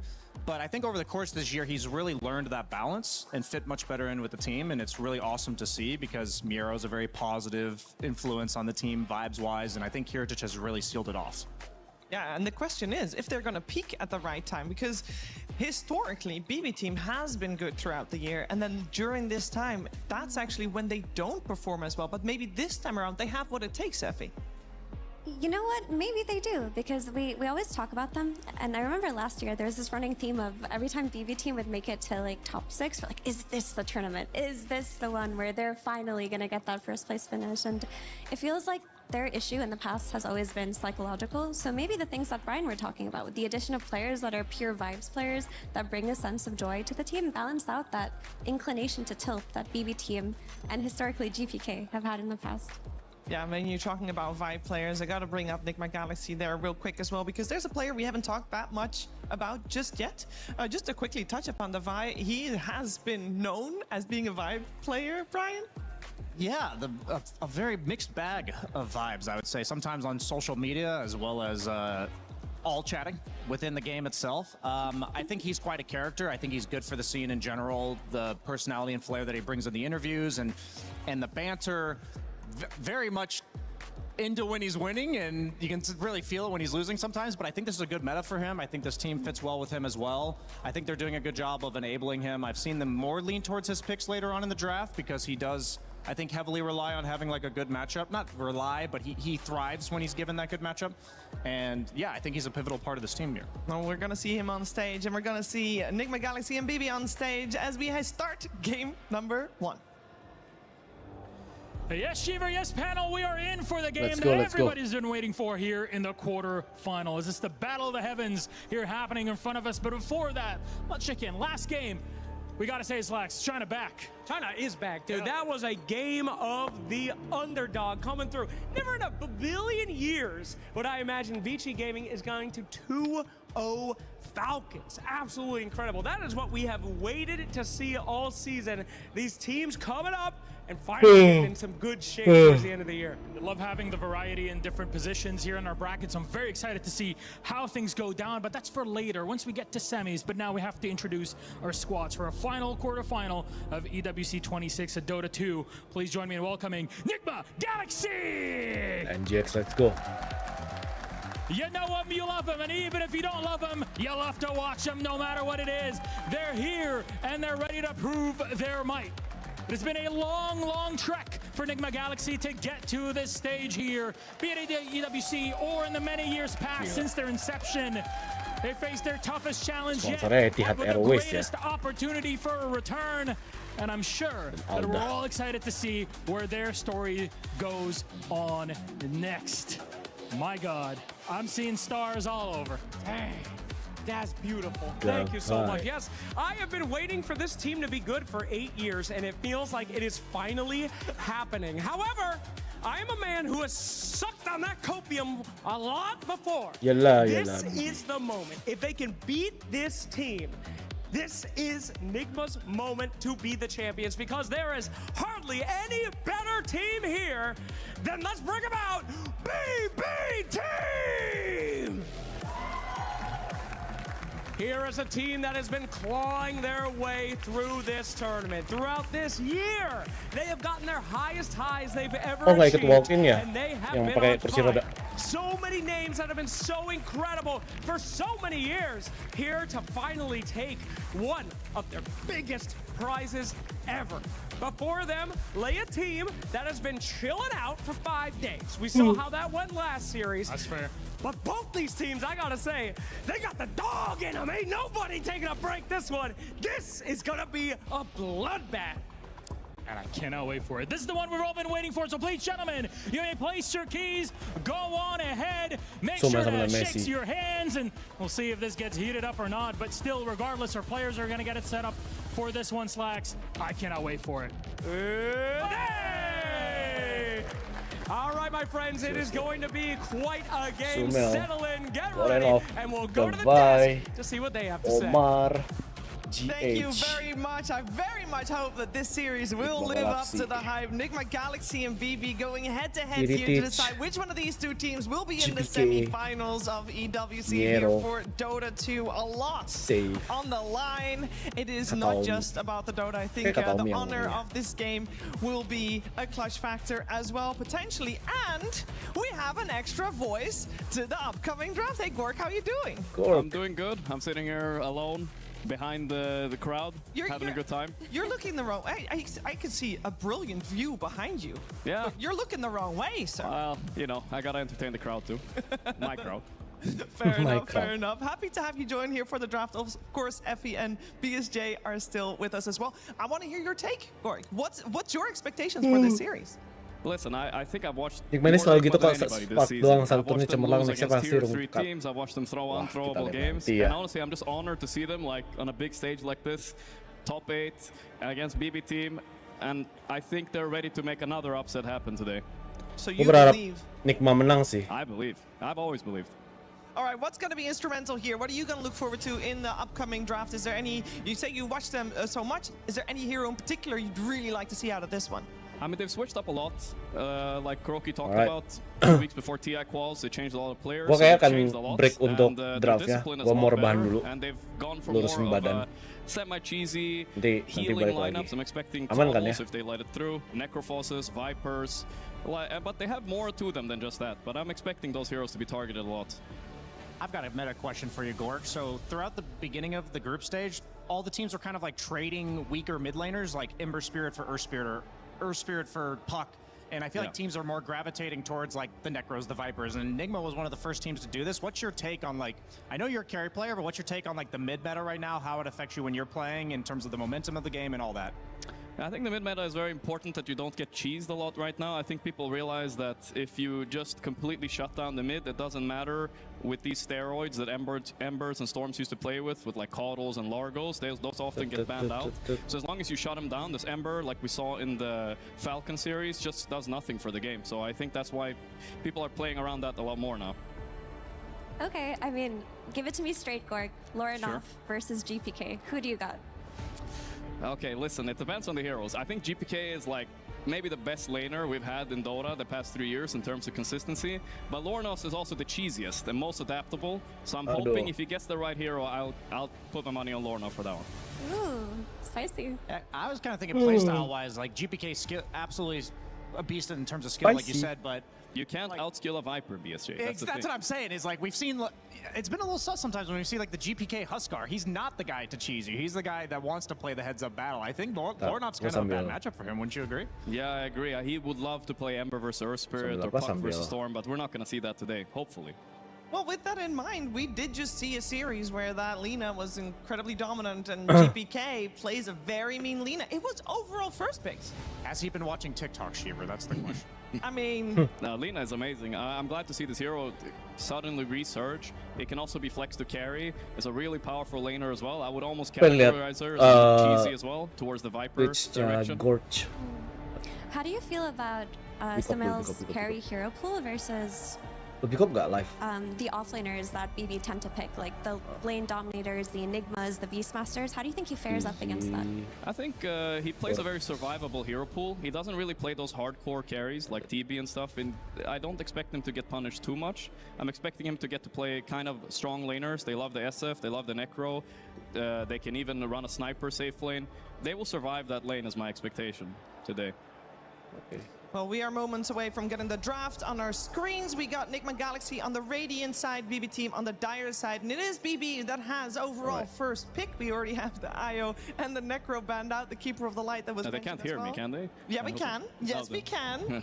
No, I meant like the players. Oh, no, the they players banned my Sumail heroes or no? Oke, bentar, gua break dulu guys. But yes, we can Break hear dulu. you, the players cannot, Gua but pengen rebahan bentar ya. the Gua same dari tadi sudah duduk. Bentar ya, I'll be back. I think so. I mean, they had some prep time. Obviously, Nigma had more prep time. 6 days is a lot of time. You can get into your own head. Hopefully, what happened to Falcons doesn't happen to them. They steal they take the Bane here. Wow.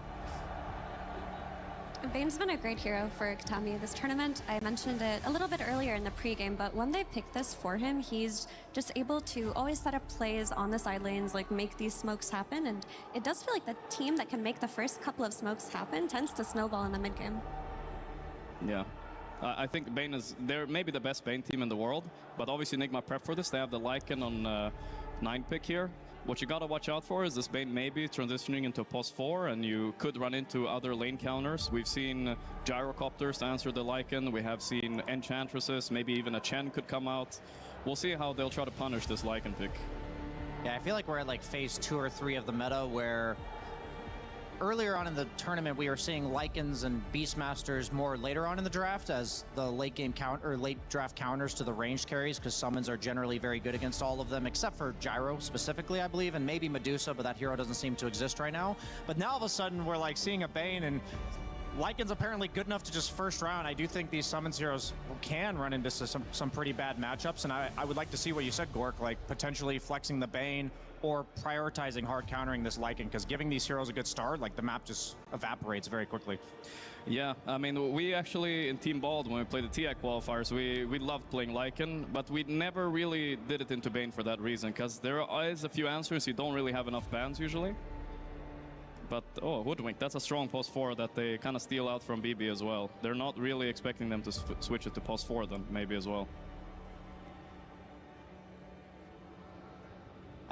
These bans, at least for the group stage games that I got to see, it makes sense for Nigma Galaxy specifically, but Necro, Sniper, like these are just not heroes that we saw hardly at all on the other groups. And I really like these type of group formats because you get basically 4 mini metas. And Lina started in one of the groups, and I think it was Yandex that ran it first, and suddenly she's a signature hero in the meta right now, and we're seeing her again. You mentioned the flex potential of it, but I think I would not want to play Lina carry into Lycan off lane. Would you agree, Gordon? Yeah, Do you have a different I even think it's pretty good against Lina mid as well. You can use a lot of the best Lycans to use this wolf to scout. You could set up a lot of kills on her. I actually think it's one of the best punishing heroes into a hero like Lina. I have a question because I heard someone say that save is a very good Lina position 4. We haven't seen it as a pos 4, but I'd love to hear opinions on it. Yeah, he used to be a big bully in the lanes many years ago. That was considered one of the biggest lane bullies, post 4 Lina, but I highly doubt they're gonna play that here. Yeah, they just go for the Mirana instead, which has been Save's go-to if Ringmaster doesn't look like a good option, which probably it doesn't versus Lycan, who can get a nullifier. But this Mirana, she gives you an easy combination with the Bane, with the arrow into Nightmare, and I've talked about how BB are always looking for these 15 to minute 20 smokes. These 2 hero combinations just simplify that idea. So we saw Nigma Galaxy whip out Ancient Apparition against Necrophos. Like, they're not afraid to just hard counter a hero conceptually. We saw Vici Gaming pick position 4. In this case, it might have to be position 5 Zeus to deal with Mirana. I unironically think it might be good here just because the Zeus ulti buff that makes it so it does damage to invis units on top of revealing them. Yeah, I'm just wondering if we're considering this. It's not a bad suggestion. I feel like so far all these 3 heroes kind of get countered by the same archetype. The Lycan kind of eats all these 3 heroes alive, and Zeus is also something people used to pick against the ranged carries before as a bit of a counter, like Drow Ranger, seeing her with Nimbus, getting vision, closing the gap. I think these teams have a lot of problems. They have a lot of problems with that on BB now. They're gonna have to solve that in the draft. Yeah, the next pick will go the way of Nigma Galaxy, taking their time at this point to think about what they want, as they have to pick 2 heroes for themselves, so most likely gonna be something that can deal with the Lina and maybe even follow the Lina about if needed. But I guess Lina, if she doesn't want to go safe lane against the Lycan, right? Hey, she doesn't love it, but she could probably survive that lane, I think. Lina Bane can be a nasty combo with sleep into a stun. I'm curious what GH is going to pick up here. A lot of his heroes get banned very early, so he could go for a healing angle. Okay, Viper's still in the pool. Viper's not... how does that mid matchup go? Maybe they're saying that we want you to run Lina mid? We saw that earlier in the tournament. I think they tried to pick Lina to counter the Viper mid, because it used to be many years ago, but then the Viper just ended up dominating the lane anyway, so I'm... Interesting. Yeah, we'll see. It's a bit of a finicky matchup. It can go both ways, but I feel like it's Viper favored right now. You were talking about how Nigma favor healing heroes, and one of the special heroes they've been running is Dazzle. Yeah. Do you think that could fit into this draft with the Viper? They go for the Undying instead. Undying. I like Undying a little bit better. It's also a bit of a healing hero. Wow, that was a quick Naga. Oh my god, that's dirty. That's really dirty. Why is it dirty? It's because it's honestly the biggest lane counter to Lycan, and they accidentally fell into the trap of picking 3 heroes that also don't deal with illusions. So now Nigma are stuck with 1 hero to deal with Naga illusions in this game, and they fell into a trap, honestly, I think. They were ready for this Viper. I think they planned for this. We've seen a couple of Naga games this tournament where it's looked like a great pick, and it just doesn't go the way that it should. I mean, on paper, Naga is great here, Brian, right? With the song to disengage from the Tombstone, and then also disengage from the Shapeshift too, outside of being a good lane versus Lycan. But what's been going wrong with the Nagas we've watched? Okay, so I know we all have our biases. Every single Dota player has these heroes that they have like a love-hate relationship with. Naga is one of my favorite carries to play, and before this tournament I picked Naga in like a perfect game, and I just felt useless. And then I was like, oh, I'm gonna learn something watching the Naga Sirens that we've seen 2 of them thus far, and they were in picture-perfect games, one of which was against a Lycan for a Nightfall, and he had a good laning phase. Like Gork said, it is an absolutely hard lane counter to Lycan, but then the Naga just didn't carry the game. It just feels like the hero... It's like like a Terrorblade that's melee. Like that's what it feels like later on. There was sadly a big difference between this and that game.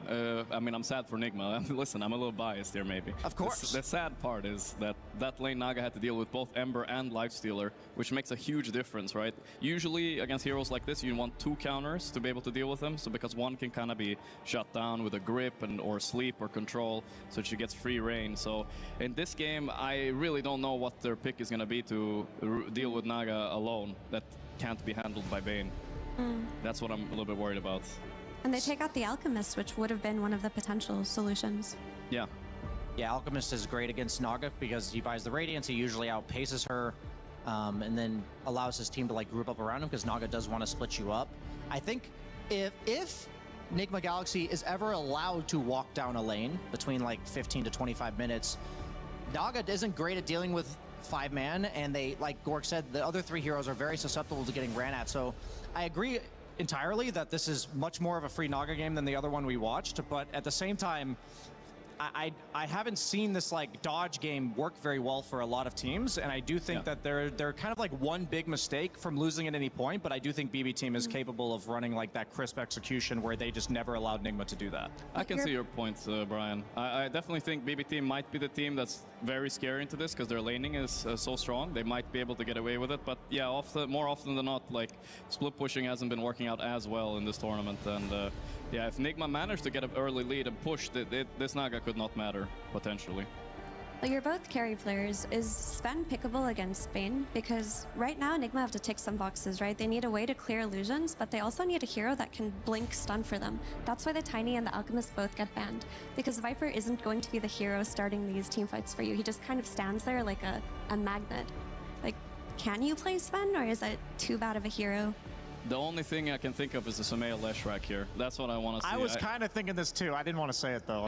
It's a very hard answer to the hero. I like Necro in a similar idea. The problem with Sven is it's just honestly just pretty shit hero. Either you go 20-0 or you don't do anything. And I think the Lesh could fit pretty well for them here. Could solve their issues. We'll see what they want to run though.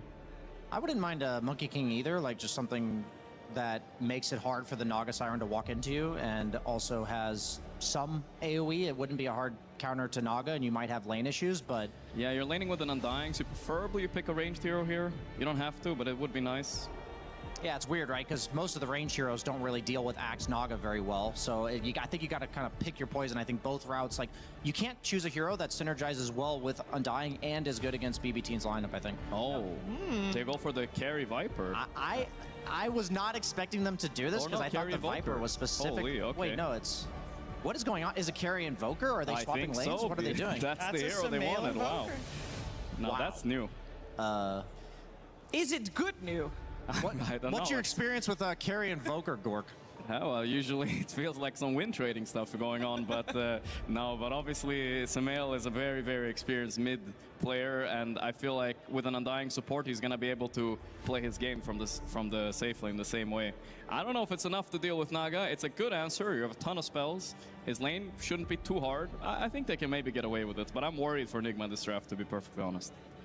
Does it take a long time for an Invoker carry to come online? Like, how much of a leeway do they get? I'll be quite frank with you, Shiver. I have absolutely zero concept of Invoker carries timings. Fair. It's difficult, honestly. I don't remember the last time I saw it. Is there any potential they lane swap? Like, is there any potential that Lorinov is playing the Viper and Sumail's playing the Invoker mid? I mean, it could That be. would make more sense. Yeah. I think it would make more sense. It would. I feel like Viper's one of the best matchups into Axe on lane. We ran a lot of Viper safe lane as well into Axe, so they could do it, but so far we haven't seen that swap yet, right? Between the players. No. But they're capable. But, you know, anything is possible, as we've seen with some of the series. I mean, when I see this Invoker carry, I just think about BB very early building on like a Bane plus Mirana roaming duo, and Invoker, if he's played from the carry, I feel falls victim to that very easily. Yeah, Honestly, now that we've logicked it out as much as we can in this short time, I hope it's a Viper carry Invoker mid. I think otherwise it's going to feel very awkward for them. Cool draft, though. I like what both teams are doing. Very unique, very unique. 6 days of cooking involved in this one.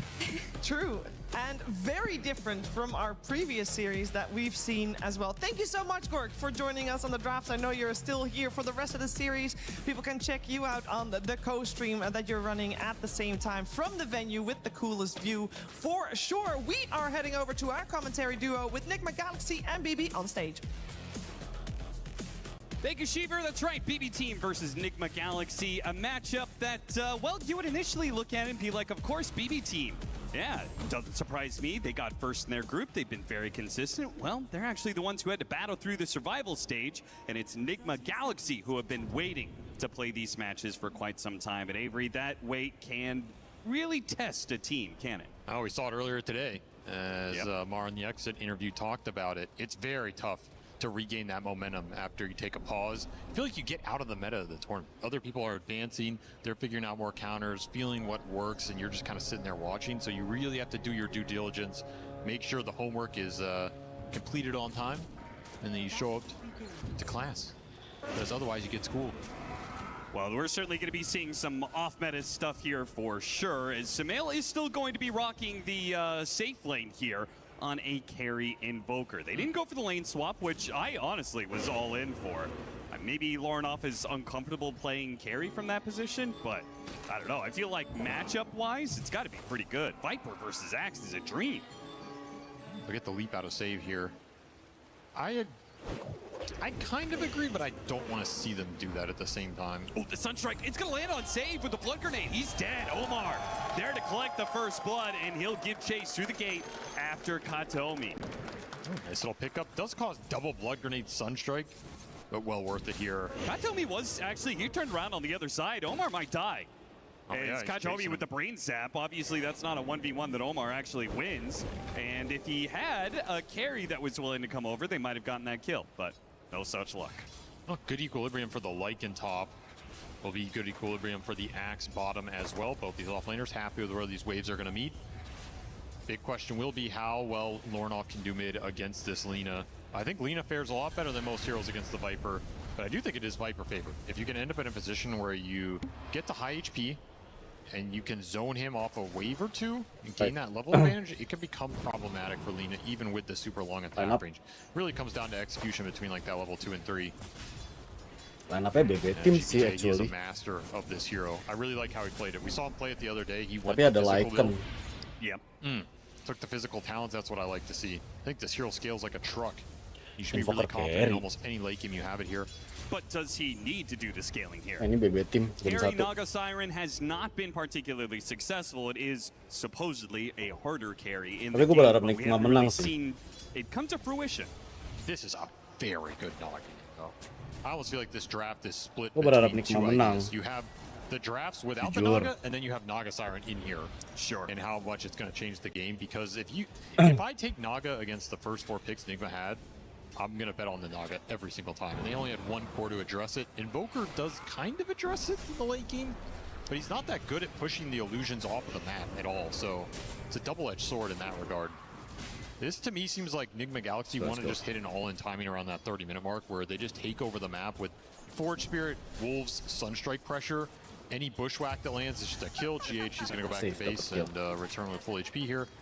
And just kind of ignore the Naga in the sense of like, we're going to debilitate your other 4 heroes in the map so much that it doesn't matter what your carry is, you're going to lose this game. All right. And I can see them hit a sick mid-game timing with this lineup.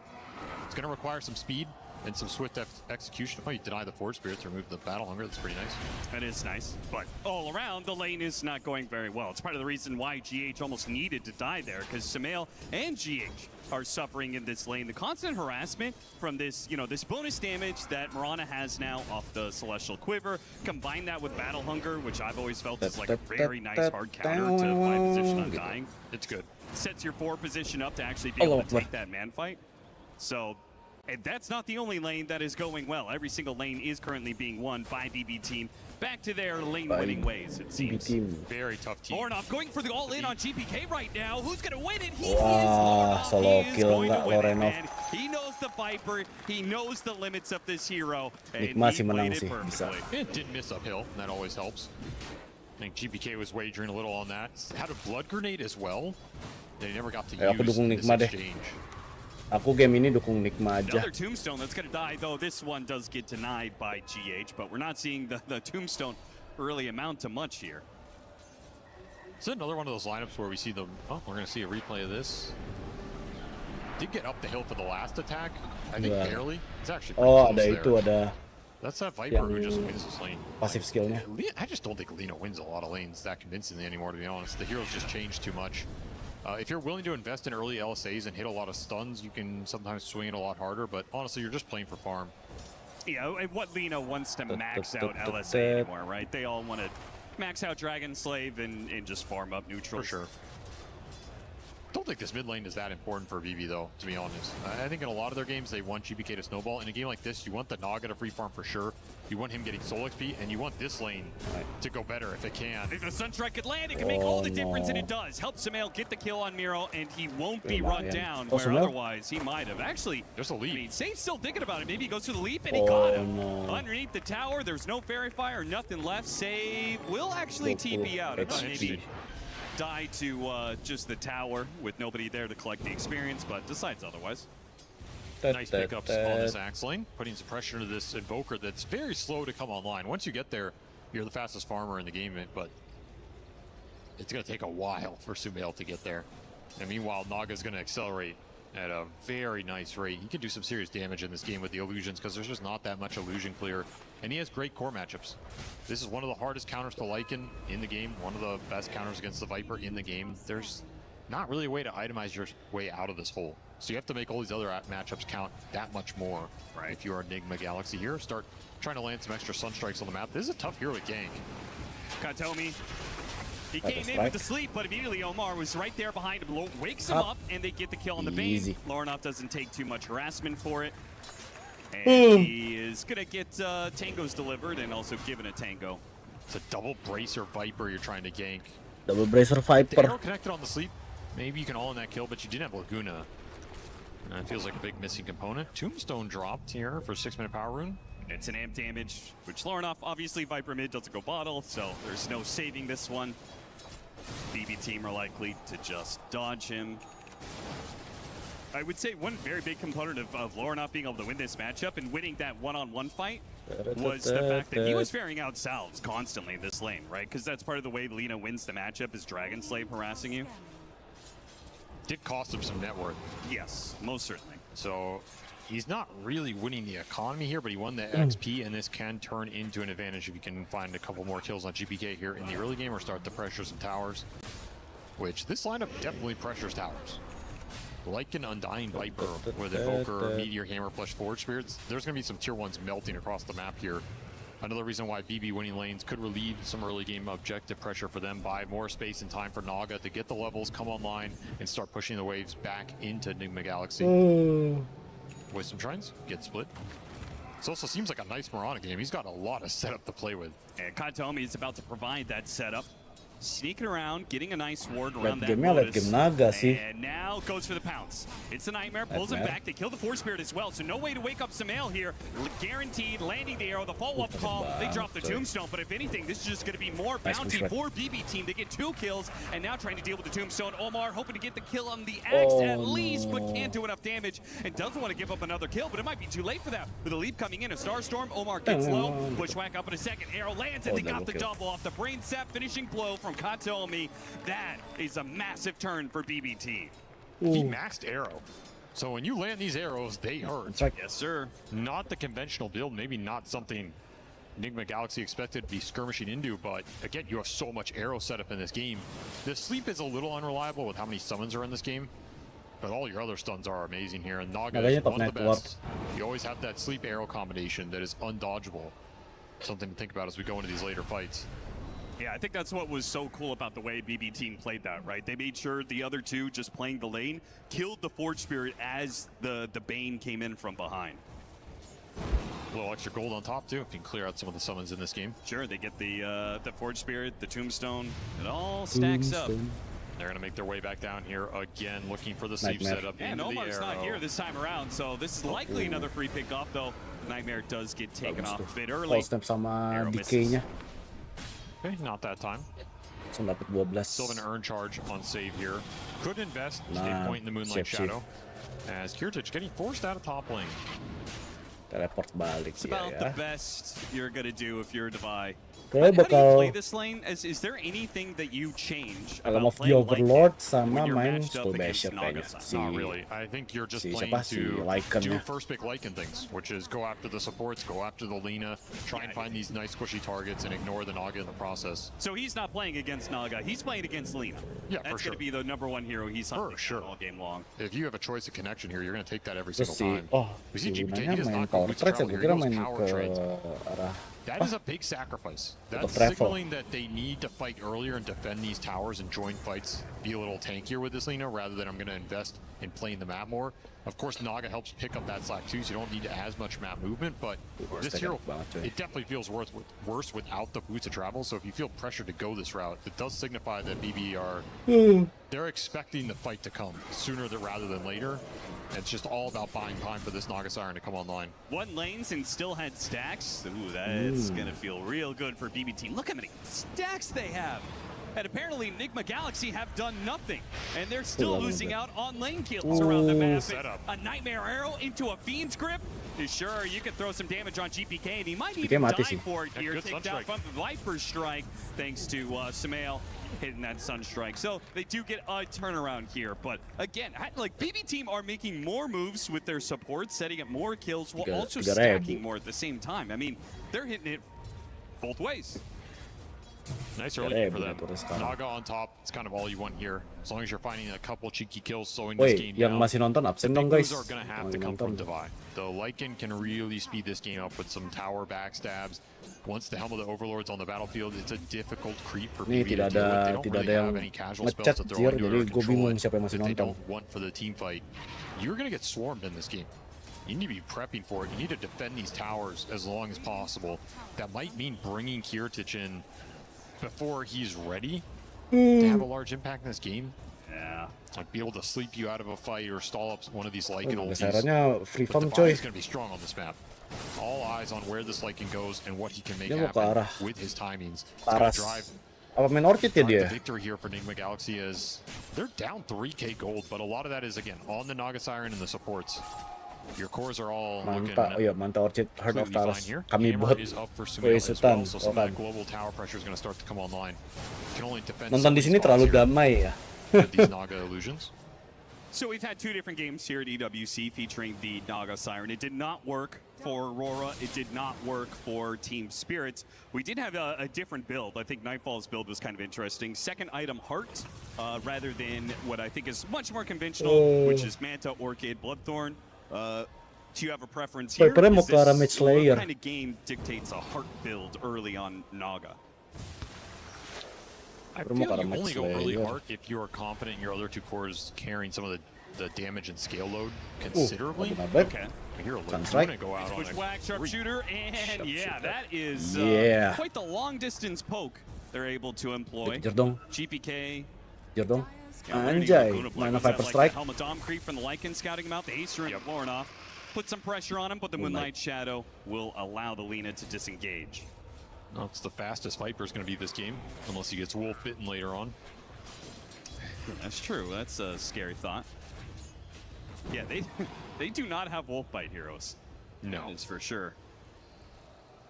But they will have a very good Helm of the Overlord timing. Device the most farmed hero on Nigma Galaxy's side, but maybe I just jinxed him. It's a Fiend's Grip that will not be stopped. So easy kill for Kirtich. Yeah, he walks up, grips him, no counterplay. It's big to take that Lycan off the map while he had ult available, while he's pushing towards that Helm of the Overlord. There will always be some tower pressure. No doubt. That's what this Nigma lineup guarantees. Oh, ini si Linanya mau ke arah Hurricane Pike berarti. Just keep running at these buildings, putting the pressure on BB. to invest in some early items and then win those team fights. Arrow lands, decent damage. Save's doing work in this game. He's really pulling a Orang lot mau of good ways nge-push off malah tower, dikasih arrowing a lot of arrow, forward coy. creeps, killing some tombstones. Some of the simple Mirana utility could be nice in a game like this. Even Moonlight Shadow. Moonlight Shadow is a decent spell against summons lineups. Faisal di Mirana. Can be really frustrating to play against. Save. Like even this kind of stuff. Oh, nice bushwalk. No more leaps left. So with the damage amplification, yeah, he's dead. He's very dead. He's not getting out Very of here. dead, And there katanya. goes that offlane tower. So if they can also take this mid tower, Nigma Galaxy can start funneling some more heroes into this triangle area. 79 teman-teman. Maybe start taking back some of this net worth lead. There's also the 14-minute Wisdom Shrine to play for. Right now, they may not have Tombstone, but Samael is kind of spooky to walk into. Samir's going to try for it anyway. Naga Siren's going to go for it on the other side at the same time. Flesh Golem's still up. Samir's going to take a lot of damage off of this one, but Samael seeing some heroes steeping in, does not want to stick around. Mira, ooh, nice force stab from GPK, but the zombies will still do their work. They get that kill. Devi secures his own Wisdom Shrine, so the Wisdom Shrines are split, but costing the Axe his life. It's got to feel good for Nigma Galaxy, and yet, as I say that, I just noticed the net worth went from 3K to 4K, so even when they're losing, BB team is still winning. And look into its on. This Naga Siren is completely out of control. When I say completely out of control, that might be an understatement. He has 200 CS. Yeah, what? How the hell did he get this far? This is a godly efficiency performance. He's been farming back camps plus jungle plus the wave plus some summons plus that Lycan kill. Took the tower. Killed some Helmadom creeps as well. Saw that a couple times. I mean, he is giga farmed. This is bad news for Nigma Galaxy if they can't speed this game up right now, because his timings are out of control. So you really have to make this mid collapse work with the Lycan ulti, with his Helm of the Overlord. Find the Lina, find the Bane, swarm these towers, drag BB into bad engagement before they're ready to set up. They're not really going to find any of them here. Maybe they get the supports at best. Nah, it's udah mulai ngejar bushwalk. Able to get the leap away.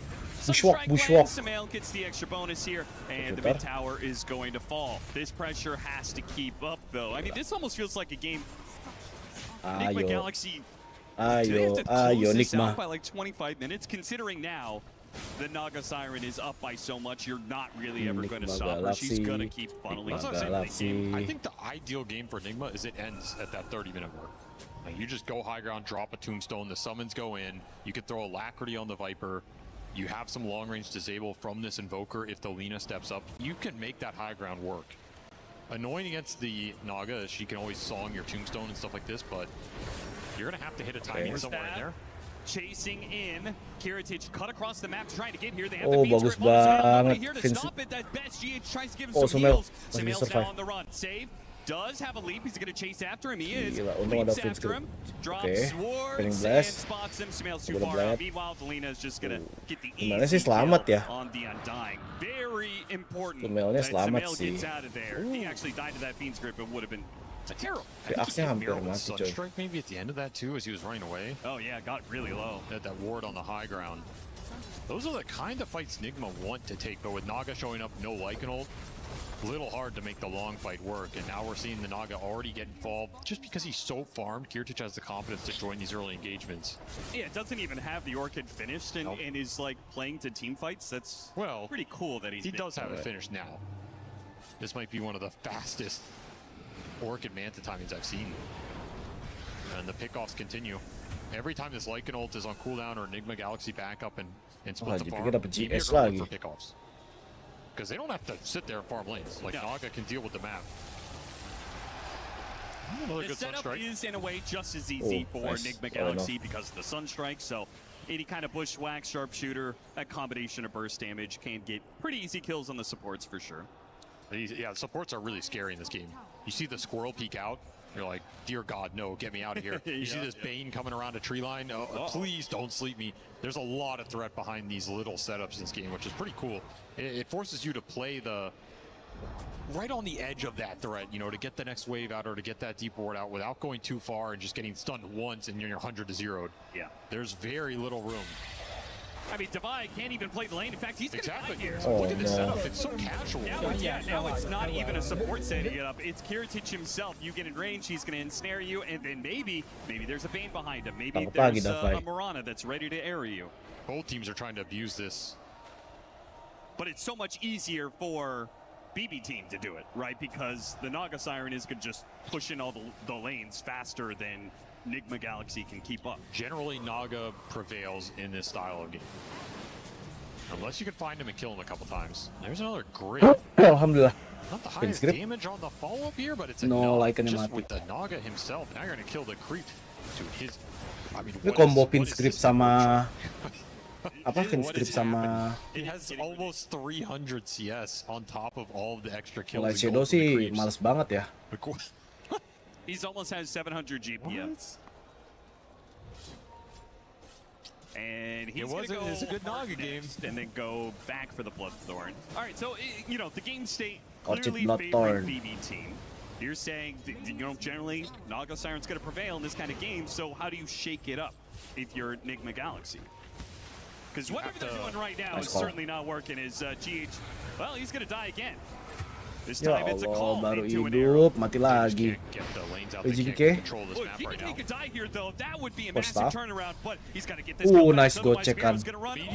Meteor! It does a Oh little bit of damage, not no, quite enough. Now they Sumel. got the call on him. Now all Oh of BB team no, is here. money and bones, money and bones, money and GPK bones. walks away with both here. Unlucky. Those are those kills you need to get with the Invoker. With this last Invoker harus bikin Cataclysm deh. GPK, he just went early, treads Hurricane Pike. It saves him the extra HP. He's just playing tank Lina. Yeah. Like, I'm just gonna go in, tank a bunch of spells, be obnoxious. I'm not the real carry in this game. My Naga is gonna carry me. It'll be interesting to see if he continues this trend with his itemization. Like, maybe he actually just plays more of a, you know, frontline obnoxious role than the traditional carry Lina here. Yeah. I almost feel like they can't play with Sunstrikes anymore. I kind of feel like Samael needs to join his team. Now, that's hard to say because he's trying to deal with lanes and stuff like that, but it feels like Viper, Hoodwink, Undying, like, it's only 3 heroes. Bane is easily able to, you know, set up Nightmares, Fiend's Grips into arrows constantly, or it's a call into an arrow. Like, there's too much. You need this overwhelming power that another core can bring you. It has to be Viper getting involved. It's just really hard when you don't have a 16 mobility item. 8.000. You have no mobility spell. Gimana, guys? Very slow. Bakal menang nggak Every ini? time you make a move like this, the lanes go in. So you really have to find something if you're committing Lornoff into these plays, because then he just falls behind on farm. He's going to be the poorest core in the game. We all know what the poorest core Viper looks like. It's not fun to play. Yeah. And there's a Moonlight Shadow, right? It's like these plays are just so hard to land because of what's happening around the map. Your best bet in this game is to force fights through objectives that BB feel pressure to contest. Either Tormentors, Roshans, Tier 2s, High Ground, things like this, right? These smoke plays that are just going across the map into open areas, they're almost never going to land, and if they do land, it's going to be on some target that BB are okay Sumel miskin banget, Cok. for what they're getting on the map. Masih nggak miskin Right now, tapi Naga's just taking a levelnya tier 2. jauh banget. So, again, you have to make Masih some Ritich. quick calls here if you're a Nigma Galaxy. Ya, You main already Naga have Siren work ya. done. Every time I Ini look nggak at him, he's like selama Naga another Siren 2K auto ahead of win the next sih. highest hero. Samael has been setting up this for quite some time, and they will finally pounce. But the problem is the Ancient stack already got taken, and all this attention is away from Kiritich, who's in the top lane, successfully taking a Tier 2 tower. That's so now, big. if you go for Roshan, go for Tormentor, now Kiritich, he might be threatening your base. Right, at least you get the Lycan solo Tormentor. Yep, That's Tormentor nice solo, shot up into a Tormentor. boomerang. Lo You're gonna lose solo. outpost control instantly gobbled up here by save. People underrate how much map control this early outpost Lo gives you. solo. Makes it way harder to contest Roshan. Roshan, way harder to control your ancient area. If the Bane dies, he can just instant TP back here, right? 5 seconds, he'll be on your side of the map. It counts for a lot. How fast this Roche is going down. Nigma Galaxy not in a Aduh, position Linanya to mau contest it. You can't contest. Shadow You can always Blade, just Naga Song for it here. Silver Edge berarti. See what they give this to. I think the Naga's bad enough. You actually might just give it to Kiritich, but normally you're giving this to your playmaker here. Yeah, is it even possible for Kiritich to die with this early? Probably not. I don't think so. Yeah, they'll give it to GBK. Why not? So now you've got 2 untouchable cores on the side of BB team. Nigma Galaxy, well, it's out the window. There's just no way this is ending game in 30 minutes time. So nope. Now I feel like you're on the other side of the equation. Now it's like, all right, boys, let's see if we can make it to 70 minutes. And the game starts getting real weird. You have to make this game weird. You have to scale really hard, get to the ultra late game Invoker, get some hexes up, get some saves Game up. banget Like berarti Tombstone menit Shard will be big 50 in this plus. game. You do have some counterplays against the like sleep arrow, song arrow combinations where you can kind of bail that guy out with the Undying. Maybe you can look for some more stuff like that, but this game is going to get real hard in the next 10 minutes. This is the period you're going to have to survive against the pressure that Kiritich is going to be able to create here. You can go Butterfly into Bloodthorn. He's just going to be an absolute menace. And you have a lot of threat with these other heroes. These other heroes can just hunt. They can permanently hunt the map. Oh, broken on the low ground, but it is Samael. They still got the call on it. They had a sentry laid on the right-hand side. Tombstone. They do have the Tombstone save. Fiend's Grip placed onto the Lycan. Samael's going to pop out, hits a good tornado, but he's got to keep his distance away from the Lina now. Devi let loose from this Fiend's Grip is going to try and chase down GPK, but it's hard to be able to keep on top of these heroes. Meanwhile, Kiritich right in the middle of everybody, and he's kind of untouched. The call on Lornoff, they're going to focus him down. The rest of Nigma Galaxy have been kicked away by Kiritich, and they're going to make sure they get more kills off of this one. Kiritich with the aggressive song to get 2 more heroes. It's the Lycan first and the Zombie second. Such a tough fight. The second the Naga comes in, it looks like that fight's over. Should be able to clean up GH here with eventually you'll hit that ensnare. If anything, Omar's, I feel like he's got to be careful hanging around this area at all. And honestly, I think that fight was kind of awkward for BB. I think there were a lot of things that just weren't, it didn't look like it was super convincing for them. The Tombstone was on 1 hit and no one killed it and just got to exist for another 10 seconds. Like the save on the Invoker was pretty big at the start. But just no one's dying. Like, you're not able to put any damage into the turnaround here. You know, this group on the Lycan is good, but it got canceled and the Bane dies. All this looks pretty okay for Nigma. You're pretty high HP on everybody. Your Invoker, he's low, but he can play the outskirts of the fight here. Your zoning heroes all the Tombstone that no one wants to kill. Devi coming back and like stops chasing Lina. Lina has Aegis, he comes back. Like, you're not challenging the Naga. Siren. Kiritich way too strong right now. You still have an Aegis on that Lina if you do chase him. I think there's just no easy targets for Devi in a fight like that. Who are you going after? 2 lives on Lina, a Naga Siren that you can't fight, or an Axe that is just going to call you? Yep. And his net worth continues to explode. 21,000. Chasing that 1,000 GPM marker. Yeah, getting close to it. 850 GPM now. And Lina's there at second. So GPK is still going to scale. Yeah, that's the scary part. It's a solid Lina game too. If you can get fat. I think the Lycan is your biggest counter, but the Lycan is debilitated in this type of game. You can't rely on Devi to just chase this Lina out of the fight every time. And he went silver edge second. They threw the gem onto him, already level 18, so he's kind of cooking in terms of a pick-off threat right now. Lycannya harus build ke against the Viper. damage juga deh. A Viper who's trying to go back for Maelstrom. Ya nggak sih? A Maelstrom pickup in like, what, 29, 30 minutes? Something, but honestly, it's not going to change anything. No, here. it's not. And it's settling into a game that you hope is long because it's your only chance. Or maybe you hope you can get out of this one. Go next, you know? Yeah. All right. It's one of those games where it's just going to be an uphill battle if you can slog it out somehow. I think it's pretty clear from this that they got out drafted. But would you agree that I think Nigma Galaxy looks a little uncomfortable with the fact that Samael is playing a carry that isn't actively setting up kills with them? You know, like, sure, he's providing a Sunstrike, he's still sort of forced, but he's not actually moving around the map, making calls about, like, you know, like where they want to go and stuff. I think it's hard for me to judge that when this game is just so decided by the Naga pick. Yeah, that's fair. I can see this Invoker maybe doing that. It's definitely going to be a little slower than something like the Alchemist, and I agree that hasn't been what has worked for them the best, but I can see it work out. He's a master of the hero. This game is just so skewed in terms of what should have it looked like. When you can do this, you just run your carry in. Call-nya bagus banget. Atomi hilang. Lycan hilang. Buyback.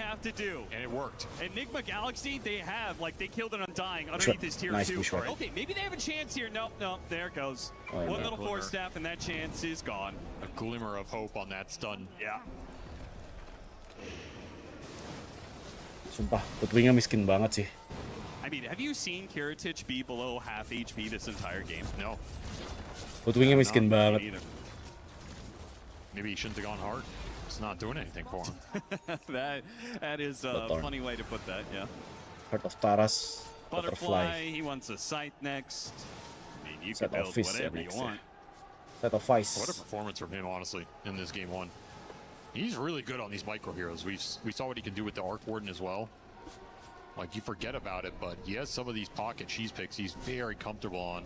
Gonna run into the Ghost Walk, maybe an opportunity. He is right outside the base. You have to. Oh, naga. Protect him. Save's gonna double lead. Naganya mati, coy. Break the bushwhack, and he still got off the song. Oh my and he's making a run God. for it.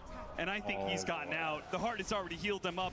Up to 2/3. He's going to turn around, maybe kill the GH Undying. Dieback dong Undyingnya. It will. Call-nya gagal. I would be tempted to GG out right there. I mean, that was your absolute best shot. You're not going to get a better opportunity than that to kill BB Team's carry. Sayang banget. Masih bisa selamat kritisnya. Starts coming through. He's regened back up. You can start to look for the team fight. Waduh,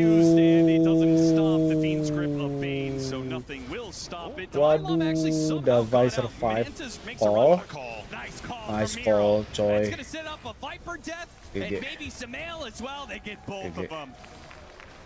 GG, you have to call it sih.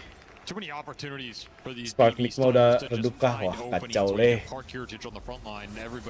Ini efek libur 5 hari ya, tidak main sama sekali di pertandingan profesional. Karena kan peringkat 1 langsung masuk playoff kan, terus kayak libur gitu. Conversation about, you know, BB Team have had some like very high reputation carries, right? Nightfall, Pure, Kalau gameplaynya kayak gini. Herald is some of the best carries in the world, perhaps at some point in time the best carry in the world. And Kiritich has come in, and it feels like this BB Team is showcasing more than maybe any of the previous rosters. They're stronger.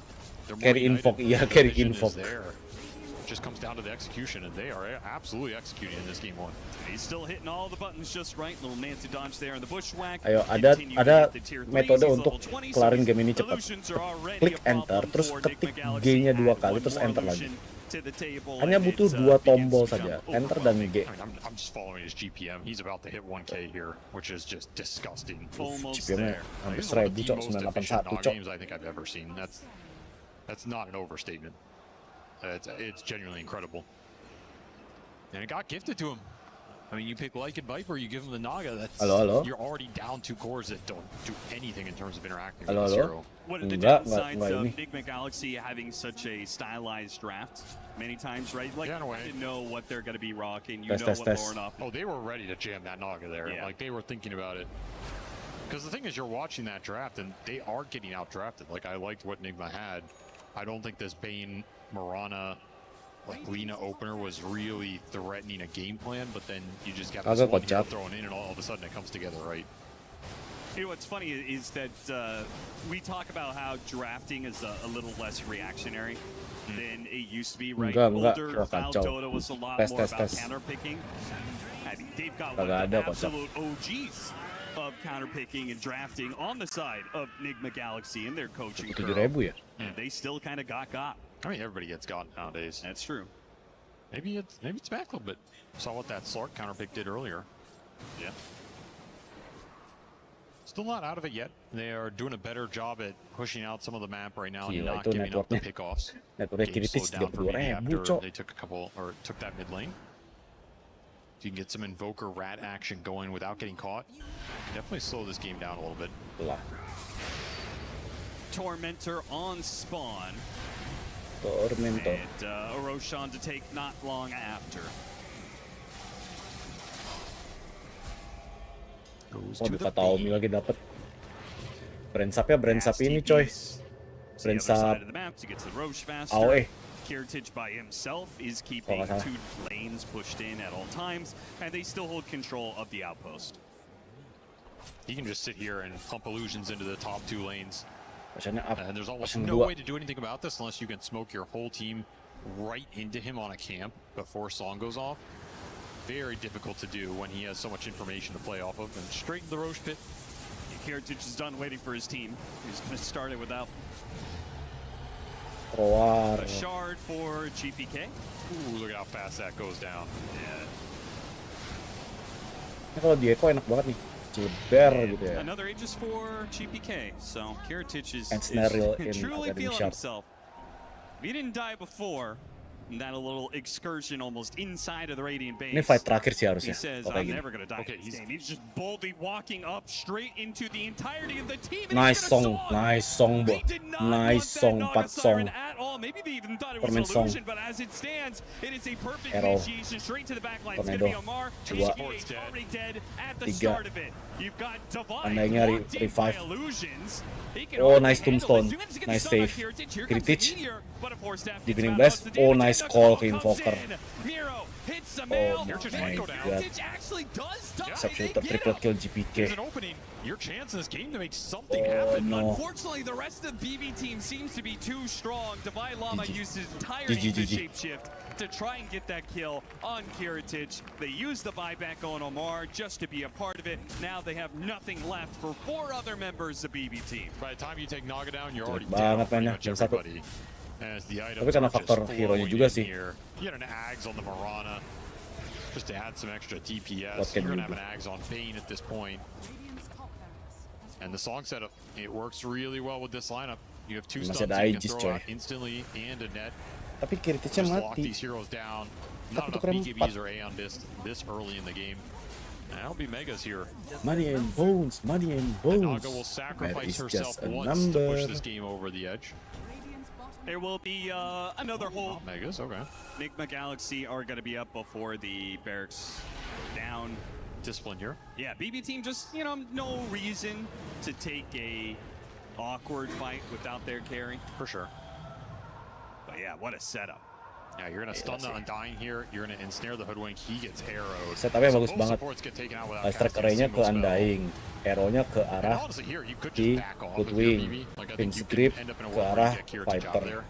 They decide to just take Effective. it anyway. Nigma Galaxy trying to play Nice into their check. triangle. Arrow does land Head on of the fist. sharpshooting up. Would we go? What a call from Miro.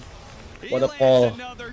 What a call. Both the cores that were They have to trying call to it. Yeah, run GG. over him, and instant GG from Gila, Nigma Axe mainnya Galaxy. bagus, This game, Naganya they've been mainnya beat in this bagus, ya one kan. for a while, I believe. It was just Well play, well play. rolling out the red carpet for BB team into the Radiant base. Satu kosong What a sick teman-teman. Naga performance. It's one thing to play Naga in a free game and make it look good. Emang It's another bagus to sih do mainnya ya. everything perfectly. Game To where 1. there is no escape in that game for Nigma Galaxy. Like, his Expected, timings are expected. too good. If Ya, he's walaupun gue 30,000 dukungnya Nigma core, Galaxy he sih, dies cuma once or twice, ya. doesn't farm the jungles efficiently. You have a lot more window to Siapa maybe yang slow berharap the game, you know, game you get a kedua Roshan, you're dimenangkan pushing Nigma in tier 2 Galaxy or tier supaya bisa 3, game you can 3? defend Aku something. bang. He's just so fast there's almost Yeah. no hope. He's joining fights at the 15-minute mark. I mean, what are you supposed to do? You're forced to interact with that hero so quickly, you don't have time to really make anything happen against the rest of the squad. So, sick pick here Aku bang. from BB and the boys, as they're going to be a game up in this series, and man, that felt a little free. It did. Power of a very strong draft. Happening Nigma off-screen Galaxy, announcement. you know, they've already coming into this maybe a little bit slower because they haven't played in a couple days. Having to play game 1 against that kind of cheese pick in the first place, that's a rough place to be. But this is now the true test of a team, right? Whether or not you can, especially under the pressure of single elimination, you know, wipe that game 1 out of your mind, learn from it. Okay, just drafting, dress your openers a little bit so your draft isn't so open to that kind of pickup. And coming to game 2, try to be as strong as you can. It goes both ways. If you're BB, you're very happy you got this win. It was very convincing.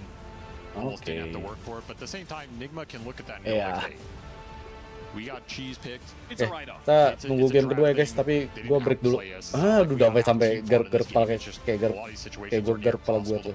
We go game 2, we can reset. Aduh, We're not going to get cheesed ya. again, hopefully. Hopefully. And we get to play some Dota, and we know how good we've been Pusing playing this dia. event. So I expect to see them bounce back. I think game 2 will be close.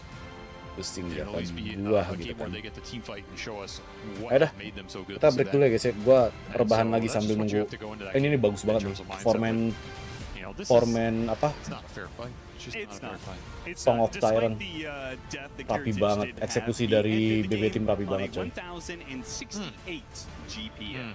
Walaupun kayak sempat dikasih perlawanan ya kayak Kiritich bisa di take down right finally, tapi That's call right, dari Miero back to back call Players terakhirnya here bagus lost banget. some other games this event. You know how good is Naga, you know, free Naga game on a Naga player with a lineup that can abuse the net in the Sempat sleeves. nge-swing 2000 gara-gara Kiritich take down. Drafting is everything in Dota, and we see that in game 1. Alright guys. Not a fair fight, they say. Not I think a fair Brian, fight, as a yeah. Naga Siren enthusiast, and having been let down by other Nagas, this Kita break dulu guys, tournament, nanti I think balik this lagi is jam 2 probably ya. a breath of fresh air for you.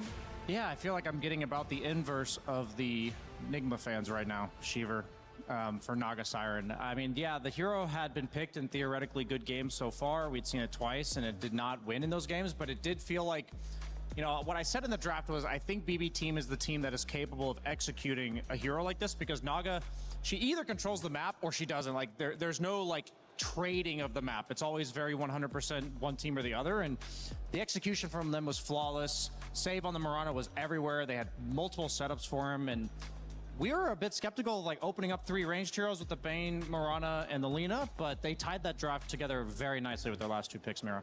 They really did, and I think I knew coming into the series today that BB team would be a big challenge for Nigma because they had been on a break, but also they're the only team remaining from their group. You can make a case for their group maybe not giving them the best practice in the first place, and half of Dota is the draft. Like saying, oh, we got out-drafted, we'll get him next time. Well, you're gonna have to win the draft next time too. Like, what have you prepared for their heroes? Because I do think this GPK Lina creates issues within the draft that have to be talked about and solved.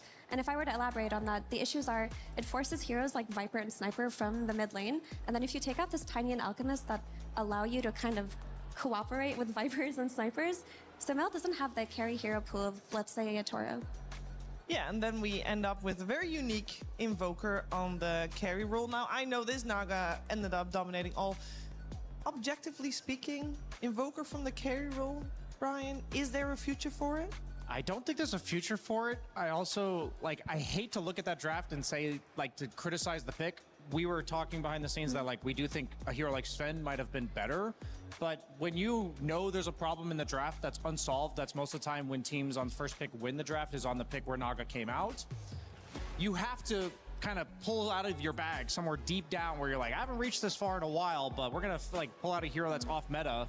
And a lot of like whatever your specialty is, whatever you've played throughout your career, that's what you're going to pick the bag from. And a normal carry, like a historic carry player would just pick a Sven, you know, but Sumail, he's played most of his career as a mid laner. So it doesn't surprise me that when game gets weird, when the draft's a bit off, that you do this on Sumail. But I also think, like Mira said, they were kind of exposed with like the limits of their draft, the limits of their hero pool, and something that when you're swapping roles, when you've only been a team for a couple months, that can definitely be a tiebreaker against a team like BB who's been together for the entire year. I mean, I do think just watching how that draft unfolded in that game 1, I think you can't be put in a position where you're last picking your carry hero because BB are going to create problems for you to solve. And if you're working with maybe ranged heroes plus Tiny Elk as your tempo carries, then you're just gonna have to get it early and maybe tank a bad matchup or 2. What role normally is the biggest like problem solver? Is there a specific role for that? I would actually argue it's based on the hero that's being picked. Oddly enough, most of Naga's, like I looked at her looked at her matchups on Dota Buff just statistically, and her worst carry matchup is Finn, but he's actually her 15th worst carry matchup, matchups in the game. Like there's 14 heroes that do better against her, and they're all like mid laners and some off laners. So I think every carry or every hero in the game has different roles that counter them. I think for the illusion heroes like Naga and PL, it's most of the mid laners like Ember, the Leshrac, the off laners like Darkseer, Sand King, Underlord. You know, the AoE can't really fight into them, reveals the illusion, or reveals the real one amongst the illusions very easily. And yeah, as a carry player, if I'm looking at a Naga pick like that, there's not too many options that say, yes, it's going to be good. And all the ones that are good are bad against the Bane. They will die to that. They're single target. So it's a really tough spot to be in. Yeah, and that Bane was overall first pick, and we saw that Bane shine together with the Mirana, who on position 4, we've not seen shine that often, but Save definitely makes it work. I believe, Effie, you've got some examples of that. Yeah, we talk about the draft, but I want to look at specific examples where BB really made this draft shine. And I talked about Katami and his Bane, but he really is so good on this hero. Here we'll see this Nightmare plus Arrow setup. The first rotation he makes, he goes to the gate around minute 7, gets the Nightmare, and Save is ready with the Arrow. And you see this combination early on the draft, you have to be ready for it. There's not that much counterplay. And again, if I were to look back at the draft, that Undying could have been a Ringmaster or something with a more reliable save. Anyway, in the mid lane, we see another setup here. A nice stack was happening on the side too, but we get to see the Nightmare into Arrow and just how easily it gives BB that fighting chance. in that early game, they just used it very effectively. And a cool thing that BB team did with their draft is it wasn't just the Bane Mirana combination. If we look at the next clip now, it's going to be that their Naga Siren also enables their Mirana. And Mirana's a hero that's been criticized a lot this EWC, but if you can enable her within the draft, like look at the power she gives you in this mid game. Everyone that gets stunned just gets caught out. Yeah, there's a reason most Miranas, I think, were going max Starfall first. It's because she's kind of like a pseudo utility, wants to get her own items. Some people were going for like some damage build with the Ags. We saw Greaves in our previous series, but Save, he just straight out maxed the arrow. That's like how good their setup was in this game. He had a 1-4-1 build. So I think it's really important. I think it's difficult, but it's really important even as panelists, like, and everyone watching, that we're all going to have our biases. Naga didn't look good for me for the first 2 games I'm watching. Mirana has not been very successful throughout this tournament, but it really does matter whose hands it's in, and I don't think it's just Save. It's also, like, conceptually the whole team of BB team and how they approach this hero. Yeah, and we know that Naga wasn't really properly answered in the game we just witnessed, but Naga was one of the later picks in the draft. So when you see an opening of a Bane and you don't address that, that's a problem. And that's where you want to see Nigma Galaxy that address, right, Effie? Absolutely, Sheaves. I mean, Bane plus Mirana, just single target save. And while Undying can give you that later in the game, that's with the assumption that you're going to get a shard early on and be able to save with your Tombstone. There are heroes that give that to you more clearly, like the #1 being Ringmaster, and maybe there's a lot to think about in their draft here. I mean, I'm sure Nigma are looking at this and just cringing all around. And it's just a, you know, warm-up game. A lot of teams sometimes need like a game 1 to get back into it. And we did say they had a 6-day break. Yeah, it's like we have to acknowledge the reality of the break, but you also have to do all you can to not use it as an excuse for a team like Nigma. I think, you know, Gork made the, I don't know if it was a joke or coping mechanism of the copium that he's been huffing all year with, or the last couple years being a Nigma fan. And going into game 2, this doesn't bode well for them. I think we've kind of yet to see in a team like really strategically pull back in a series, but I think there is a lot to learn from this draft, and the matter is like, we mentioned the Naga pick, you mentioned opening with the Bane. There's clear, like, I found that this type of stuff tends to be dominoes. Like, it starts with the Bane, and then you don't have an answer for the Mirana, and then now you don't have an answer for Naga. You can't answer it all at once, and so I would like to just see the more direct answers. I think sometimes it is as simple as that, like Mira said, and it's not like Bane Mirana surprising. It's not like Naga surprising into Lycan. These are historically just bad matchups or good synergies. And, you know, Kuro, he's been around for so long, and he knows this stuff.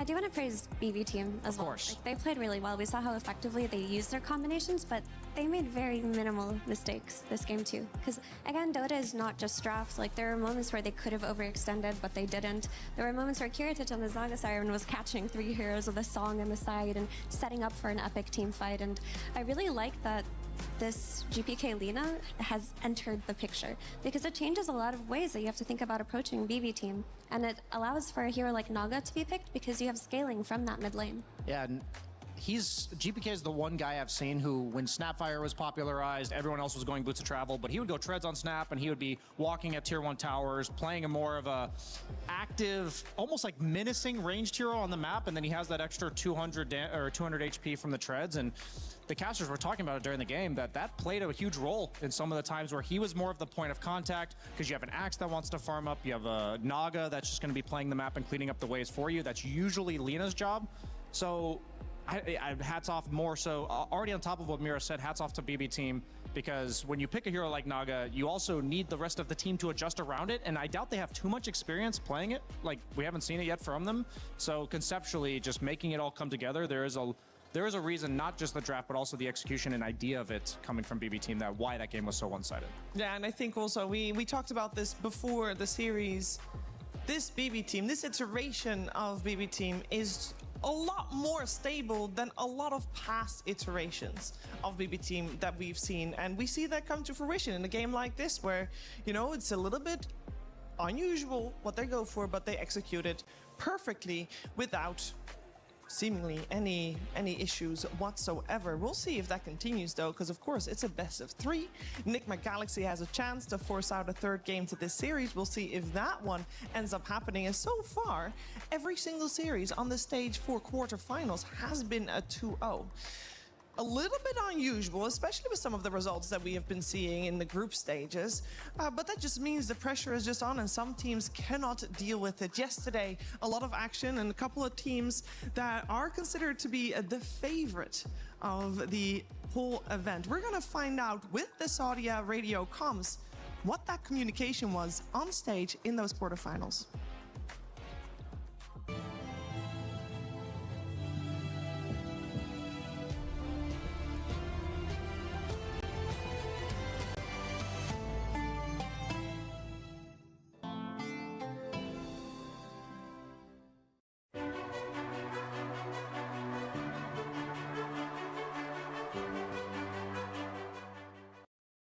Uh, 20 seconds, guys, my ulti. I would attack them. I don't know. No big smoke. I don't want to attack. When you have 40 seconds. Yeah. I mean, they are staying on ops like idiots. Open at Yeah. Okay. 10 seconds, my ulti. I want. I mean, it's gonna be big ulti, guys. Nice. 5 seconds, my ulti. Oh, nice. I'm rolling on them. I'm going on lean as well. Maybe bash. Yeah.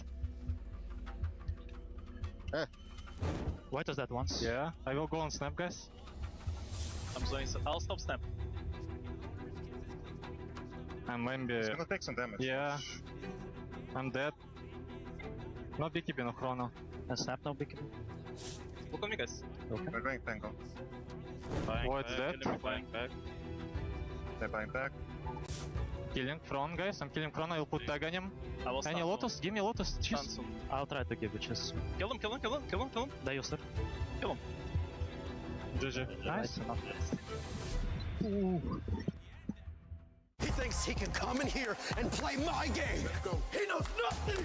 Let's go! Tyler 1, you're done. Raw energy. Puff, blow the house down. BB team are about to match up against the top of group, Nigma Galaxy. I know, that's right. It's still surprising to me that Nigma Galaxy managed to top out their group. They're doing very well for themselves, but can they show it in playoffs, Avery? Yes, they can, Austin. They are the real deal. They are not just back, they are actually back. I talked to them yesterday. They're in great spirits, high morale. They're ready to win this whole thing. This is not a fluke. They're vibing. This is not a drill, Nigma Galaxy fans. Wake up. It's not a dream. But BB team are going to be tough opponents. I mean, this is a team that has been extremely consistent year over year. The one thing that, okay, maybe they choke in playoffs or they choke in finals sometimes, but this isn't the finals. There's a lot to be proven still if they can get that first spot, right? A great runner-up team, they're always in the top 3 or 4, but can they win the whole thing? That is the big question. I think they're capable. I think they're looking a lot better than average. I think GPK is cooking. Yes. If they can have a GPK prime like they did when he was at TI, this team's capable of taking it all. So I'm very interested in that mid lane matchup, GPK versus Lornov. Who's going to come out on top might decide the series.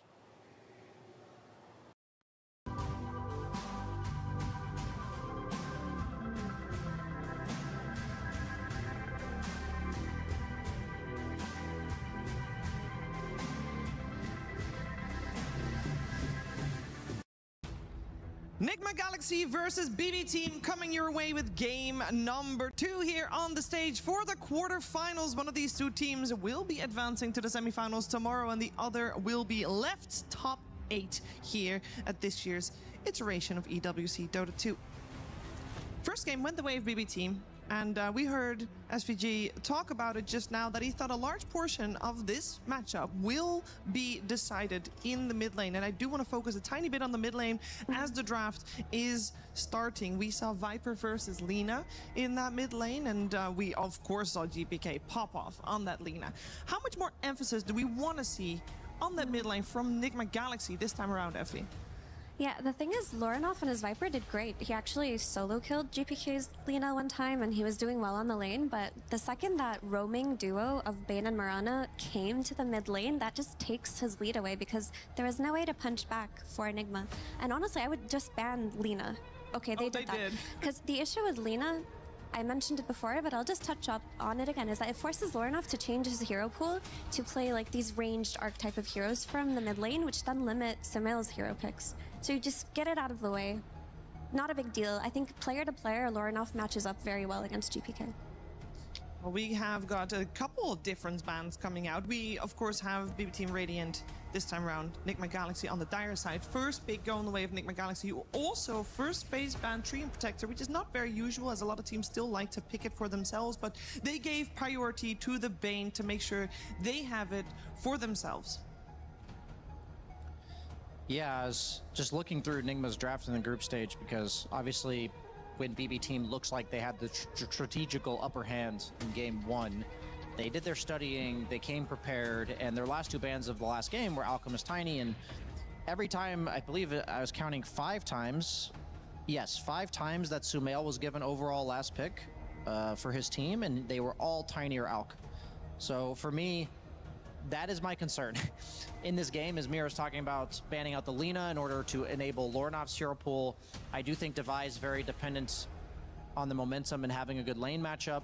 And then you also have Sumail operating on a relatively limited hero pool, and that's not based on skill. That is just because of the fact that he has not played, has not invested all that many games as a carry compared to the amount of overall games of Dota that he's played. So there's just a lot of pieces you have to fit into the puzzle on the side of Nigma, while on the other hand I feel like BB is, yeah, I feel like they're playing like Scrabble, and BB's got a bunch of different letters to choose from, and Nigma's like, I only got these 3.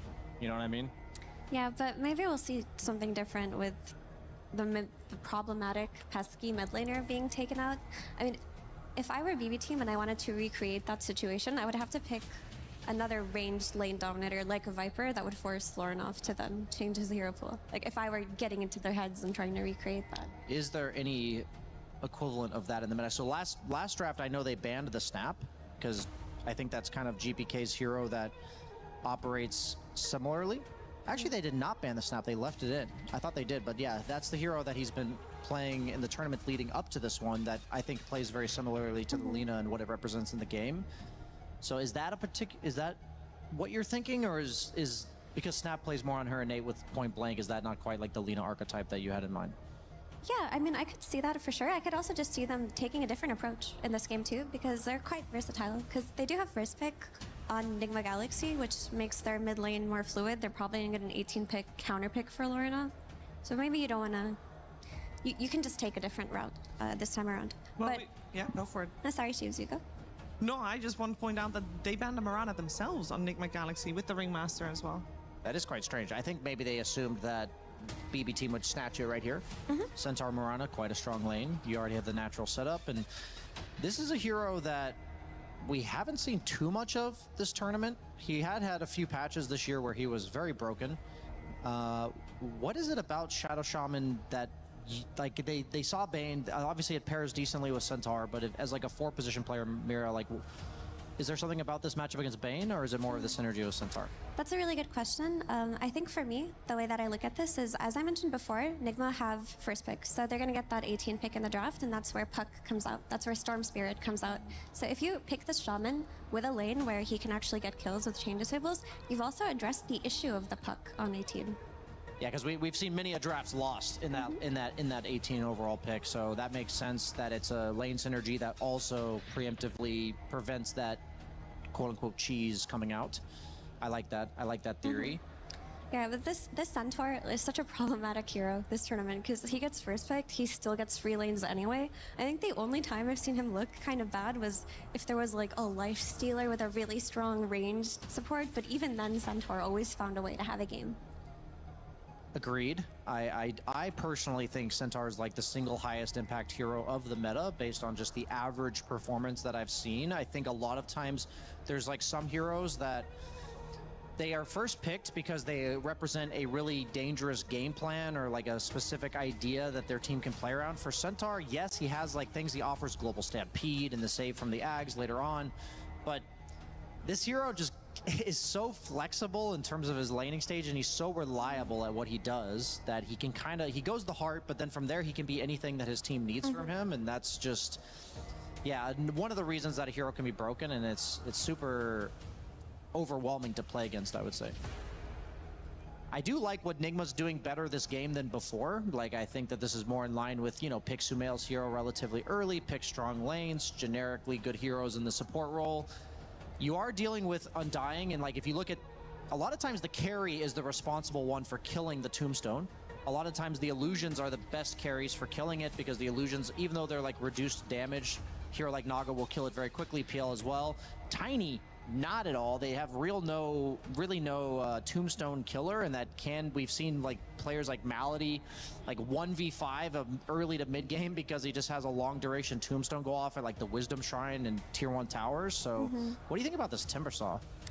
That's really intriguing that they gave this pick to Dubai over Lornoff, but you see this issue with the Kez and you just think to yourself, okay, I have to pick a hero that can stand on lane against Kez, and Timber with his reactive armor is one of the better heroes to play against Kez and not get blown up. This is an example of pulling out of the bag, because Dubai, I think this is the hero he kind of came onto the map with. Like, I know maybe he's been a little overshadowed by like ATFs, Timbersaw, but I would easily put Dubai in the top 3 Timbersaw players in the world. This is one of his absolute go-tos, and I agree with you for why they picked it. But once again, they don't have a tombstone hitter, so I think, I don't know how they're going to play fights here. Snap. Easy Snapfire. There you go. For Lornoff. Okay. That's true. Yeah, and it's not a easy hero to counterpick from that mid lane on 24 for BB team. I'd be very surprised if they don't go for Snapfire. But I mean, let's say they don't go for Snapfire, they could go Sniper even. True. 2 more bans, of course, coming out, and both teams need a mid lane. So we're going to have a lot of thinking ahead. Wait, then why is Nigma Galaxy banning carry heroes, Shiver? Oh, this is a good point. Invoker getting banned, yeah. Yeah, I mean, overall last pick for a BB team, it's usually like, oh, here comes GPK Invoker, here comes GPK Storm Spirit. I do think they have nice solutions for Storm because they have so much lockdown in the first 3 picks of Nigma, and for that reason, they're not really afraid of the puck either. Something like Invoker, though, would have been better for them. Yeah, I'm just looking through their picks. You can always go something like Slardar if they pick a melee hero for Lornoff here. All the spirits look good. Is Earth Spirit still in the... Okay, they just banned that. Just got rid of that. Yeah. And another one that I would say might be on our radar is a Pango. I mean, you got to man Snapfire if you're BB. Yeah. They have 1.5 minutes actually left in their bonus time, so they can think about this all they want. Is there a hero in particular that comes to mind when... Is it actually Snapfire that comes to mind when you're banning out Invoker and Earth Spirit, or is there another mid hero that those 2 would do extra well against? I think this would have just been the best picks for a BB team here. It'll give them like team fight and magical damage, which you need against Timbersaw. And Invoker Kez has always been pretty gross with the alacrity. They actually banned Storm Spirit themselves, so GPK clearly has something else in mind. They could still go puck, like on GPK, if it's given a decent lane matchup. They don't have all that... Like, the thing about puck is, yeah, maybe in the early to mid game, she'll be a bit vulnerable, but it's like, you just get an Eon Disc at some points, and then heroes like Bane feel pretty lackluster. That is true. Pucks have also been going early Octarine just to get a little bit tankier in that mid game. But yeah, I do think Tiny is a very good solution, especially if you have a player like Sumail who's going to play active for a puck. They're definitely going to have to pick something a bit different than what they normally have gone for this tournament on BB Team. Obviously, GPK Puck is a classic, but other than Slardar, all of his heroes that he's picked thus far are banned. It is the puck. They just steal the puck. Brian, let's can you refresh us on the puck win rate?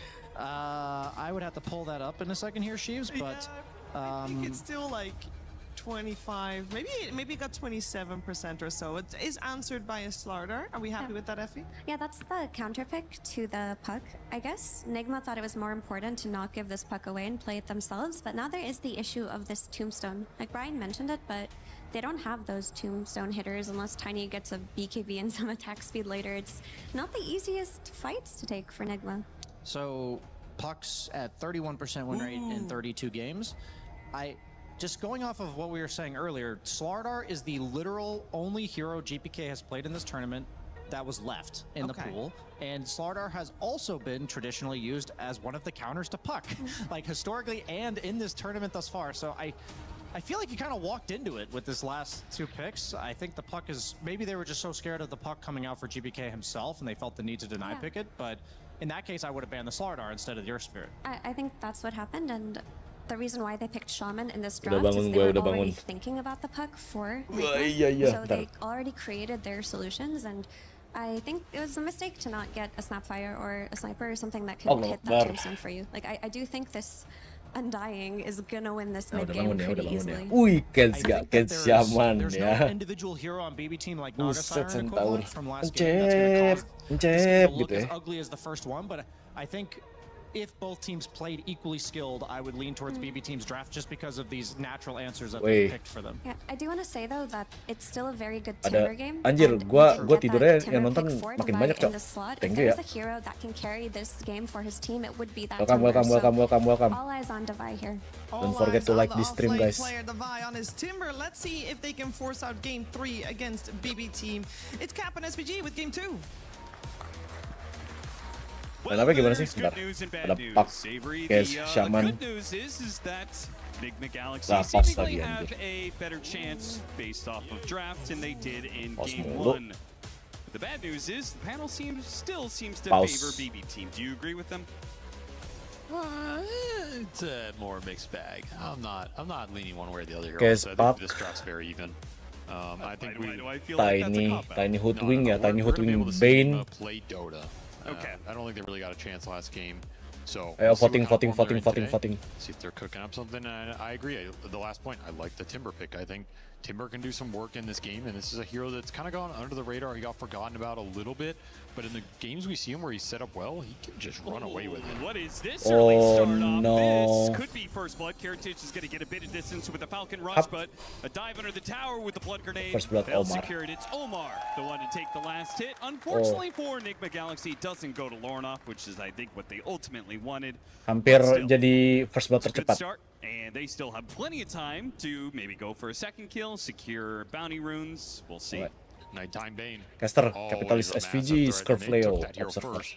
Anjay. Recognizing the power of it in the game one, kind of daring BB to try and deal with it in the same way they did, and I feel like BB ignored it a little bit more, but also just got a very well-rounded Yes, draft with a lot Slardar, of Centaur, physical skill Shadow between the Shaman, Slardar and the Undying, Kez here. Tiny, That's the big Hoodwing, concern. If you're Timber, Nigma Galaxy is how are you going to deal Bane, with the Puck. overwhelming physical damage? How are you going to Lo deal tau with gak, the gue tuh berharap game 3 supaya presence kayak from streamnya the lebih lama Shaman lagi Lords gitu kan. plus the Cuma Tombstone?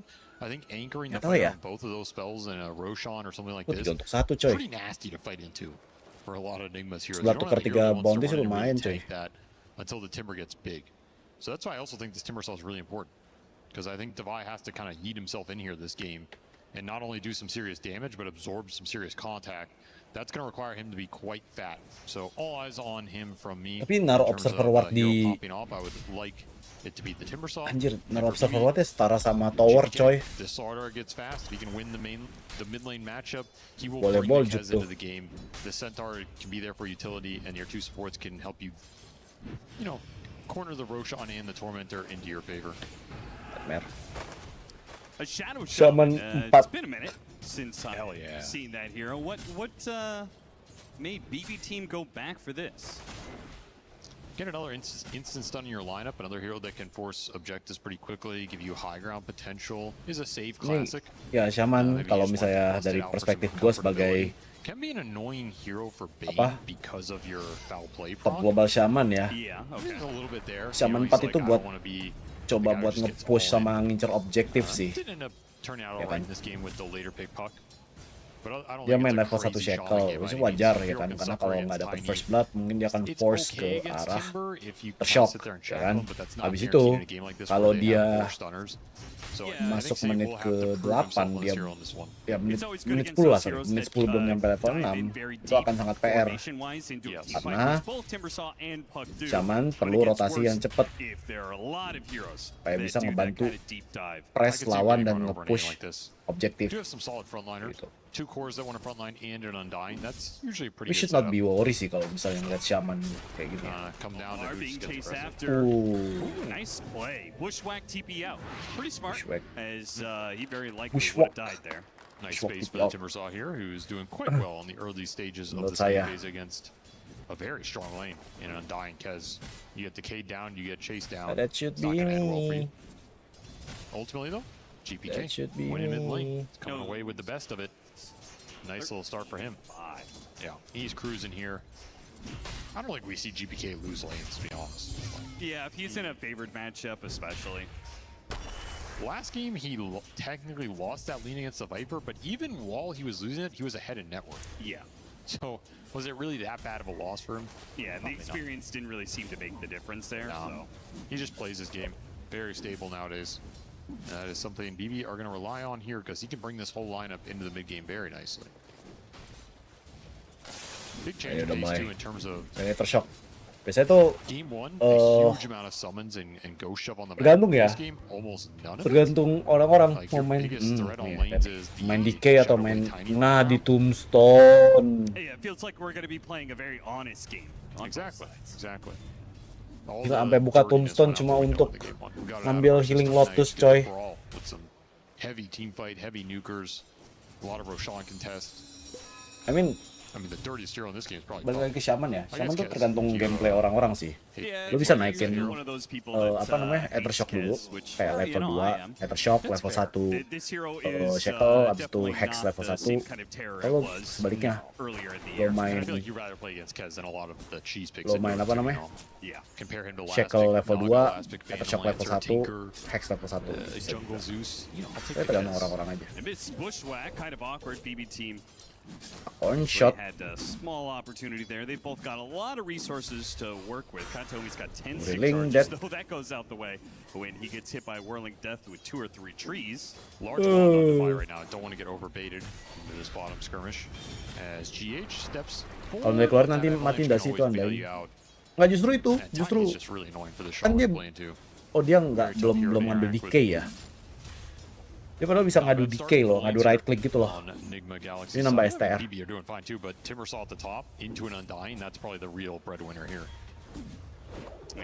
Oh, aduh, bushwhacknya gagal.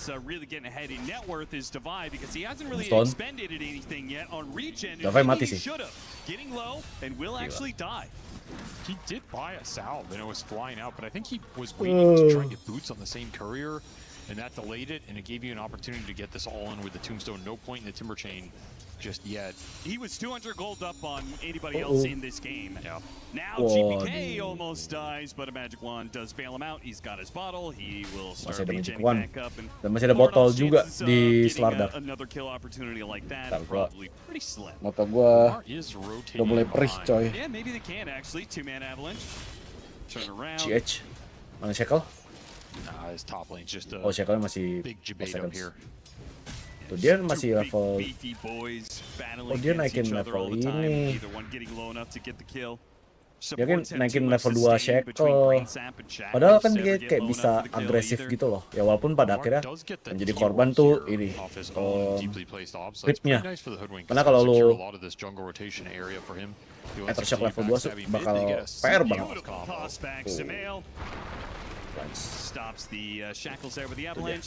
Itu disadvantage kalau lo punya Aftershock level 1, Shackle level 2. Simply you cannot do anything.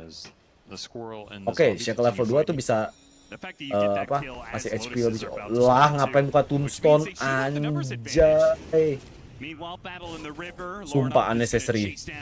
Very, very unnecessary. Katomi's feeling like he doesn't really have much to do anymore. At some point in time, they get that 1 kill on Divide, but then Divide comes back full resources. Undying doesn't really interact with the hero anymore. Nope. The other thing with Kez is if you're not getting kills with Kez, you don't want to just sit there and leech his XP. It's not going to feel good. It's like Weaver. You either need to be killing them for the bonus experience or give this guy the solo lane. You just sitting around is not going to help. It kind of makes this Undying Kez an awkward duo if you can't get aggressive. Because the Undying has to sit on lane for like first 7 or 8 minutes. He doesn't have another play on the map. Could contest Wisdom Shrine, I guess, but now with Tombstone on cooldown, that option goes out the window. They're kind of lingering around here with GPK. Maybe with this region rune, he feels confident enough to swing by. I don't know, man. It looks scary, though. Yeah, you're fighting into a Timbersaw on this with the TP rotations. Like, you know something's going to come through, and it's going to be both the Bane and the Puck, but maybe they can still get the Wisdom Shrine. These are a little late here. Yeah. Saya 2 dong, anjir. Still Tim has Coyle dapat sprint. 2. Well, it's gonna lock down these heroes. He's just Oh fighting into my Divine. god. Divine has so many resources though. He's gonna get a lot of damage done. And Davai not masih bisa quite take out. survive. It's close, but the Kazurite Katana Tombstone. will not be the death of him. Kantomi drops the tombstone, hoping they can still battle it through. Omar's gonna TP back into play though. This is an opportunity for a two-man fight. Nice bushwhack. Lower enough to through and a triple off of Divine. Jumping back in, he says, "I want it all." Give him the tombstone kill on top. That is a massive gold injection. On the one hero you did not want getting that gold injection if you're BBT. Gila. Because he is going to make these frontliners like hell. Bushwhack dan reeling that is the key, anjay. Will that sequence look? If you have tombstone for that fight, Speechless, coy. will look. But those little things, I thought Nigma were going to be a little late to the party. They were there to get the Harusnya sih ada yang main Horn of Shadow Spirit Vessel ya kalau kayak gini ceritanya. And I mean, they probably got just as much experience, right? Not for the supports, but overall, Gila yeah, sih. I think it was pretty close. So. Hex masuk. Hex in the Level, river. This udah feels level 5. Oh, nice bushwhack. Yeah, bushwhack and an acorn shot that's going to do a lot of damage. Up. Divine is coming over. Oh. Divine says off that all that farm. Nice. I got to help out my Nightmare. team here. And they're just going to run down Reeling the that. Sardar. GPK. GPK mati.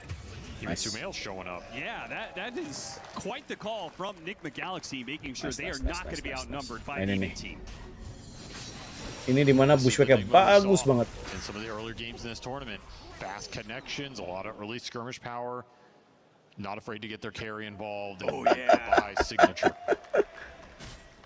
Talking to Divine, Well play, I well asked play. him about playstyle-wise, changes for him since joining Nigma Galaxy, because obviously he's a very Divine player. Go animated in, character, go, yeah, and it seems like he's calmed down a bit. Okay, It seems like Nightmare he doesn't lagi, take as ada many risks, but I love to toss, see that he's still uplands, popping off just bushwhack, like he used to. And tombstone. Sumail almost leads him to a kill on Miro, but now here comes Miro GPK mati. with two-man Big crush. crush. Centaur still dies to GH, but if Sumail? it costs them Sumail, Nigma Oh, Galaxy might Sumail not be mati sih. happy with this one. Lornoff is TPing in. Can he get here in time to get a punish GH. off?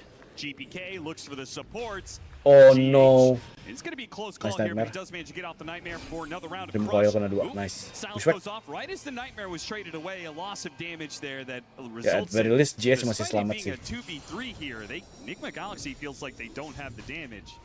Keep it going. Kind of need the tiny or the timber in these engagements. The puck is not enough right now. These Welcome heroes guys have yang too baru much datang. early HP. You can get Welcome, Lost welcome. Courier with the 32 treads orang. completed on it. Anjay, It's a yang nice nonton pick banyak. up there. Not a bad exchange, Welcome ya. especially getting GPK involved in this game. He is a GPK. big target. Bring this lineup together. They're still kind of Agak skirmishing berat in this sih river where the sebenarnya. Slot are strong. Skor but I'm not 4-8. doing too much here. You do have wards available. NGX bisa and paksa game tombstone. 3 sih menurut So gue. that big presence team fight wise is online. If you can get a fight Tapi going case-nya around harus tier benar-benar ones, you will be able to convert on it. di Very confront nicely. terus, They get an arcane nggak bisa for yang GPK kayak bottom, apa so namanya dibiarin. take Ada away master from the keluar. puck. There's the Nah wards ini job, just straight up. objektif Yeah, guys especially with buat Kantomi nge-push zoning ya. out these heroes. The wards are going to do a lot of damage before they even get here. But there's Divine once again. It seems like Okay. he's making it his MO to try and buat challenge farm ini. GPK in dominance for these Lumayan. fights. If GPK is going to be there, then it almost requires Lumayan. Timbersaw to keep him from getting out of control. Nah, ini di-deny I nggak? like that he's Ini joining bisa early di-deny fights. sih actually. Di-deny. I don't think he has to sit bottom entirely this game, and it gives you a lot of extra damage to bring these big boys down. Alright. Si Timber Lift the paling whole team atas. up together. Doesn't have to be so isolated. Welcome, so welcome greedy. everyone who just joined Still the top net stream. worth in this game. Does mean he's giving plenty of room to the Kez, though. For sure. Which, is that a concern for you, Coil? Fiend's Grip, a lot being used here. Kantomi. Well, he's got Tim Coyle. Soul Rip to try and keep GPK Oh, alive. Fiend's With Gripnya the kill on bagus. Omar, Bushwhack lands, almost finishing him off that final hit. It's Oh, not gonna be enough. no. Now the Stampede Spinner's just gonna run down Omar. Oh, this is a Oh, disaster. Black Dance. Makes his first move of the game and helps Aduh. join in. 3 heroes dead. Nigma Galaxy just give it right back to BBT. BB late game no good damage ya sih. Ada Kez. Presence from the Undying in Kez that bisa sort of jadi damage occasion, dealer. where you're not focusing him, he gets everything off, multiple decays, Soul Rip going Lagi-lagi through, kayak and harus Slaughter, apa namanya? he's a tanky boy. That's why I like the Timber joining Lihat early gameplay, engagements, 'cause you lihat need the build-nya. early depth, you need the chakram in these kind of plays. Puck is not going to give you early fighting power against these two strength boys on the front. Lu masalahnya bandnya udah It's keluar just Fiend's not Grip sih. a good matchup for him. You lost your tower earlier too, so it's a lot harder to bring in any sort of reinforcements. A forced move that backfires pretty hard. Really forced because he was still in the river as well. Yes, right? That's an doesn't extra 4 HP regen, an extra 3 armor. He 600 went down lagi. to 60 health. Makes a difference. Starter punya And you really have to be careful in these Punya fights with the amp stacking up. If you Big end up Dagger. in a situation where he gets 3 or 4 amps out and then the Kez joins, I think good luck, right? You're going to need dispels in this game, Lotus Orbs, whatever it is to help deal and mitigate that physical presence. Shot. Save gets a haste rune, gets woken up, and begins the chase down. I don't know how far he wants to X go with this. masuk. Okay, Nah, ini dia nih. Ya, bushwhacknya emang. Trying to free GH, it won't go fast enough. Hafiz.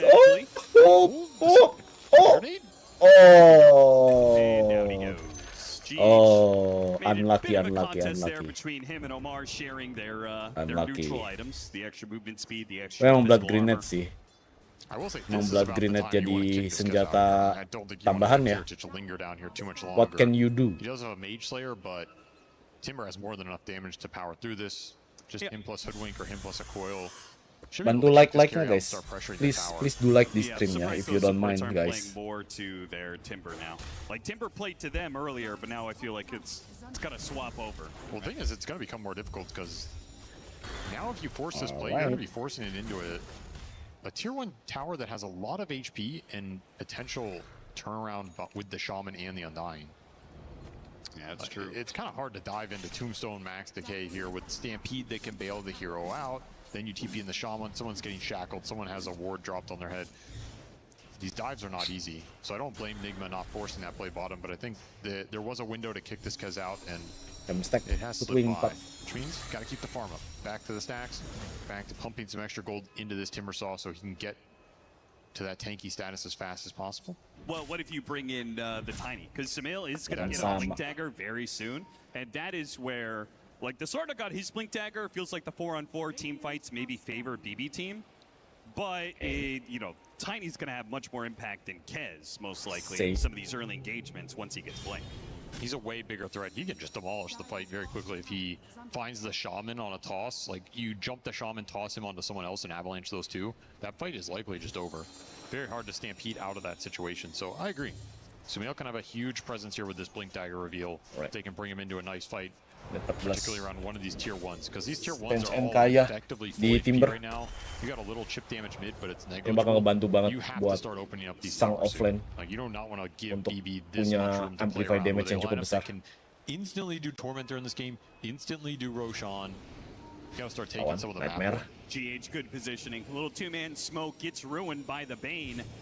Shot bushwhack, sharpshooter. Sharpshooter, it makes it a lot easier. They actually dropped the Fiend's Grip as well. Ya, sharpshooter itu nge-break ya guys. Itulah kenapa fall play dari Shaman nggak nge-trigger. Oke, Stampede. On the Timber Saw, they actually make easy work of him, and he died fast. Anjir, Timbernya. Lah Tombstone ngapain?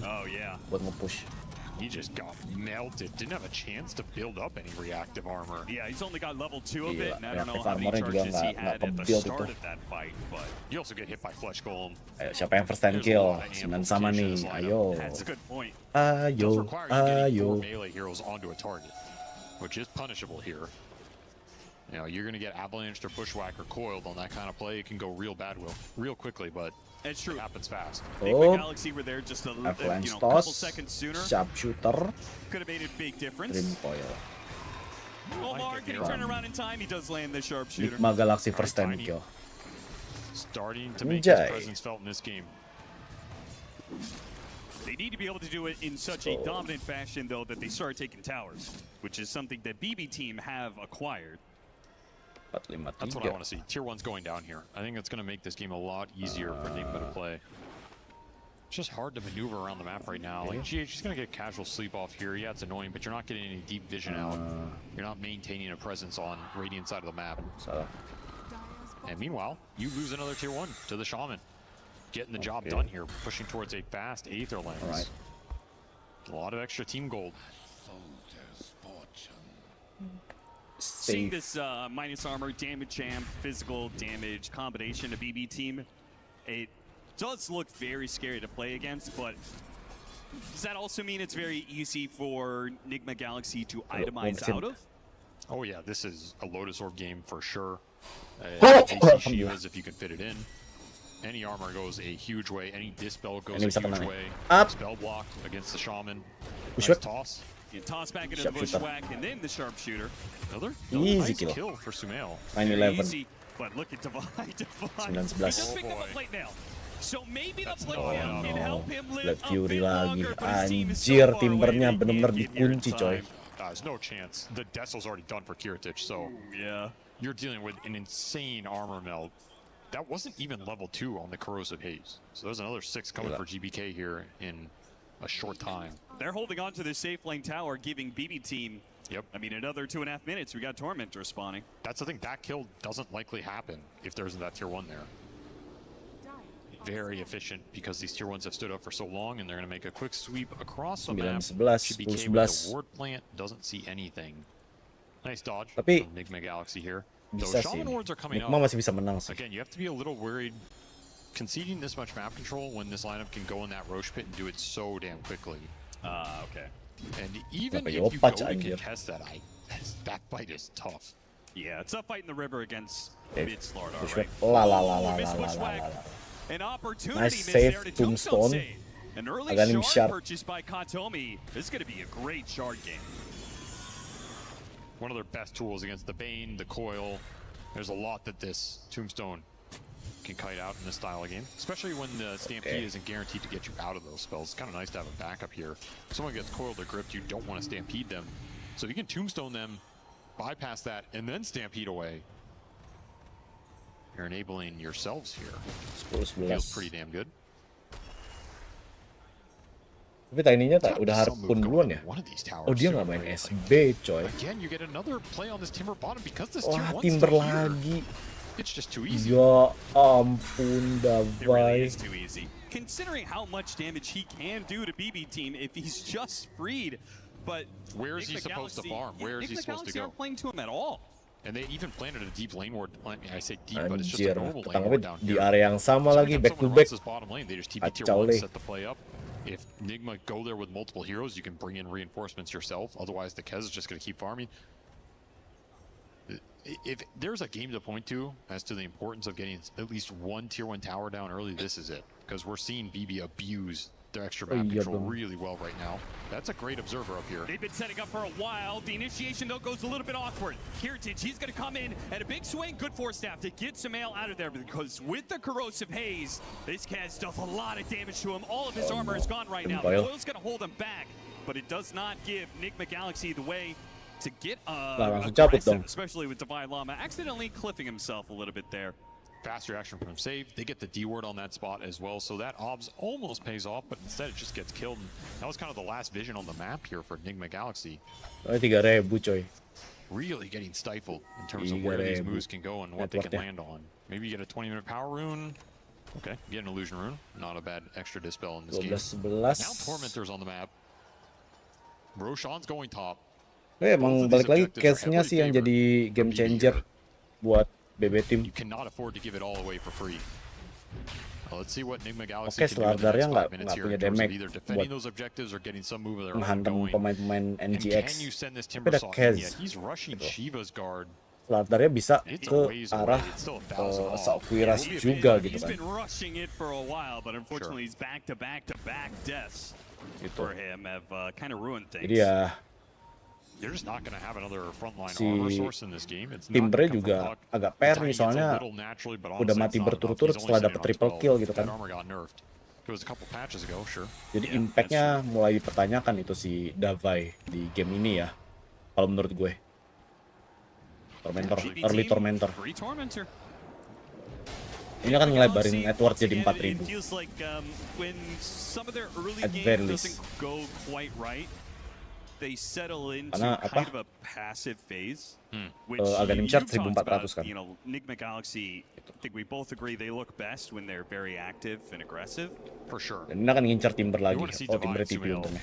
getting aggressive Tiger. kills on the map, looking for Miero opportunities harusnya and not setelah have this much build map control taken away BKB from them dan so Heart of early. Taras, harusnya dia akan build ke When you arah talk this team, you talk to Aganim. Divai, it's like I have this perception of Divai as a extremely aggressive all-planer.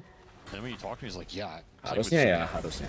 He's really aggressive. It's like, that's from his perspective, you know. So if he's saying he's really aggressive, and he's already a very aggressive player, there's a lot of aggression in the squad that, honestly, BB have just shut down so far in the series. The first game was the Dota, which is an anti-aggression hero, an archetype. Here it's just been really solid defensive gameplay, defending the towers, dewarding a lot of obs. killing a lot of potential for moves. Even situations like this, right? This doesn't look like anything's happening, but right now BB are happy with it. Because they are controlling the objective. They're about to force the objective, and the smoke move from Nigma Galaxy failed.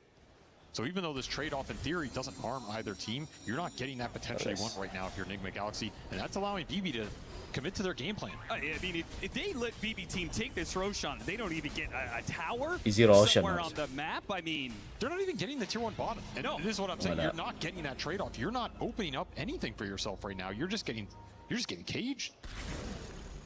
This feels too passive, too tentative. This is not the Nigma Galaxy we saw winning all of those games in the group stage, right? No, not at all. And maybe some of that is, okay, I'm not sure where to make the move or how to make it.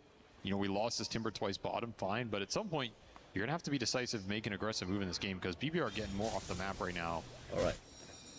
And it's not as if they just auto-win late game or something. No, of course.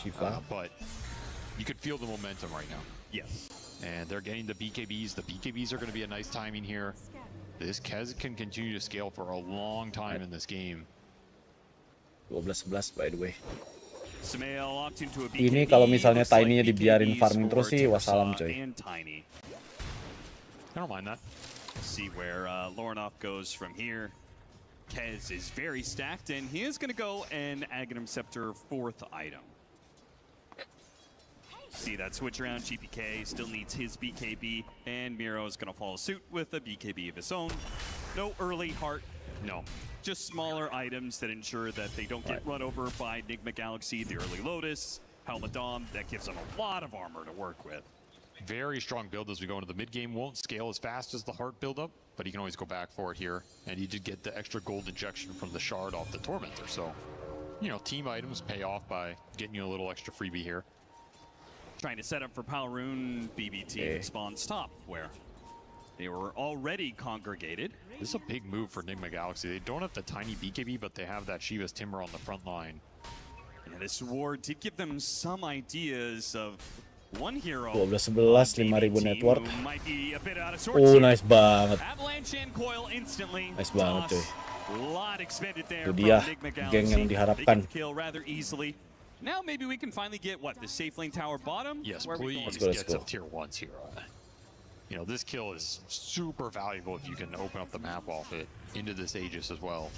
Well, if the person hit it would be sama, Samael. He's not going for Ini it. game bakal lambat banget coy. Yeah. He's got an Aether Lens. The power of the tier Dagger, 1s ada dagger has gak been Shaman? insane. TP back in. Kayak Shamannya belum ada dagger sih. That's so frustrating. So, Match Slayer, Kaganim, Skadi, Equalize the carry diff a little bit here. Speed. And you waste some of that Aegis period. This is not BB getting aggressive with the Aegis. Just kind of chilling right now. Came through the gate, pushed out the lane, now back through the gate, where they do have this really nice ward placed up in this top part of the map. All your cores are farming. It's not as if you're bleeding big cores in this map, in this game. Sakit banget itu damage-nya coy. Delete it. I will say, Puck's win rate, terrible. Panel talked about it, but I think Puck's win rate in the games that go ultra late is significantly higher. Like, this hero can still shine when it gets to 6 odds. So what, like 30% to like 45%, or what are we talking about here? Well, I'd say it's it goes up to at least 50. Okay, all right. In my heart. In my heart. Don't actually have the numbers to back that up, but... Look, stats don't lie, Austin. Yeah. I don't know the stats, but they don't lie. Whatever they are, they don't lie. I believe in them. Kiritich is going to use this Aegis to knock down a tier 2 top lane Nigma Galaxy. Unless they have some sort of sign, some sort of vision that tells them that they should take this fight. Which we know they should, but of course it's just because there are 2 cores on the side of BB team. Playing very, very safe. They did get a tier 1 bottom, though. They did get the tier 1 bottom. That's a big deal. 25-minute tier 1? Better to come later than never. That's what I always say. And they immediately vacate the entire area, so. Smoke up from BB team. They're only up 6K, though. This is one last effort here to make use of the Aegis in a more significant way than just taking a tower. And they're going to have an opportunity here, that's for sure. GX is going to run right into Kiritich. Ghost Scepter pops, but He's going to be held by the shackles. GPK pops BKB and goes in. Didn't really get the catch on Lornoff they were hoping for. It's just a bait kill. Pops BKB, pops and damage. You think he's going to Masih do a ada lot. Instead, he Aegis just kind of juga went di to this cast Timber Saw, 15 which detik.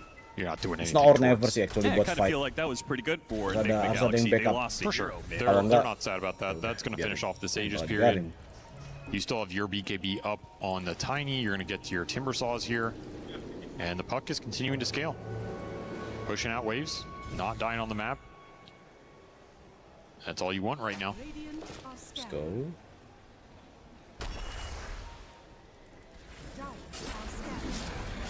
I wonder if Lornoff will go for any sort of Aeon Disc buildup against some of these instant stuns, or if he's just going to try and go for the conventional, Octarine Shiva's tank build where you have so much HP you can survive through a couple stuns. Because they have so many stun interrupts for the Shaman, I think that is a viable path. Yeah, well, they have offensive stun interrupts, and then they also have Nightmare, right? Which can't nurunin be switch-nya itu enough of jadi a lebih save cepat. for a hero like Puck, right? It's okay in this game, yeah. You also have two frontliners, so I would like to see him itemize whatever he feels can be the harder scaling build and the more aggressive build when he's at the 5 or 6 slots, rather than I just want to survive. This is not a game where you want your Puck thinking, I just want to survive. You want him thinking, I'm going to carry this game. I'm going to put it on my back. And I also think that's how Nigma Galaxy want to play around Lornoff in general. Like, you want him to be the secret sauce as the game goes later and later. And just let these two side laners brawl it out. Trade away from a BB team ward. They drop a ward of their own. Nigma Galaxy is looking for the setup. A BB team are baiting out GPK. They also show, okay, we saw the ward. Nigma Galaxy. You know that the play on this side of the map is kind of ruined for now. Game is slowing down for fake retreat though. They kind of back up and then go in. Well, they have this really good ward down here. They want to use. Yeah, both sides have a very good ward that they're getting a lot of information on each other. So they both think there is an opportunity here. Imbre bisa di take down sih. GPK pushing out to that lane ward, playing to it. Lotus, and there's Omar. So might be able to get the pick off on him. Omar's going to shoot himself down the cliff, go for TP out. Kataomi jumps in. They do manage to hit the hex there as save. Force staff, Etherlens. He's pretty farmed. A lot of extra net worth on this support duo. That's making up the bulk of the difference here. I mean, this could be a game where Shaman gets to Shaman BKB or level something. 15 talent kiri. Biar hex break. Apalagi ada Timber. Ada Tiny. You have another Tormentor coming up soon as well. You have a minute for the Tormentor. 30 seconds for a potential Roche spawn. We see GH setting up down here. A very cool play. I don't think I've ever. Have you ever seen anybody make this this burrow through the trees to get to this high ground spot? I haven't seen it. It's a nice little spot. I don't know what he's gonna do with it, but it's got a nice view. 7,000 network. And this late ward is doing some wonders here. Meanwhile, BB team, they've been playing with a gem. And so they have been working with a bit more information. Ya benar, dia ngambil talent kiri guys. Shaman-nya ngambil talent kiri. They'll be setting up for another Tormentor soon. Nigma Galaxy likely to contest this. I think if Nigma can get to the triple armor item, they're in a decent spot. They're going Shivas on the back, they're going AC on the Tiny. Yeah, it's double Shivas, but in this game, you need as much plate mail buildup as you can get. I think at that point, you're negating a lot of the Slardar's impact, and if you can find the Kez, the fight's just over. There's a lot of pressure on Kiritich not to get exposed early on in the engagement. Centaur's not going to pick up the damage slack yet. The Slardar isn't going to do it. That was a fake TP. Divine Llama, I think, TP'd in range of the creep wave as like the vision was lost. The unfortunate part for them is that there was still a lane ward, so he canceled his TP, went to the smoke. Pak Timber sama Tiny-nya tuh masih oke loh networknya. Jadi kayak masih bisa ngejar mereka ini. Support juga nggak beda-beda jauh amat gitu. Actually ya. Enggak ding, jauh ding lumayan nih. Ada 5.000. Ini jomplangnya jomplang karena ini, karena support. Supportnya beda 5.000 network. Dan kan kalau core-nya ya beda-beda tipis. There's a Pavis as well. There's a Ghost Scepter. There's a lot of physical mitigation on the field compared to some of the earlier engagements. So it has to be the Kez getting in there and dealing the big damage. 38 sama 14. If he gets gripped, if he gets bushwhacked into the Abba toss or something. These fights can easily go Nigma Galaxy's way right now. And you'd love to get in here and get this next Roshan. Another minute for the spawn. Tormentor is available, but no one's eyeing that up right now. If you love the armor timing from Nigma Galaxy, are you willing to give up this Roshan? Roshan 1 menit lagi up. Because you're gonna have to take this fight without the AC, which is close from Samael, but not close enough. I think you are willing to. Okay. It's not gonna be easy, but bro. that is a bird's eye perspective, right? The feel in the game is likely a little different. They could feel that this Aegis counts a lot for what BB want to do in terms of when they want to try and end the game. However, I think from our perspective, getting this AC on Sumail is going to be a huge deal here. You just completed the Shivas on the puck. You're almost there, right? You're almost at that point where all of your cores are going to be able to displace a lot of this physical damage, and you're going to have a lot more room to work with in the fight. That's just what you want. Room and time against Kez. If he can't go in and burst targets down as BKB runs out, he pops an early raptor dance right until whatever it is, and then you can kind of take the second half of that fight. You can control him. You can beat him down here. You can outmaneuver him with some of the mobility. This Roche is spawning so late into the game that with a little bit more delay, Samael's actually going to get this AC. I really thought there was going to be some sort of clash over this Roche sooner, especially since very often as Roshan is about to spawn, we see teams smoke up, try and wrap on each other, try and get some sort of initiation. But dare I say it, stars aligning right now. Maybe they are, maybe they are. The perfect item timing to combat this objective. How does this change the fights for BBT then? Look for supports a lot more. Okay. You want to take the control out of the engagement so that you have more time to play with this Kez, more time to run around with your Stampede and your Slardar. Do you think that means the win condition for Nigma Galaxy in this fight is easier? Because they going on supports would be good, but also going on the Kez and killing him first would also be good, right? Assuming there's no save. And that's a big, like, he can get tombstone. Right. He can get stampeded. There's some saves in this lineup. They're going to jump Samael. He gets 4 step away, Harpoon away, rather. They got the bushwhack onto the Kez, so they're going to turn for him. Not quite so much. Hard off and Divide already hit the back line a little bit. These heroes are getting low. Device, he sees an opportunity here. Karate's has to use BKB. Divide responds with the BKB of his own. A fair trade-off. Two-man knocks out hero. What a hit. And that's going to follow up with the crush as well. Very nice with the BKB from Samael. Stops some of this aggression from BB team, especially with the buyback of GH. A little bit of a reset now from Nigma Galaxy. It's BB team to control the river and the pit, but Roshan's about to swap over in just 25 seconds. They used the save buyback against the GH buyback. Very even exchange overall. Both teams popped all of their BKBs there as well. Even. 525. Tapi 5 BKB it shows you how tanky a lot of the heroes are in this game. That udah ada nullifier sih, jadi kayak NJX harus hati-hati. Chakra was perfectly placed right on that little stairway that you're trying to get Oh, back. kena Shaman ternyata sharpshooternya. He chunks Kiritich down, and the second the Kez is out of the fight, it's not looking too bad for Nigma, but some big stuns playing for BB. If it wasn't for Heroes seeing this opening, it would have been kind of a clear Nigma HP-nya si siapa? Not a large one, but a small one, but instead we kind of even up on this even space. And well, pretty even net worth as well. It was a very early 6,000 net worth lead from BB team, but it is stagnated ever since. And we're still sitting at that marker. And now, Nigma Galaxy have Roshan on their side of the pit. More buybacks to play off of with this outpost. Get a free kickoff here too. Nice avalanche toss, andain mati. Langsung 5 lagi. So does have the extra life with the Ceaseless Dirge. I don't think you can get in here and fight this though, and this could be a ini really bad bakal loss for a Slardar Kez lineup that needs these Aegises to kind ini of kayak bakal power dilepas the sih HP sama here. BB team. Assuming you Unless lose Keznya it, majuin. Nigma Iya, has Keznya a little majuin bit here. ternyata. And checking for Power Rune.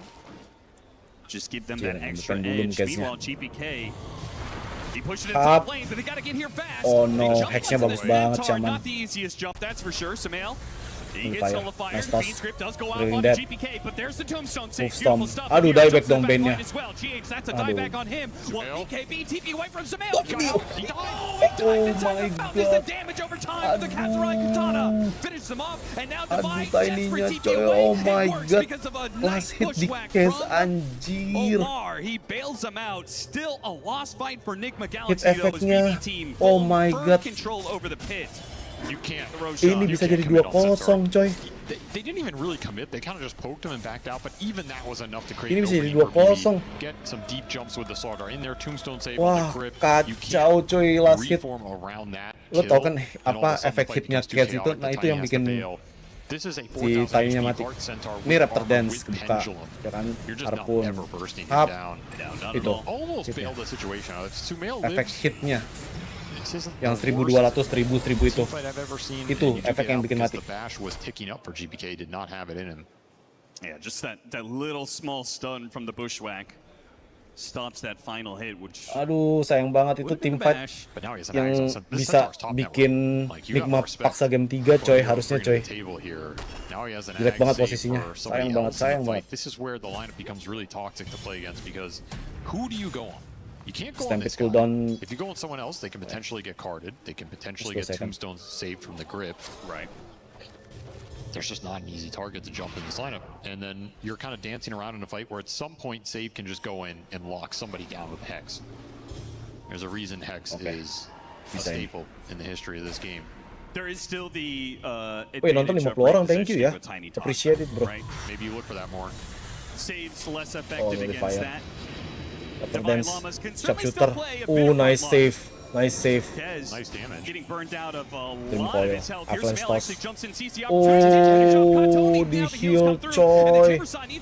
Timber, Davai. Really nicely done by GH, and Davai even wants to go back in and take away this Aegis. Yes. Oh, nice save, Tombstone. There's the Tombstone save. So the saves from both supports. Big Tapi part of this last fight that results in no kills. Supportnya bagus banget anjir. BB scale the damage farther here because I don't want to say kenapa andainya tiba-tiba nge-heal anjir, kaget gua. The start of damage issues is what it feels like. And you're kind of peaking here in terms of what your DPS looks like. That's one of the issues with the mid Slardars. It's hard for him to up his own damage considerably. Like you can kind of get some of these later items. You get tankier, you get a little more annoying in the fight. You can get the lower crush cooldown and all that. And it starts to pick up a little bit as we go later and later here. Well, isn't the corrosive haze undispellable? That's also Doesn't big. that solve a lot of that'll problems? help. That'll help for sure. But then I think you're still playing a lot around this Kez. Okay. I'm just worried if this Kez ever somehow dies. Like, what does your team fight look like? Heritage only had one death in game 1. He has 2 in this second game. Oh, nice. Team start nice dagger. Itu enaknya kalau main Shaman ya. Hafal. They have some vision to work around. Hafal mati. Galaxy Ya. forming a similar setup Ini here. Davai kena nih. Holy moly, nice bushwhack. That's beautiful. Ada He can only gerobak. save one of them here as long as Divine doesn't die. Once again, the nightmare save. Oh, they got the bash on him though, and he's not able to get the timber chain away. Still have Aegis here for 2 minutes, so this is not a fight you want to overcommit to if you're Nigma Galaxy. You just cut your losses and get the hell out. Overwhelming damage when you can put every core on top of one target. It worked out the first time in the mid lane, but it does seem like Divine Llama too isolated there. Underestimating the damage there from BB team, especially the way to be able to. The save isn't guaranteed, right? It's just you nightmare. It creates a pause long enough for you to get the timber chain out, but there's these bashes. Kez can. Gue lupa lagi nama itemnya yang There's kiri a lot atas. of disable, a lot of chain stun potential if you can isolate a target. The old fish cart does it again. An early banner drop. They're not going to waste any time. 40 seconds on the timber saw. They say that's good enough to hit this tier 3. They have triple pendulum on the side of BB team. All 3 cores going pendulum, Oh, no. just delaying the first Stop on a damage. Sumail needs some help here. Sumail. Can they get him out? He turns around the BKB and hits him. Unnecessary, sumpah. He can go Masih and bisa get the dibiarin heals with the aja. Kazurai Katana takes away at him. That's going to Bautnya be udah pada the keluar loss of semua the coy. Aegis. Bane-nya belum sih, But a masih tier ada 3 Phoenix Script, down, tapi masih bisa and di save still pakai affairs go. Tombstone. 12 seconds left 12 till the timber saw is seconds. back up. There's a tombstone save available. Yeah, with no foil, it makes quite a big difference. BB team, a lot easier for them to get out when the time is right. They'll leave the wards to finish off that melee barracks. The first building down of game 2. Very nice siege from them. Giving up very few openings to get that toss back that you're looking for. That's so scary in this high ground push. It's your best tool against this lineup. I think we might have to start looking for some of those tosses more than you want to have to this early on. Just too much chain save, too much survivability. Oh iya, Mage right Slayer, now. anjir, lupa gue. Mage Will be some pretty Slayer. big damage upgrades. Nigma Galaxy trying to finish up a Siapa? Daedalus. Kez. Octarine almost done for the puck. He's getting there. Those two cores will get something. But of course, BB team now with a 15,000 net worth lead. They are similarly getting big items. Daedalus for the Kez. That's going to amp things up quite a lot. Oh, yeah. And Miro is going to be untouchable if he gets more armor, which he's trying to complete a Shiva's on top of the Lotus. All right. This Kez is stacked. Almost level 25. Got the shard off shard. the Tormentor. Oh no. Fully 6-slotted. Outside of exchanging that Mage Slayer for something else, even higher DPS here. Bisa ke Daedalus sih And this, sebenarnya. with this Scotty build-up, you have a lot of HP to work with, which is nice for your Siapa? saves. Getting in there before you get bursted on top of the Pendulum, giving you a little more time. This is a tough target to bring down. Tapi juga Keznya punya how BB Pendulum. have itemized here and kind of played around this idea of, you know, yeah, if they can toss burst this Kez at the start of the fight, it's going to be rough. But we're making that as difficult as possible to do. Right. And it might get to a point where you can kind of just run these other cores in a little loosely, like we're just going to throw the Centaur and the Slardar and see what's happening. And if Kirchich likes that fight, then he gets a guaranteed ability to join that without getting initiated on. If he doesn't like it, maybe you can either cut your losses or get out. Lama trying to take the outpost. Get stopped by Save. Aduh, sumpah Davai ketangkep mulu sih masalahnya. That's a really good setup. If they have some follow-up damage, it'd be really Holy nice, but Miro moly. still got off the Cedera cart, put the Kez Ada inside of it, gerobak and juga. drives them away. The BKB was Harus used by mundur harusnya. GPK. Harusnya Nigma mundur sih. Galaxy, a fishing expedition. They got something out of BB team, but they can't really chase. Still looking for the Daedalus plus buyback on Sumail. He's trying to save for both here. Will be a big damage upgrade on that front line. Daedalus buyback. It's a shame for Nigma Galaxy that they don't have better things to follow up that Avalanche. Right, it's like the only AoE disable that they really have that works with that is going to be the Bushwhack. But then also, at the same time, Timbersaw, when he goes in, he's going to be cutting down all these trees. It's not so easy. it's kind of awkward. Ideally, you lead a fight with a multi-hero Bushwhack. I mean, that kind of goes without saying. It would be. But then at least the combo chain is a lot easier to execute here. See if Omar can find the opening.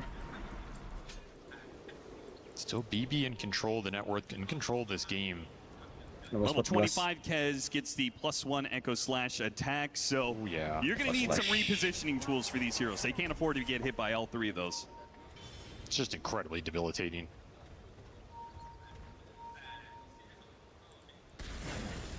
His mid tower still up, and Sumail doesn't want to let it stay up any longer. Silence. As he put himself Buka too far card, forward here, trying buka to hit the gerobak. Bushwhack.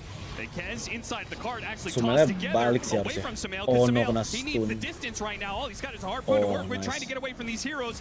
Oh, he's getting jumped. No Holy fire placed moly. onto him. He Jelek can't get away. banget He has to fight-nya turn and fight. NGX, This is his sumpah. only option, but these heroes are just too damn tanky. Sumail's eventually going to Tanky go down. banget. It's up Oke, to the Shamannya others. down. Nigma Galaxy, Devi's already cut down the Shadow Shot. Katomi. Now looking back to Katomi. Nice Two double kill. supports 2 down. untuk 2. Devi getting a little stuck right Ini now, bisa though. stampede. That's no good. Waduh, Now he's got two Davai. cores on top. They Davai burst him langsung down nice and pepper, easy. coy. No! Oh my god. Oh my god, internet gue. Bentar. It doesn't matter how much reactive armor you have. No, you get internet so gue, much sumpah. physical damage. The second the Kez gets loaded in that card, it looks rough because you're tiny committed on that front line. There's no way you can bail him out. There's no way you can kite that fight in the long run. And Sumail kind of just walked into it. I don't know if he was thinking he's just going to take that tier 1 and blink out, or they weren't there, but he gets caught in a moment Bentar, internet gue. regrets Oh giving him my that god. opening.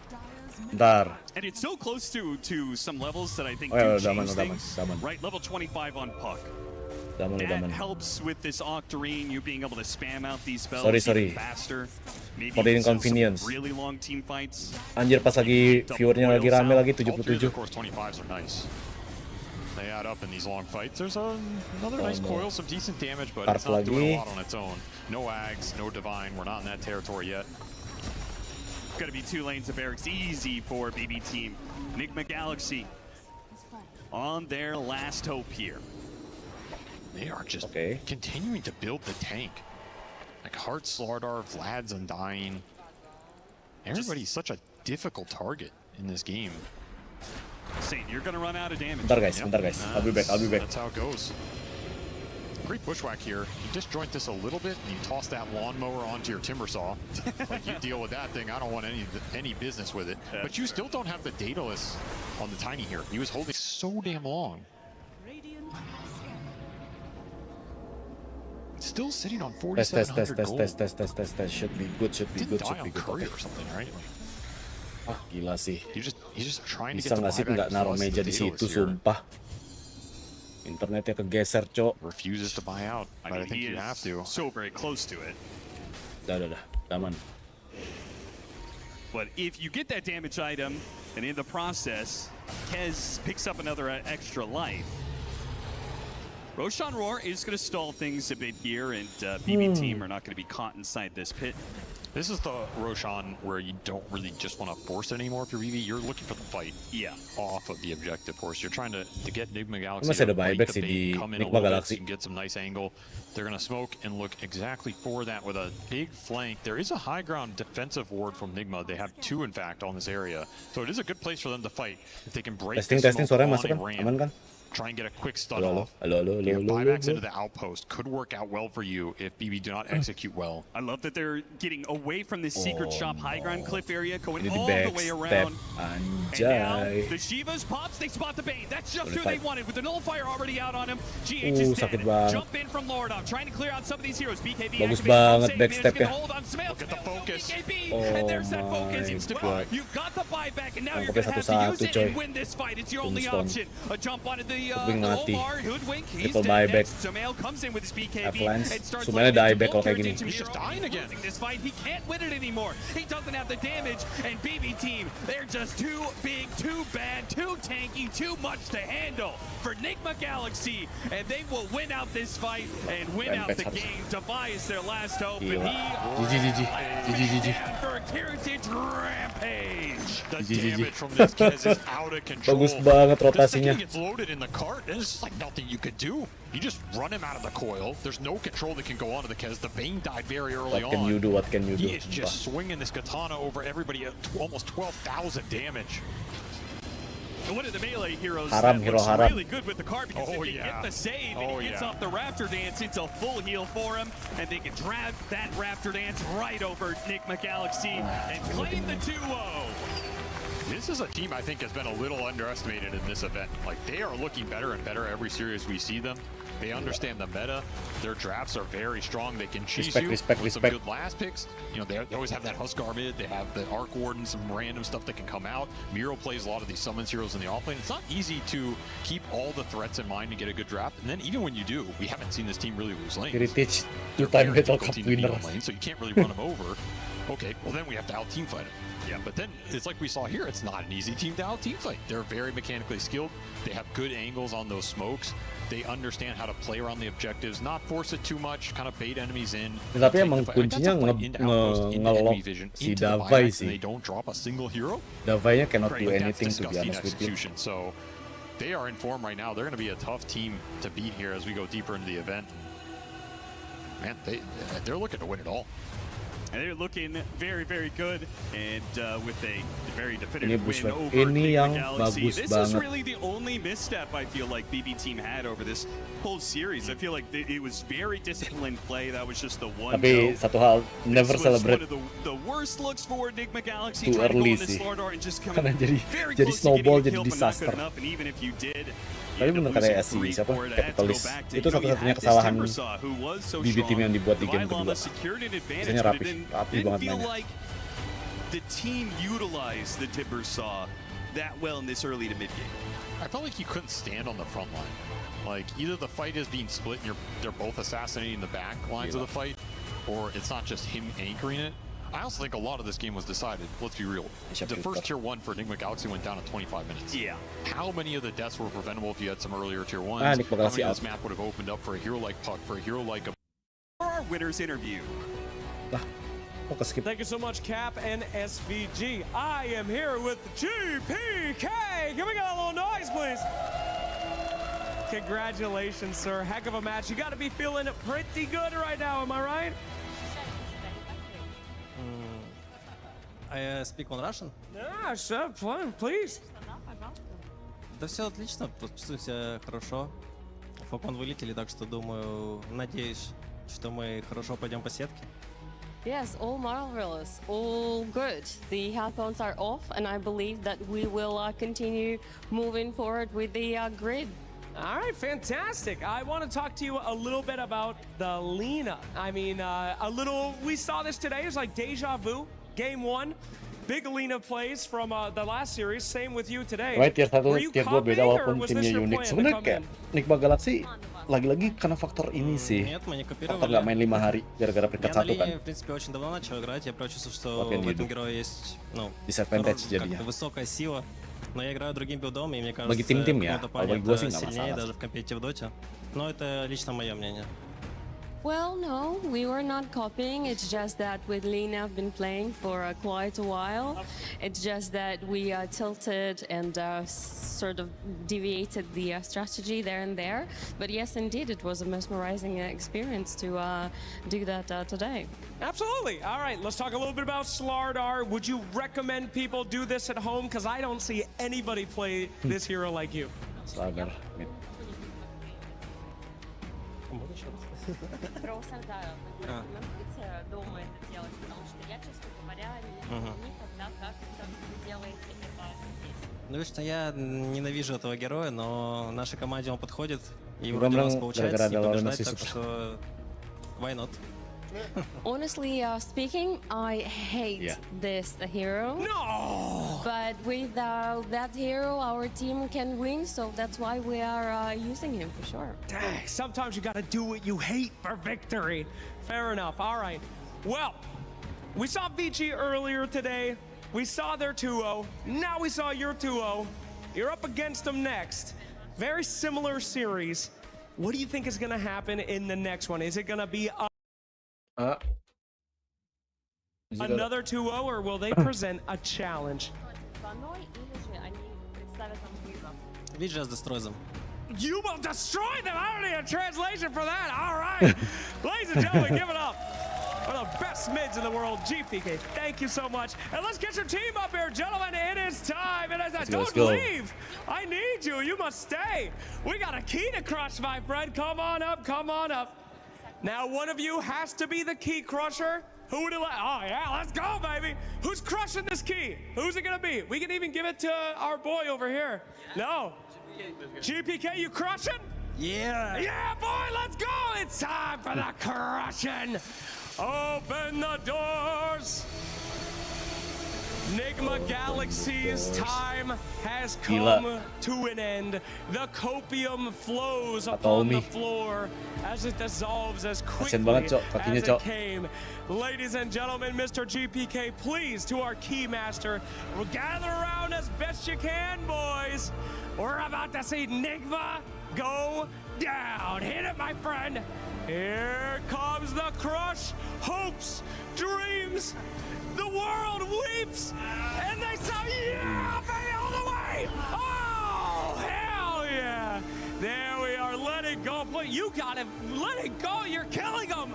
Thank you. Oh, fantastic. Okay, like a fine wine, we shall present the key to you. You must say yes. It is crushed enough for your expectations. Crush them in real life, just like in the game. Go ahead, please inspect the key. Is it crushed enough? Good? Nice. Nice! All right, fantastic. Ladies and gentlemen, goodbye to Nigma Galaxy. Hello to BBT. Moving on. Let's give it one more time for the boys. There we go. And we'll shoot it back to the panel. A dominant 2-0 here on the main stage. BBT move forward, guaranteed top 4 here at EWC for Dota 2. They will have Vici Gaming to go up against next. But let's break down this game we just witnessed, because it was a more even draft, which is what we wanted from Nigma Galaxy. And still, it's BB Team that dominated this game.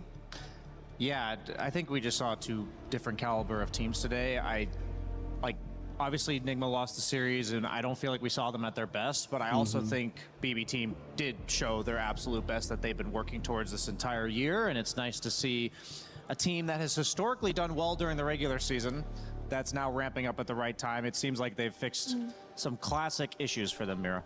Yeah, and I like that they came in today with very clear ideas and things that we didn't maybe see them do before, like the Naga Siren, and with their vision, they were able to execute it very well and very easily. In fact, it looked almost too easy in that game too, because the draft was a bit more even, but it did feel like they always had that one step in that mid game over Team Nigma, and you wouldn't expect it to be that way potentially, especially if there's a Timbersaw in the game versus that kind of heroes, but wasn't even close.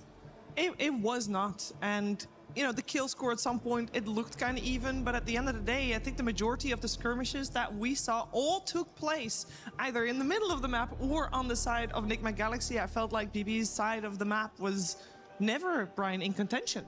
Yeah, it feels like there's so many ways to lose the game right now. There's so many ways to lose the draft, and you talk about like what the game looks like, and Mira said earlier, the draft is half of it and executing is the other half. But for me, it's like we saw the Shadow Shaman come out, and we're wondering why Shadow Shaman? We've hardly seen this hero at all.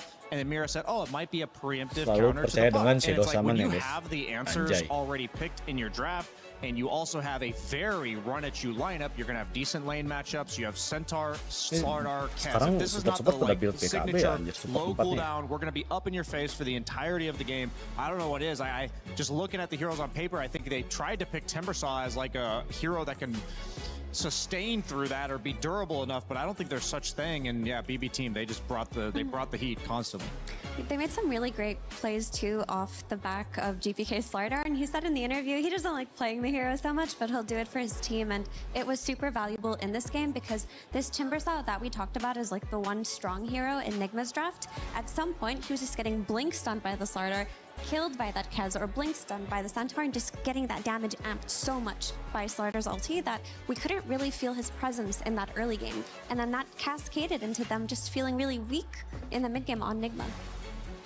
Yeah, a tough game for them for sure. Potentially the break that they had was killer as well, because we definitely did not see them at their best. But that's the reality of it. You have to be able to perform at any time on any stage, especially with single elimination. You got to do everything you can to be as prepared as you can be.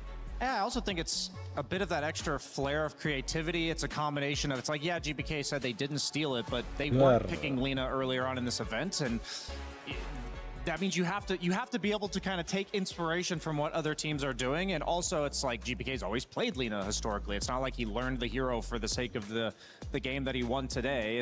It's this extra layer on top of the meta that we always talk about. You have a long group stage. You're already on like the 4th day of the playoffs, and the teams that I've been seeing winning, especially RosesaGaming with the upset earlier and BB team as well, is they just seem to have that extra spark of creativity, the one little curveball that the other team didn't really factor in, and it just played a huge role in the draft. Yeah, you said, Brian, during the draft, you know, when the Centaur came out, this is for you the hero that is very much shaping the tournament, but there's another hero on the rise that is very much shaping this tournament. We saw yesterday Malady crush on it. I'm talking about the Undying. I believe there's a couple Undying clips that you want to highlight specifically because of this. Yeah, I want to talk about the fact that teams like BB team, they always have answers to what the other team is doing. In this game, we felt like Nigma Galaxy did not have answers. So in this first clip, you're just going to see that they're Fiends gripping the Slardar here, and there's a tombstone at the bottom of our screen. And this is meant to be a 3-man gang from Nigma Galaxy, but in the meantime, instead of being able to focus the Slardar, they feel like they have to back off and instead retreat. You have the Centaur, obviously, to stampede and take him to safety, get safe in position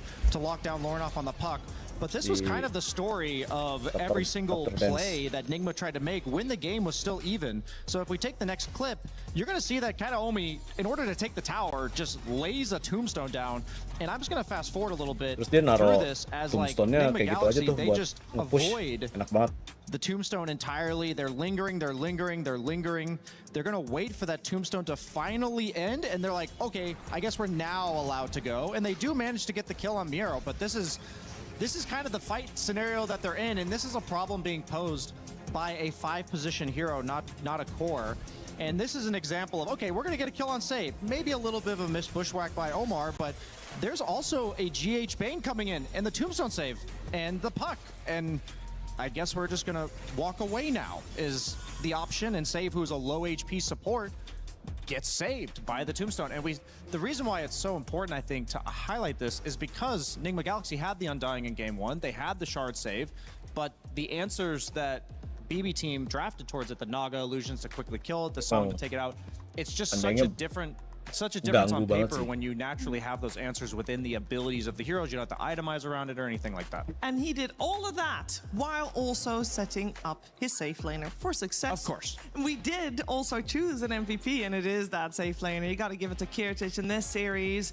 Great Kez, great Naga Siren performance, Effie, well deserved. Yeah, he played fantastically Kiritich. on that Kez. At some point, the ini game Naga looked Siren. kind of stable in terms of Formain how the Naga Siren lanes went, tadi. but the second Kiritich joined on his Kez, when he TP'd mid and got the fight, we're like, okay, he entered the game. And after that, it felt like any play that they made with their double blink setups in the Centaur, in the Slardar, Kiritich was there to dish out the damage. And this is a hero that I would say is in his like top 3 carry heroes, period. So you have to think about this Kez coming in. It's scary. And now you have to think about the Naga if you're a team that likes to run summons and likes to run Lycans and Beastmasters. Yeah, I like Kiritich a lot. He kind of reminds me of Crystallis in the sense that he has these like signature heroes. Like he even picked Bloodseeker during the group stage. He'll just whip them out when it feels like a good game for them and he thinks it enables the team in some way. And then he also has like his meta staples that he's just going to go to when it's just a good hero in the game, and he needs to be the one blind picking and setting up GPK. And this is Sumail, like, as well as Divine Llama, like all these meat shields that are supposed to be tanky strength heroes, they just don't look like it. Sorry, I just watched Bane get one tapped. Like that's the life that. That's the life. Yeah, that is what happens. But this game, like as it progressed, it did feel like which team had the tankier heroes could take fights more easily. There was a double heart. There was one on the Slardar and there was one on the Centaur, and they were able to get gone on by the Tiny and then disengage pretty comfortably. Shout out to the cart as well from the Centaur. But they disengaged and they were able to go back in, whereas every time Nigma were gone on, the disengage was just the end of it. There was not really a comfortable way for them to kite around and take that fight. Yeah, and just like that, we are losing one more team. Nigma Galaxy get eliminated here, and for some final words on the team, we're heading over to GH. Hello, I'm here with GH of Nigma Gaming. Guys, had a tough 2-0 right now. How you feeling? Feeling good. Excited to be here. Oh. Okay. No bad feelings? You didn't expect to go farther? Just... Of course, we would have wished to go further, but, you know, it is what it is. How do you feel like the break affected you guys? I've been talking about with other players. Amar felt that he was upset that he didn't get to play for 5 days. It felt like it made them rustier, maybe. Do you feel like that affected you guys at all? I wouldn't be able to say whether it affected us or not. It's a bit too random to quantify exactly what's the consequences of the break. Gotcha. All right. Okay, well, let's talk about the games a little bit. Game 1, you guys got that Naga Siren that you had to play against. What was that like? Because it felt like, at least the analysts were thinking, felt like the perfect pick in that position. Yeah, it was a really good pick, and it struggled us a bit, but I thought we had some good chances. Okay.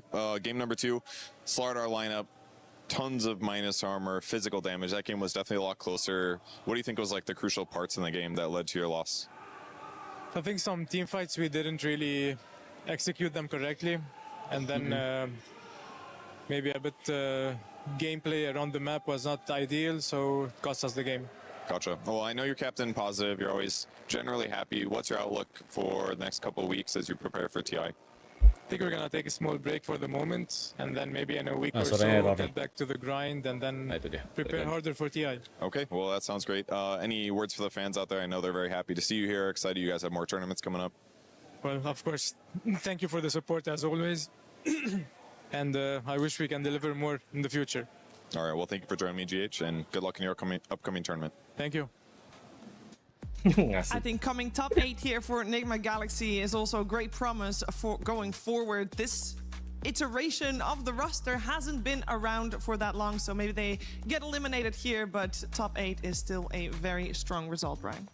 Yeah, I might be projecting a bit, but that was a less joyful looking GH than I'm used to seeing. Like, I know he was still remaining very positive, but I feel like I can tell in GH's way that loss did suck, quite frankly, that they wish to have gone further, and I'm sure they're happy to have been here, and they're happy with their group stage performance, but I just feel like there is more for this team to give than what we saw in this best of 2, and I think anybody in his position, and also as a spectator, that we were rooting for them, not because we don't like BB team, but because Nigma finally might have been back. But yeah, it was just hard to watch that interview because I think GH such a positive influence on the scene, and you tell it took a little bit out of him here.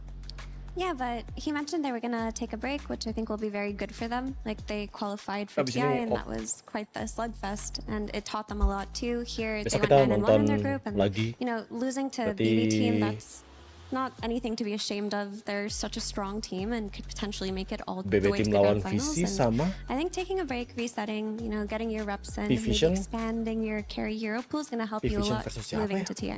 Very, very true. It does leave us with 4 teams here in Paris. The top 4 is known: Yandex, P-Vision, Vici Gaming, and now also BB team joining that top 4. Gila, 3 Eastern Europe lawan 1 Chinese. We can already kind of gauge what potentially might happen, because we know guaranteed either BB team or Vici is in the grand final. Same thing goes for Yandex and P-Vision. And I just want to quickly look ahead a little bit. Of course, tomorrow is when the semifinals will happen. Brian, your thoughts on them? My thoughts are that during the group stage, I thought Team Yandex and P-Vision were just far above all, like with the way that they were just absolutely destroying their groups. It wasn't just wins, they were absolutely manhandling everybody. So we talked about Team Yandex versus Team Spirit being like the potential quarter grand finals.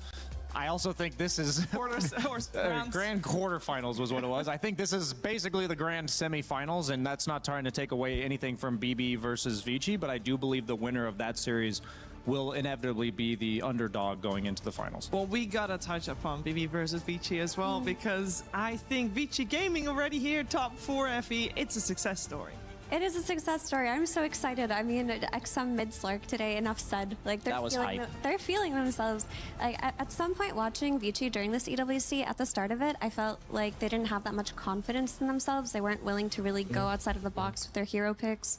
They were kind of picking, you know, cookie cutter heroes for Q for XM. But as they collected a couple of wins and made it through that survival stage, all of a sudden, there's the position for Zeus farming 2 rapiers. There's the mid-slurk for XM. I think they're going to take that confidence going into the series versus BB tomorrow. Yeah, BB also looked very scary today, so curious to see what Vici Gaming is going to come up with tomorrow. But of course, all those semifinals will take place tomorrow, and that was it for today. Yes, thank you so much for tuning in. If you missed any of today's action, we got you covered, because this is it for today. But we'll of course leave you with the STC recap of today, and we'll see you tomorrow. Thank you for watching, guys. Thank you for watching ya. Ini kita closing. Ini udah finally kelar, cok. Wah, waktunya tidur. Habis ini tidur, coy.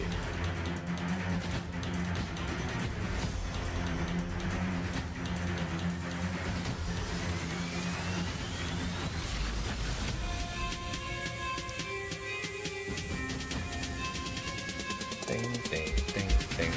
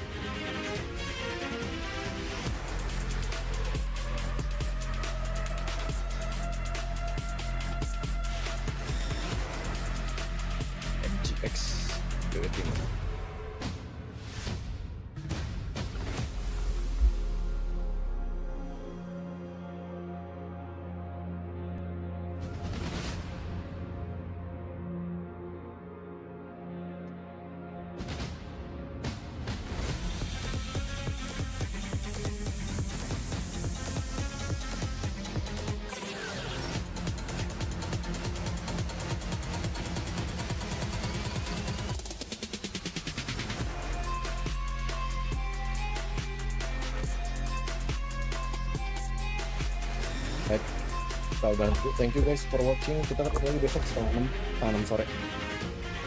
Thank you. Wassalamualaikum warahmatullahi wabarakatuh.